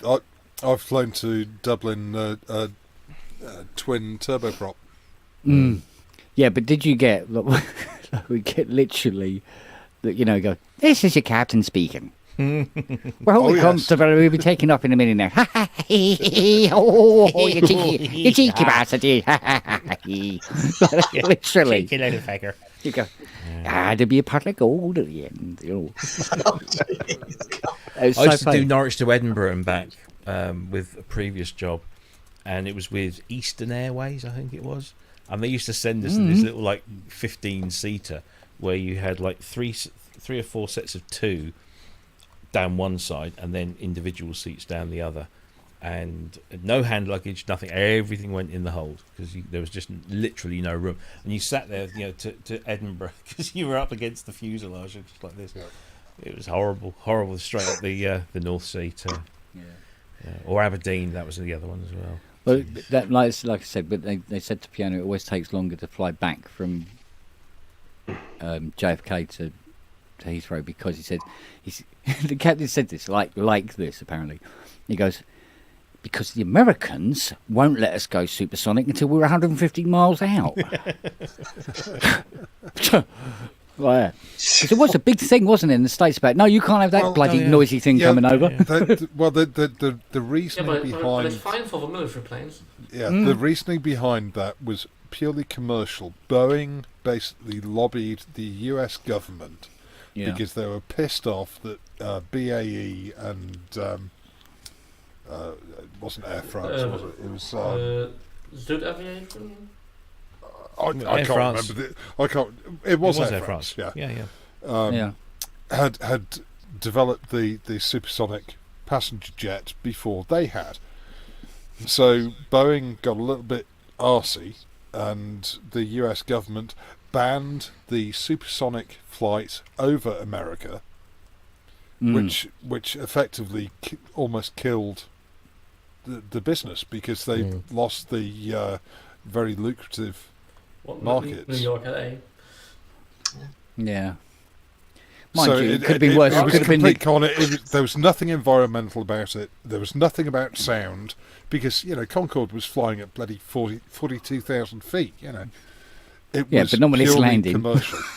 It's a bit lower, isn't it? But it doesn't land supersonically. But there again, obviously. Nor did the Concorde ski. They flew pretty low, didn't they? About 6 foot under. Russian rip-off, yes. And I can't really call it rip-off. It was designed rather differently, and it actually is. That's because they didn't steal all the plans. It had its first. They did. Yes. It had its first flight before the Concorde. The Tupolev. Was it Tupolev? But they stole all the plans. Yeah. Tupolev Tu-22. Yeah. Because they thought it needs those little extra wings on the nose. But in Sinsheim in South Germany, there's a museum which has both. Which has one of the few remaining Tupolevs and a Concorde, and you can go into both. They're both on the roof of that museum. It's quite exciting. Yeah. I mean, the rest of the museum is quite boring unless you like about any sort of motor vehicle from the invention of Daimler-Benz and Maybach. Sounds a bit like Brookman's.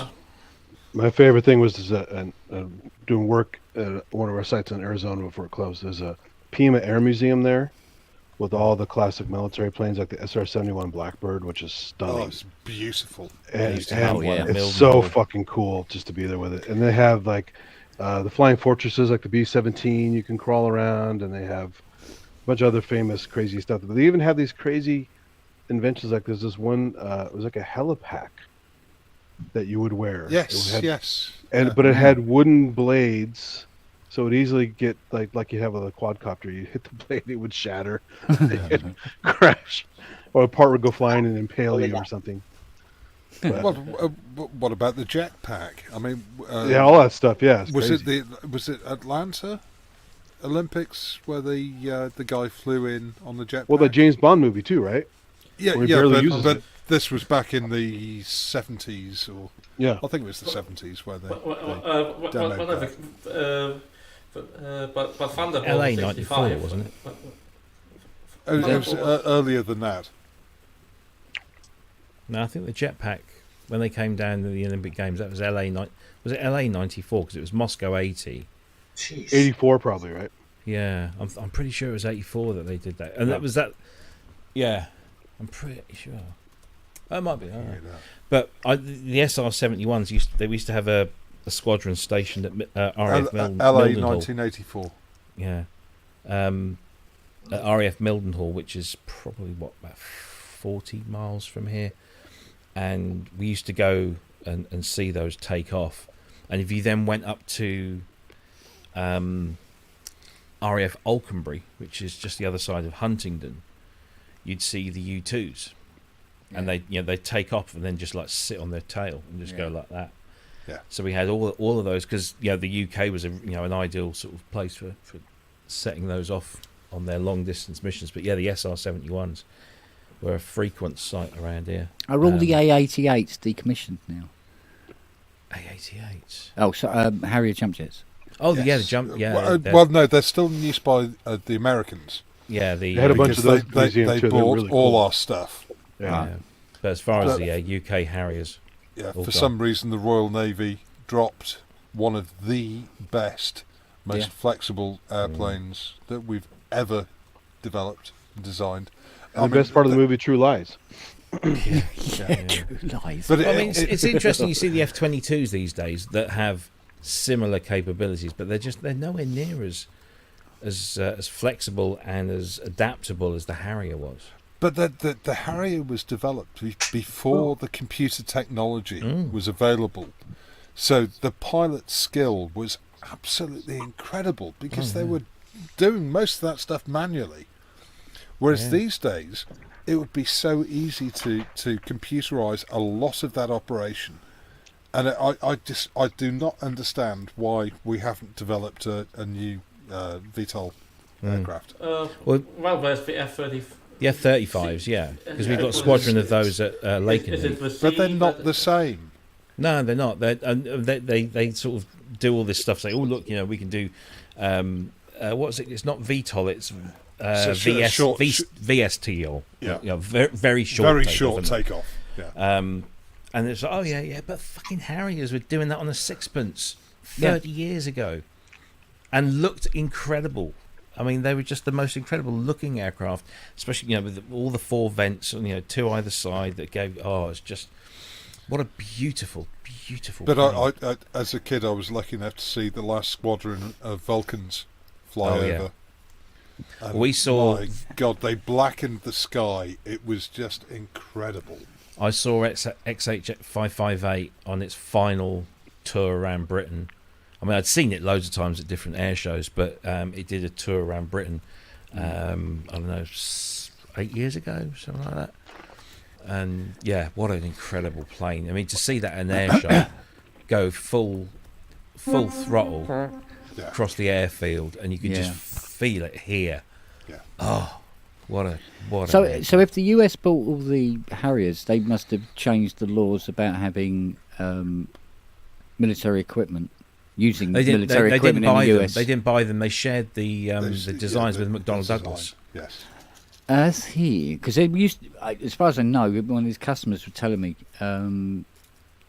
he said that there was this law about using technology that wasn't US made. And same went the other way as well. Yeah. We couldn't sell as an American company. We can't sell our technology to certain places. Well, he said without because authority. he was part of this company that did this, but apparently, you know those big aircraft that the US have where you got the blades vertical. Oh, and then the it takes Raptors. off and then goes forward. Yeah. Yeah. He said, he goes, if you look in any book, it says they're Avro engines. He says, but they're not the Rolls Royce. What they do is they ship the engines over to Canada, and take the Rolls Royce badge off, and put the Avro badge on it, and then take it across the border into the US. I go, why not? Loopholes. Yeah, but why not just go? Yeah, we'll use your engines if it's going to do the fucking job we want it to do.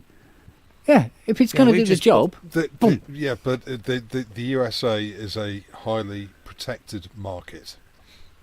I mean, less so since Joe Biden's got in and is quite happy to get into. Well, just in general, I mean, I do a lot of ITAR stuff at work. It's all secure shit for military because we sell lasers to the military. Yeah. But we have Apaches flying around here, which is an American design, but of course they're badged as Westland, I think. Really? Over here, yeah. AH-64s, Westland. It's just a weird setup. It's like, really? Are you all 4-year-olds or something? What?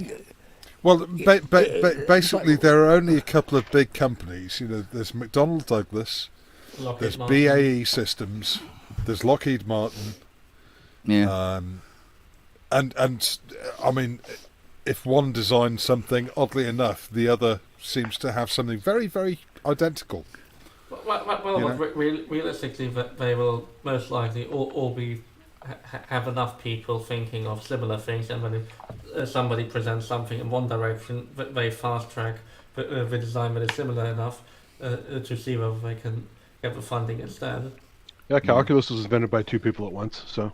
But it's always the way that whenever a contract comes up for a new plane, that each of them will all come up with a design, and they're all pretty much of a muchness. It's whoever can do it cheapest. It's the one that. But the funniest thing was it with the Blackbird? I think that Airfix actually had the model out before the plane had actually been unveiled. Wouldn't surprise me. Yeah, well, that was before the internet, so it wouldn't matter. I remember seeing the F-117 at Mildenhall Air Show. It was one of the last Mildenhalls. And they put a cordon around this plane, and it had armed guards around this plane. And they got special covers on the exhausts, because that was the thing, that was the technology that made it almost radar-proof. And thrust vectored. Yeah. But what an incredible aircraft. I mean, and they didn't fly them in. That was the thing. They stuck them in a C-5 Galaxy and flew them over in a C-5 Galaxy. Well, yeah, you want to see the Beluga that's flown by... that's the Airbus, isn't it? Airbus. It's an absolutely phenomenal beast, that. Of course, the Antonov got fucking destroyed, didn't it? Yes. Yeah. This year. So now, I've walked through a C5, which is very impressive. But yeah, I miss air shows. There's not so many of them.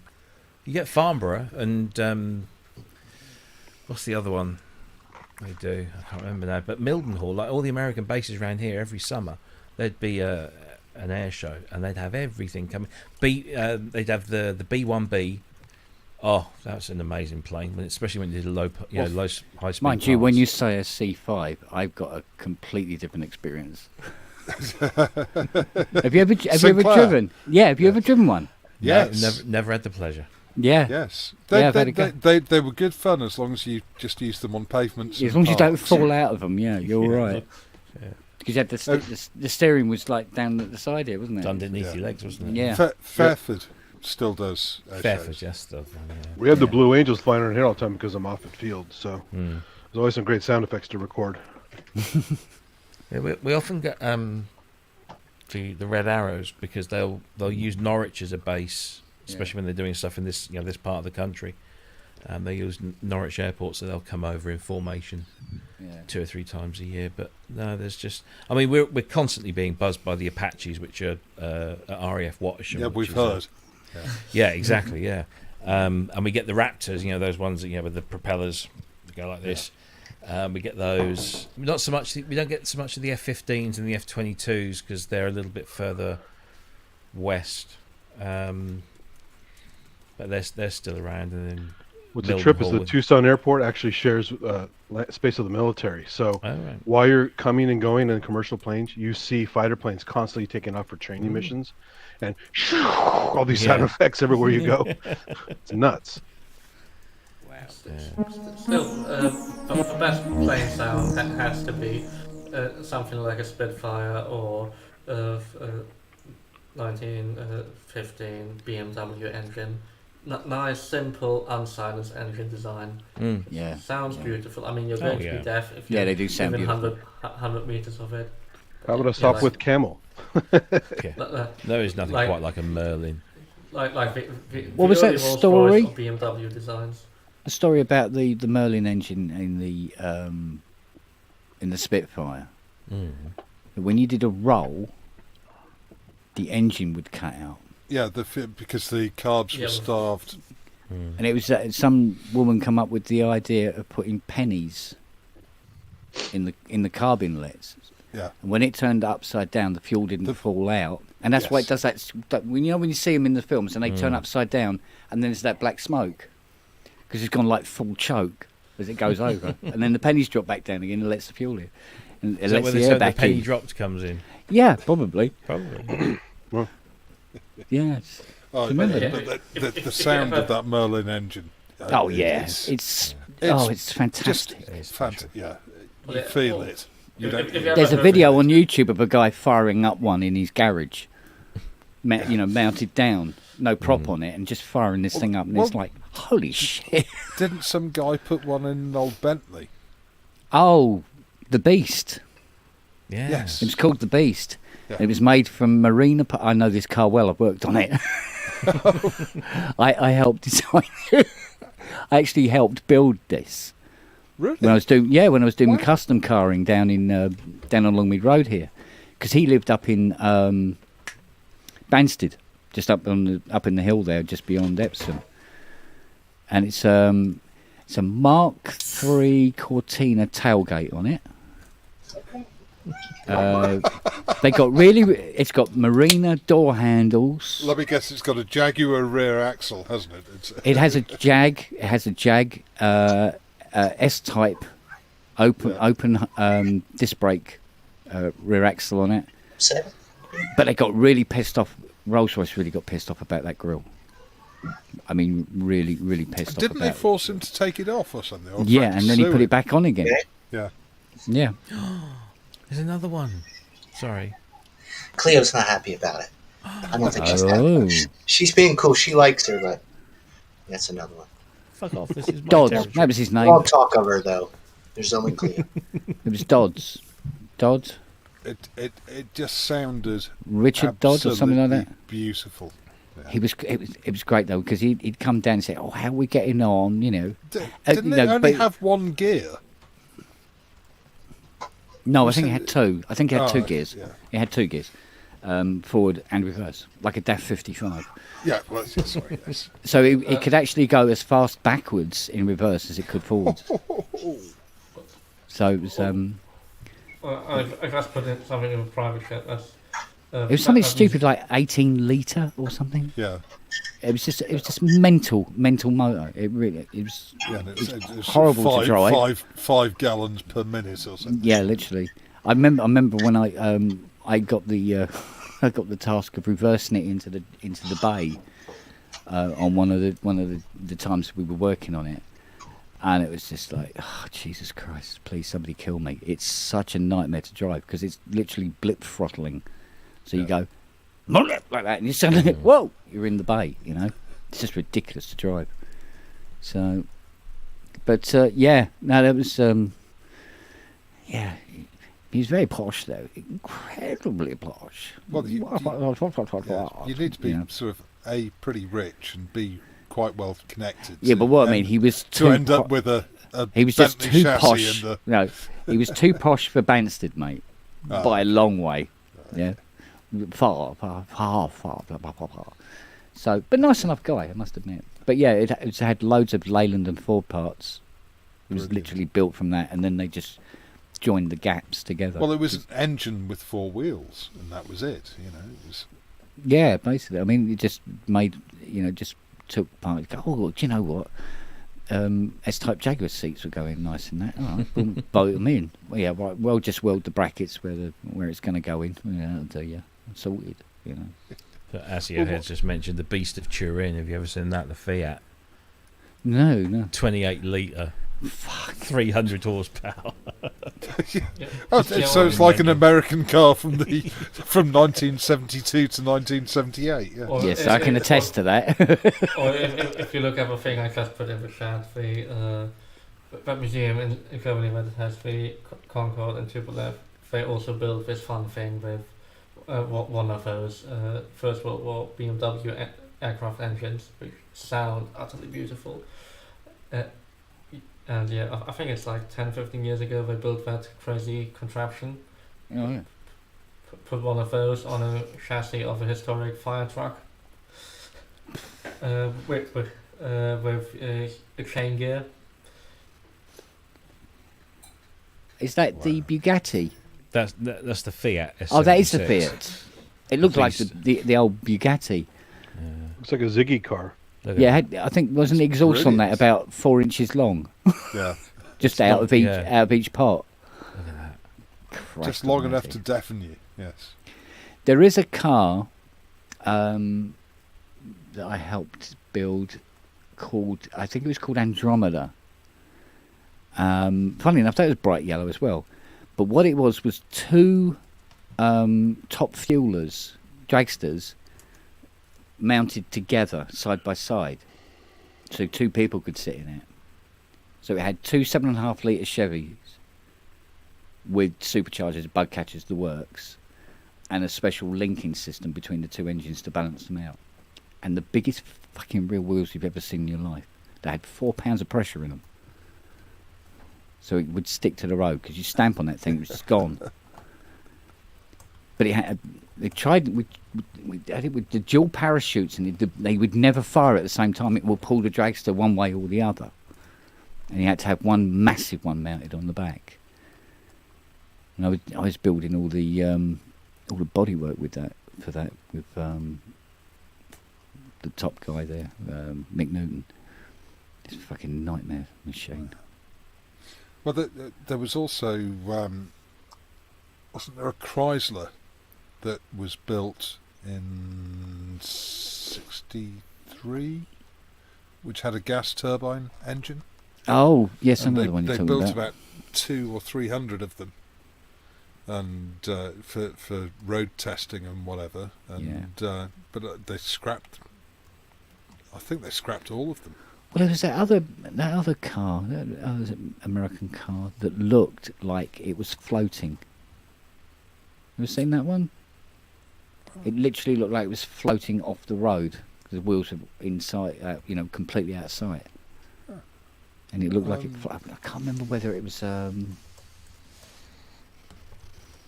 can't remember if Pontiac built it or not.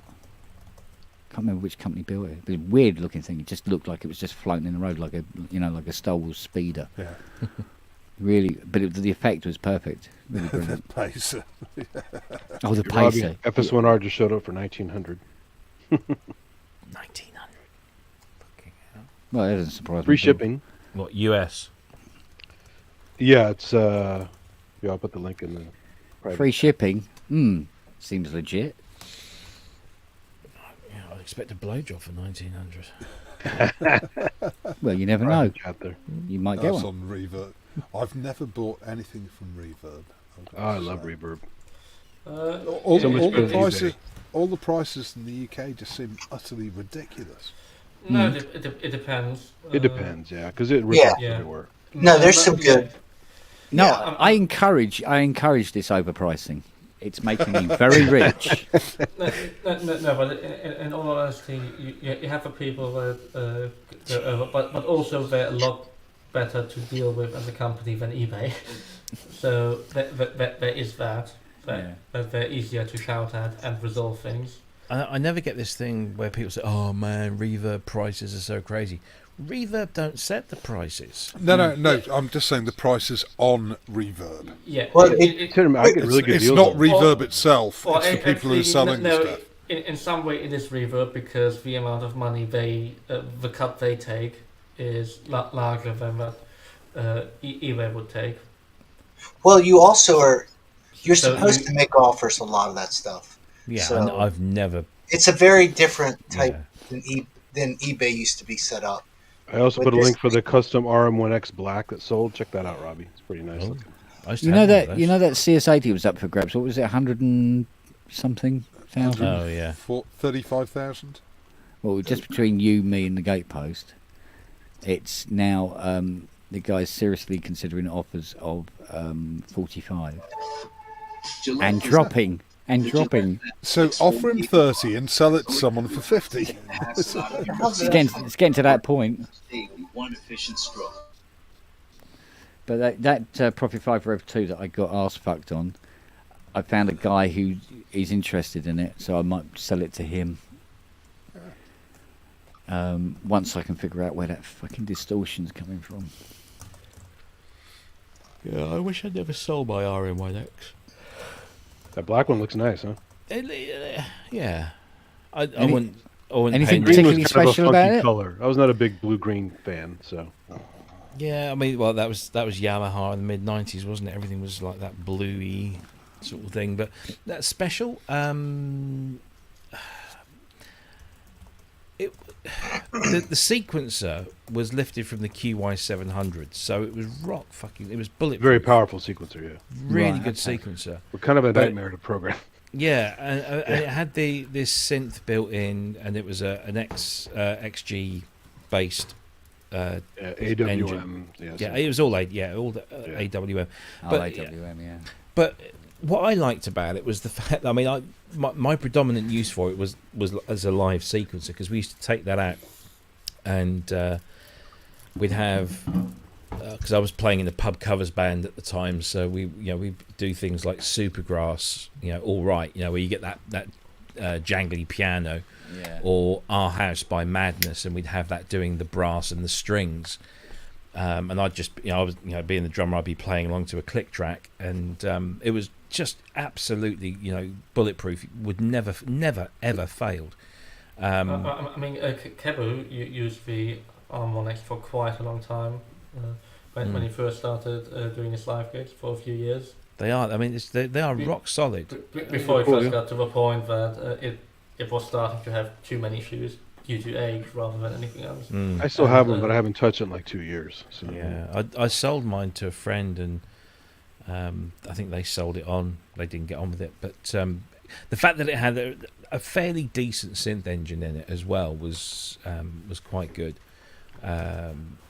Because you could literally, I mean, I could load up XG MIDI files that I'd found online, and it would sound really quite good.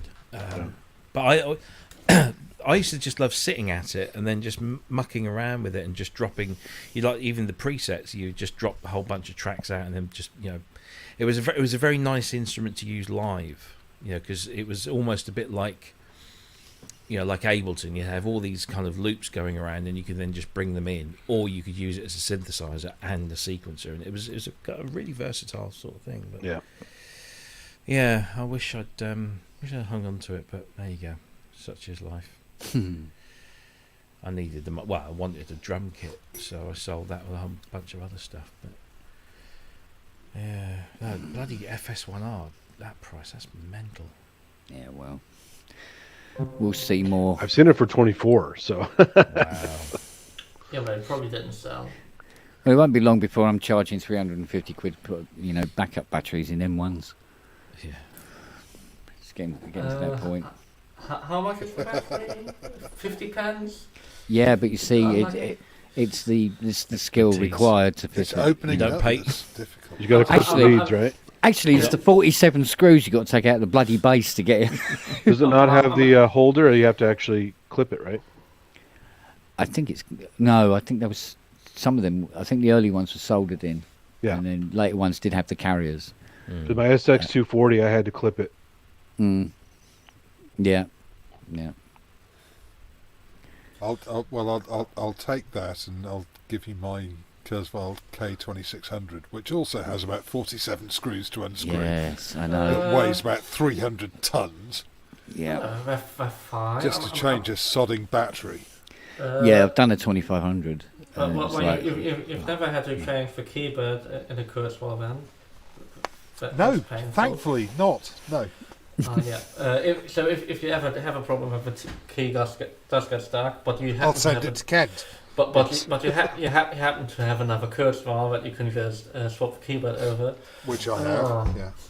But that is not a nightmare. But you basically undo every screw at the bottom to try and take a panel off and get the keyboard out, and then you find out that there are even more screws that you didn't know about because they weren't enough. Yeah.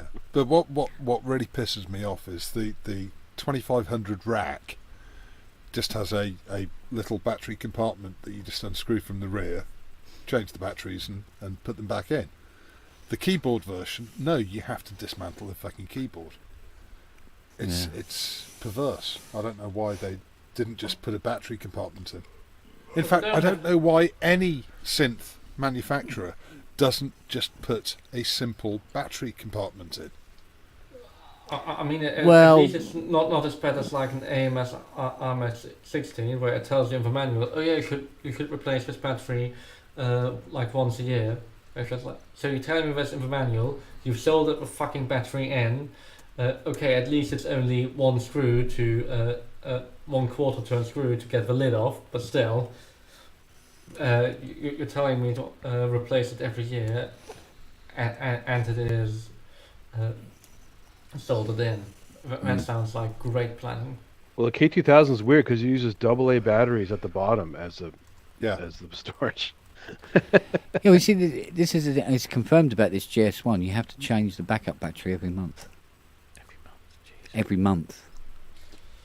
Just It's mad. Just wire in a simple battery management circuit and stick a bloody lipo in there with a USB socket on it. Yeah, just. You know. I think that's the next thing. That's the next cottage industry. We've had GoTech drives and SCSI to SD things that make our lives a million times easier in terms of data storage on these things. Somebody needs to come up with a universal battery replacement thing, whatever it might be. I don't know. Battery replacement service. There you go. Well, no, not a service, but a thing that you module, can then just you just go boom, done. But like the thing is, you have to, with a lot of these things, you have to actually modify the case. Yeah. And obviously, there are some purists who will refuse to accept a synth that's been modified in that You way. bolt something on the outside. Don't tell them. Velcro. They did a thing with because I've got a little harness thing that I made up where if I have to change a battery in something like a JP8 or something like that, and the guy goes, "But I got save my patches," and I go, "Yeah, all right then." Because sometimes you can load these patches out as a WAV, and it hasn't quite worked, but you've got no way of knowing whether it did or not. Just wire in, power in, parallel. So I basically have two AA's in a pack with wires to crocodile clips. Keep the power on, cut the old battery out, put the new one in, take off the crocodile clips. Cool. But why don't just somebody sell a unit that does that? That'd save a lot of shit. Well, there you are, Kent. Why aren't you selling a unit just like that? Another Spong mod. I never get time. So much fucking shit I've got to repair. It's ridiculous. I had another 2 turn up today. I said no more keyboards, and I go to the toilet, and what do I find? 2 more keyboards. Fiona's working you hard. Yeah, it's Crewmar Performer. Yay! That's going to be fun. And are you going to throw it out of the window? Fiona said to me, she goes, because I said to her, so, look, if you're taking these in and I don't know what's wrong with them, tell me what's wrong with them, right? She goes, I said, what's wrong with the Crewmar Performer? She goes, apparently it doesn't work. Hey! Hey. It's Mr. VL. Good evening, Manny. Morning, guys. How I'm you using doing? the wrong microphone, Manny. Are you? There's a lot of background noise. You got the AC cranked up. Get the room mic. You sound like you're in a passenger airliner. Yeah. Wait, I mean, not Quick that I can- Near the cabin door, quick. Hey. Boy, glad that was over. I was worried there, making sure all the tech was going to work. It worked a treat. not the least of which having a nice brownout that would, let everything hit the glitch. You saw the picture of my Facebook post. The spaghetti behind the scenes is just like freaking ridiculous. Have you cleared it up yet? No. It's funny because I have to redo the studio, and so I asked my wife if I could take this opportunity to clean the rest of the crap out to do it, and she might let me do it. So we'll see how that goes. Yes, it's fair enough. But it was toads of fun. Scott stuck around for about another hour, and hopefully he'll come over and record some stuff. That'd be really cool. Yeah, that would be good. Well, Yeah, I was just going to say, Wagyu says he needs at least 8 hours of Scott playing so he can get some decent samples. Well, I don't think 8 hours are enough. Exactly. Oh yeah, Azia had saying he was really worried about the glass of water. It's so funny. I took it down, and but it was funny is that it wasn't going anywhere. It was the glass was this thick on the bottom. But I realized it did look a little amateur. I Taking bets on it. I was seeing possible work coming my way. Yeah, exactly. Yeah, exactly. It'd take 2 years to fix that at least. Trust me. Yeah. At least, yeah. Yeah. Yeah. Well, there you You'd have have it. to do it at my house. Yeah. a few months fixing it and lots of testing. Yeah. What I found astonishing is that the voice cards were contained in the cage, and that there was no way to actually diagnose the individual voice cards. It was crazy. It's like, with some HP test gear, you have to get specific riser cards that you can slot into the frame to bring the board up to testing level. And right. It sort of surprises me that Yamaha didn't actually do that as part of their development to enable fixing them. Well, they didn't do it on the CS70, so why do they want that? but don't you think they had a development system that they had for debugging, or another debugging system? Yeah, but even so, development is one thing. But if you're preparing a product for going into production, you have to also prepare for how are we going to fix this thing if it breaks. No, but you wouldn't. You would just have at your distributors. You would have voice cards that they could replace, and then you send them back to Yamaha. They send them back to the company who either bin them or who have their test rigs. Fix them. That's how Fairlight did it. Yeah. I mean, that's what PPV did, because it's us poor fuckers that got to try and deal with the problem. Yeah, I mean, it was Peter, I think, or it might have been Jean Bernard, who came up with an extender card that you could put into a Fairlight voice card slot that would then allow you to put the voice card in and actually see what's going on, rather than it being in the cage. So but after PPV, basically, they had in the US like 100 spare cards, 100 spare digital boards, and they, every once in a while, all the broken ones would be sent back. To Germany to be fixed. Yeah, because I had to make a riser card for CS70s because you just cannot work on them in situ like that. It's ridiculous. And yes, it works, but the cards are still weird, and it's still difficult to repair it anyway because it's just so weird. But Yamaha, we got put another card in it, mate. Yeah. I mean, at least we can argue that they never really meant it for production. Yeah, true. But yeah, it was funny. We literally were trying to figure out how to run the harnesses, 3 feet cabling to the bench so he could try to figure them out. But then it was just like, ugh. Yeah. But valiant efforts all around. But finding that end cap was just, you got to be effing kidding me. Yeah, that's unbelievable. Have But you also, done? if you're trying to debug a card like that, depending how, if there's a bus or what it does digitally, if you try to have it like on a 3-foot cable, it might completely fuck the entire system, because suddenly Signal you have integrity. you have a parallel bus that gets slowed down massively by that length of cable and the capacitance in between. Yeah. Absolutely a possibility, yeah. Have you copied all the ROMs? Have you dumped them? Yes, good. Okay. Yeah.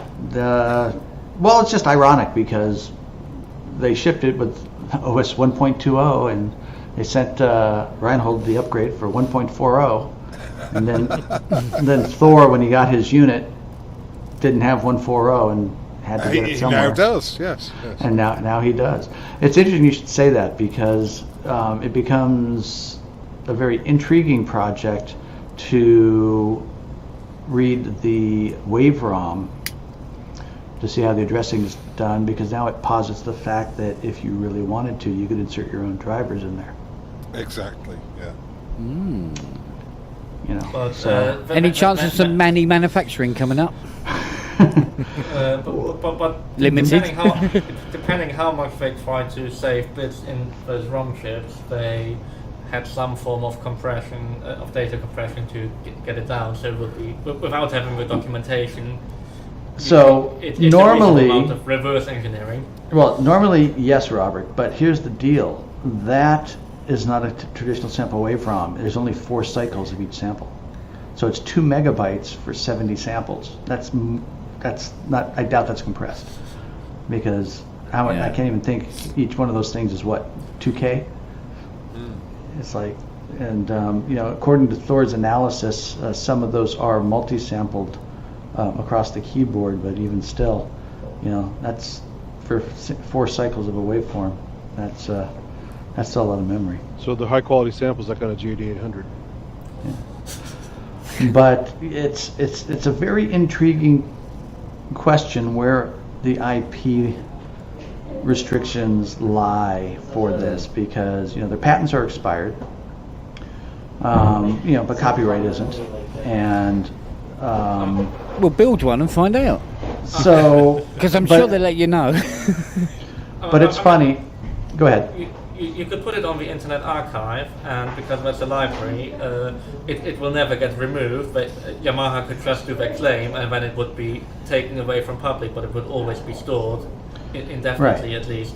Right. And you could try to get anybody who'd want to have access to it could put in a request for research to get it eventually. Yeah, but there is an irony there, because obviously a lot of people have asked if this could be done in software today if one so choose, and I'm not saying, but there might be a somewhat well-known coder who's managed to reverse engineer prior Yamaha chip technologies that maybe could make something if he had the ROM. It's like how Compaq reverse engineered the ROM BIOS, right? Yeah, but I have to do some back channel massaging. Like when we did the SY99 hack, I was given unofficial blessing to do what we wanted to with the ROM code, to rewrite it to address the memory space that they didn't have in the original software. Yeah. So that's how we popped the 8 megabytes on the SY99 up from the factory 3.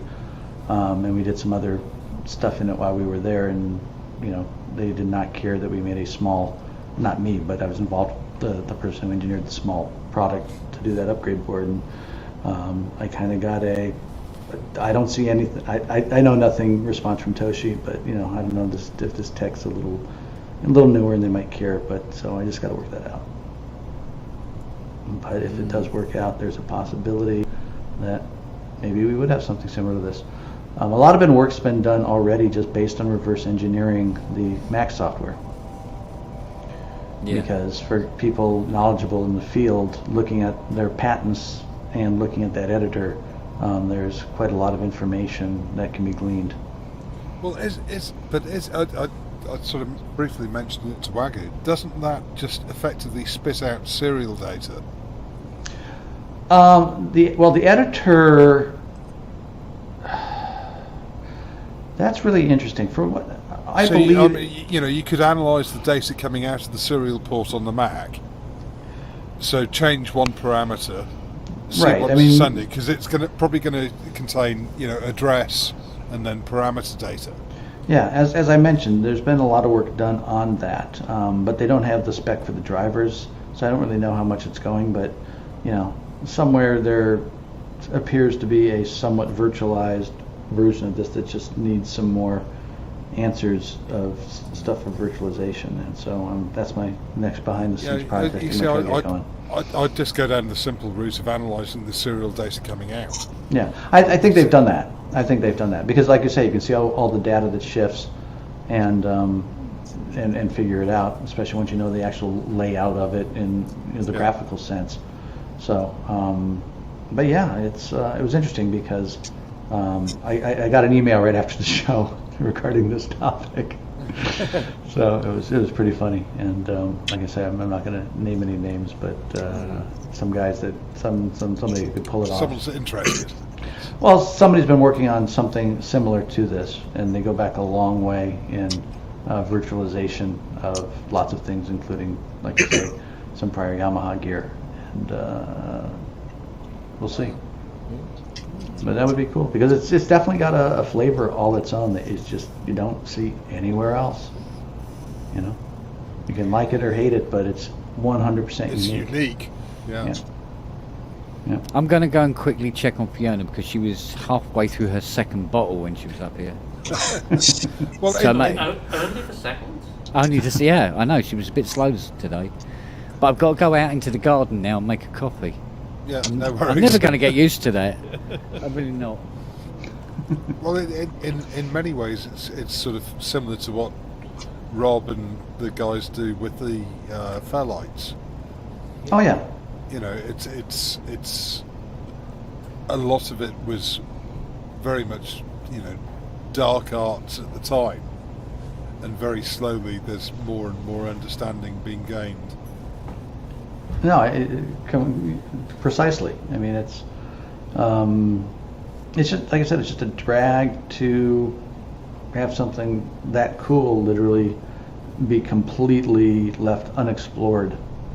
Yeah. I mean, it really is. I mean, the quick week and a half of refresher I gave myself in it to dive in to be able to demo it, and going through the voice set, and it's just like, and even all these. So when you actually bought the instrument, they gave you 5 discs, and some of them had all 64 voices on them. Some only had 30, and they were in they had a decay group, a brass group, a sustain group, a special effects group, and a lot of them were similarities. And it reminded me a lot of just like all the VL1 shards that we had. That we had tons of stuff that never finished, didn't go anywhere, and they just kind of threw them all on discs. And 60% of it fall in that stringy, fizzy, metallic transition things. But there's a couple of really weird stuff too, and like Scott says, you just kind of find the crack in the controller settings, and you go, "Whoa, where'd that come from?" And then that'll take you off on a whole other path. And Ryan mentioned it too. You don't have to program it. If you just put in all those values on all the controllers that were mapped, it's like all of a sudden you have a completely new sound. So, but it looks beautiful, and technically it's a real beast. Mm-hmm. I'm just not convinced by the sound so far. It's I'd like some of the sort of more breathy woodwind type stuff. Mm-hmm. And I think the transitions between the scenes is a really interesting way that I hadn't thought. I mean, there are various ways that you could actually do that in software with modern hardware synths. Oh yeah, for sure. in terms of transitioning through a patch. Well, the montage does that, oddly enough. Yes, but I don't have the space for a montage. They don't make a rack, I know. Is that coming through? No. Yes. No. Well, I can hear you pressing the keys. All right, where is my audio? I'm not sure if your mic that you're talking into is the one that we're hearing, though. There's a lot of background. Yeah, well, it's a horrible mic. Actually, the good one's on Scott's rig. Or if you give us a quick scratch test, we can determine whether we're hearing a microphone or something. No. No? Huh. It says it's supposed to be on there, but let's see. You still hear me now? Yep. Yep. Oh, well, then obviously it's picking up somewhere else. It's funny. It's not supposed to be the Logitech. Well, let's see here. Let's go back to our settings here in StreamYard. Settings. Audio. Ah, duh. There we go. Yeah, not the one next to the air conditioning unit. Is this better? Oh, yeah. Oh, yeah. Now I'm the noisy one again. And we can hear it. Okay. It's infinitely better, yeah. So this is a VP-esque montage sound. So this is just a super knob. Yeah. Now, I like that.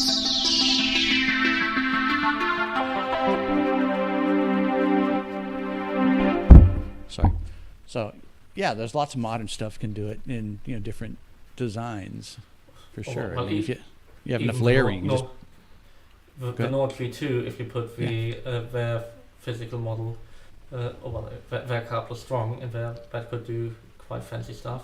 yeah, and Scott uses that as his main rig, and he says there's a couple of bugs in it that he won't go to the newer ones because they fixed the bugs, and he likes what the bugs do. Oh, here you go, Rob. You'll dig this. I just did this just before lunch. I finally cracked pulse width modulation on the montage.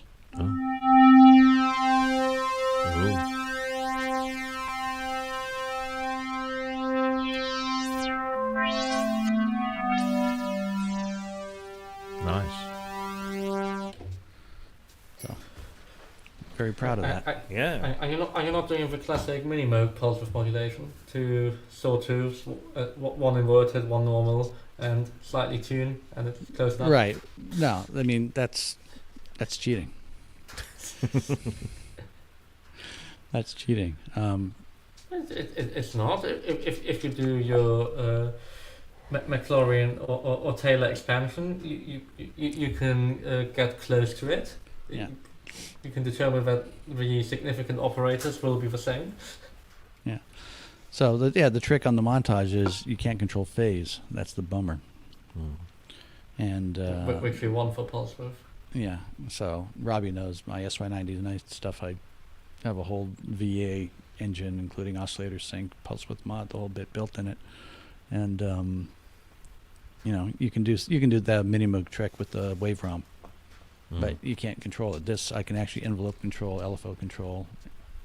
So I'm very happy, and it was because of something that I did on the VP the other day that all of a sudden I'm going to try that, and it actually worked.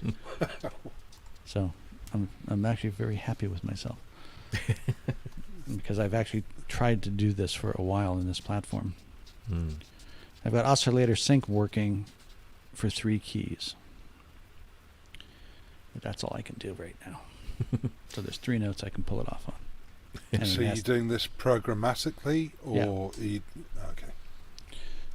There's a hack that that's actually in some of the presets we did in earlier firmware updates for 3.0 and 2.5, but like true envelope continuous controllable version of it. Again, it's a phase trick, and the only phase control you have is the individual pitch EG for each operator.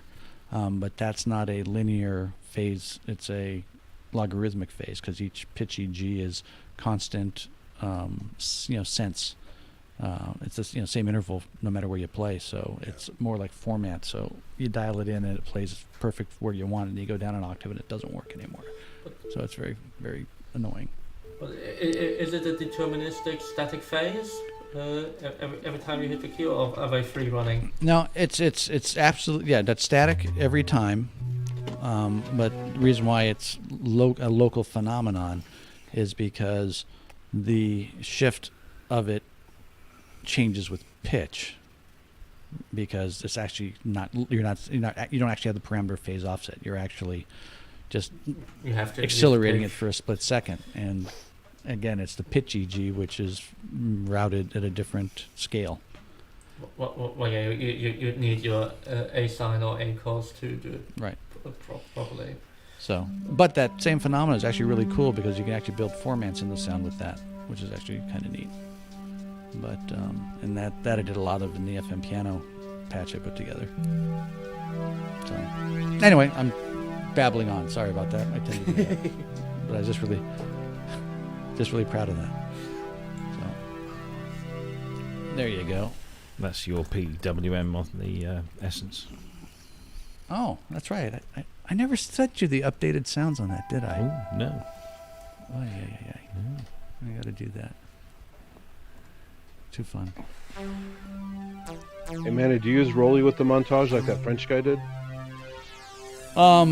It's funny. I don't. A while ago, we actually did a little experimental project with it. Because you could throw it with the same voice on 8 channels, and it'll do fake MPE that way.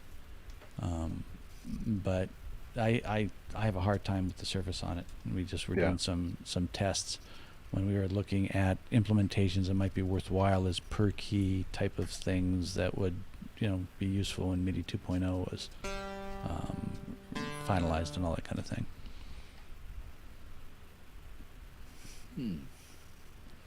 But that went back to the drawing board, so there you go.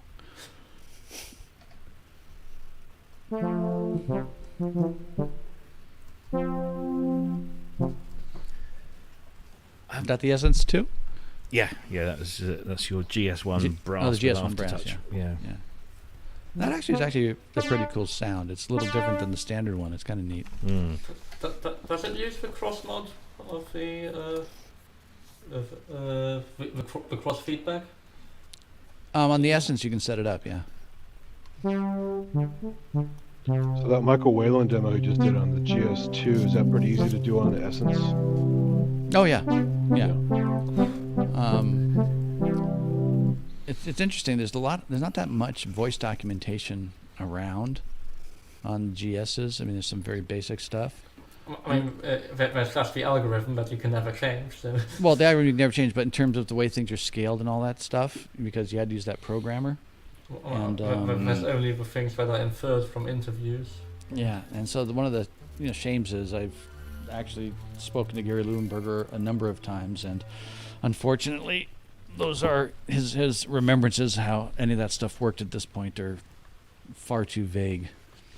The biggest thing is when you see the pictures of that display and the operators, you see what's in the display.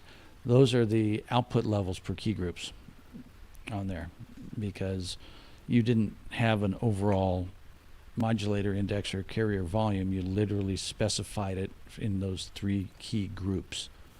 So if you wondered, Rob, where the fractional scaling and the fractional output mode came in the DX7-2, that's the legacy architecture that goes back to the original GSs. Wow. Well, So I think Steve Porcaro explained that in an interview back in the day with the custom sounds they got made, but there was all this effort with the key groups to if you wanted to have a consistent sound across the keyboard, you would have to program it in one range and then go across to the other key groups, and all that fun. yeah, definitely was a lot of challenges to get that working. But yeah, I'm gonna see if I can. I'm trying to see if Nate will fund some work on that, but that might be an uphill battle. The biggest problem is one of the few guys that can tackle it is Andre, and he's so freaking busy. Even if he would say yes, I don't know how how it would come about. Because apparently something's damaged in the interface point between the actual editor and the GS itself, along with the GS not working. So, but I like a challenge. Too funny. Right. Well, I'm going to head off to bed because it's almost 3 a.m. Yeah, I was going to say, I'm surprised you guys were still on. Yeah. But, That's a weekend. Yeah, it's just that Fiona's very drunk and I'm better up here. It's safer. Have to duck so much. Yeah. Yeah, I see in the chat. Yeah, Izzy, how do we? Yeah, we need a VPX, exactly. That would be cool. And the VLX, please. And the what? And the VLX. Oh, yeah. Yeah, that's... yeah. Sad things, but, there you have it. Right, and gents, I will catch you around. Well, Yep. I'm going to say it's almost 3 o'clock. I'm Yes. going to call it Three. a day as well. 3's a good time, isn't it? Yeah. Sorry, 3 a.m. Yeah. The new witching hour, is it? Yeah, absolutely. It's not even bedtime. It's bedtime is 4. The thing is, my wife has this horrible habit of waking me up for breakfast at an ungodly hour. Oh, I have a building site to do that for me. Oh, I thought you have a few dogs which are good at alarm clock. I must admit, Siri does have this annoying habit of during the night she gets up onto the pillow behind me, and so her back legs are here and her head is here, and I wake up in the morning and I sit up and I go, oh, my neck, oh, why does my neck hurt so much? Little moo. But I always send her over to wake up Fiona. Go and give mummy a kiss, like that. She goes like that on the face, and she goes, oh my head. So it's always good fun. So no, I better call it a night anyway, because otherwise my Mac Mini is going to catch fire. Oh, yeah. Because I've literally burnt my hand on it. wow. It's not good, man. That's not good at all. How much is a studio again? $2,000. Yeah, $2 grand. Well, Ben's one was $17.99, I believe. It's one of the Ben lower got ones. The smaller drive to he one. got the 512, didn't he? I think. Yeah. And that was $19.99. For what it's worth, I always say max it out and keep it for a decade. Yeah. Yeah. Well, this is well over a decade now, this one. So, Or in my Yeah. case, keep it forever. I still have an SE30 up in the freaking closet. I'll put it to one side, don't you worry. But it's one of those things where it's sort of like, yeah, Don't it's put time it to to the move on. side, put it in the fridge. Yeah, but that's in the garden. You'd just be glad that you didn't move the loo out there. You'd be having to take a dump in the middle of the yard. Well, you say The that. dogs. Isn't that what the garden is? Yeah, we're about this far away of having a bucket out there at this rate. Yeah, don't put it next to your Waldorf wave. Yeah. Oh, God, yeah. That bloody thing. You'll double the value. Right. Yeah. Anyway, on that note, Yeah. Cheers, On that everybody. note. All right, care. guys. Everyone Bye, all. take care. Take then care. everyone good And look night. after yourselves. See you all Cheers. soon. Bye. Bye bye. Ta-da.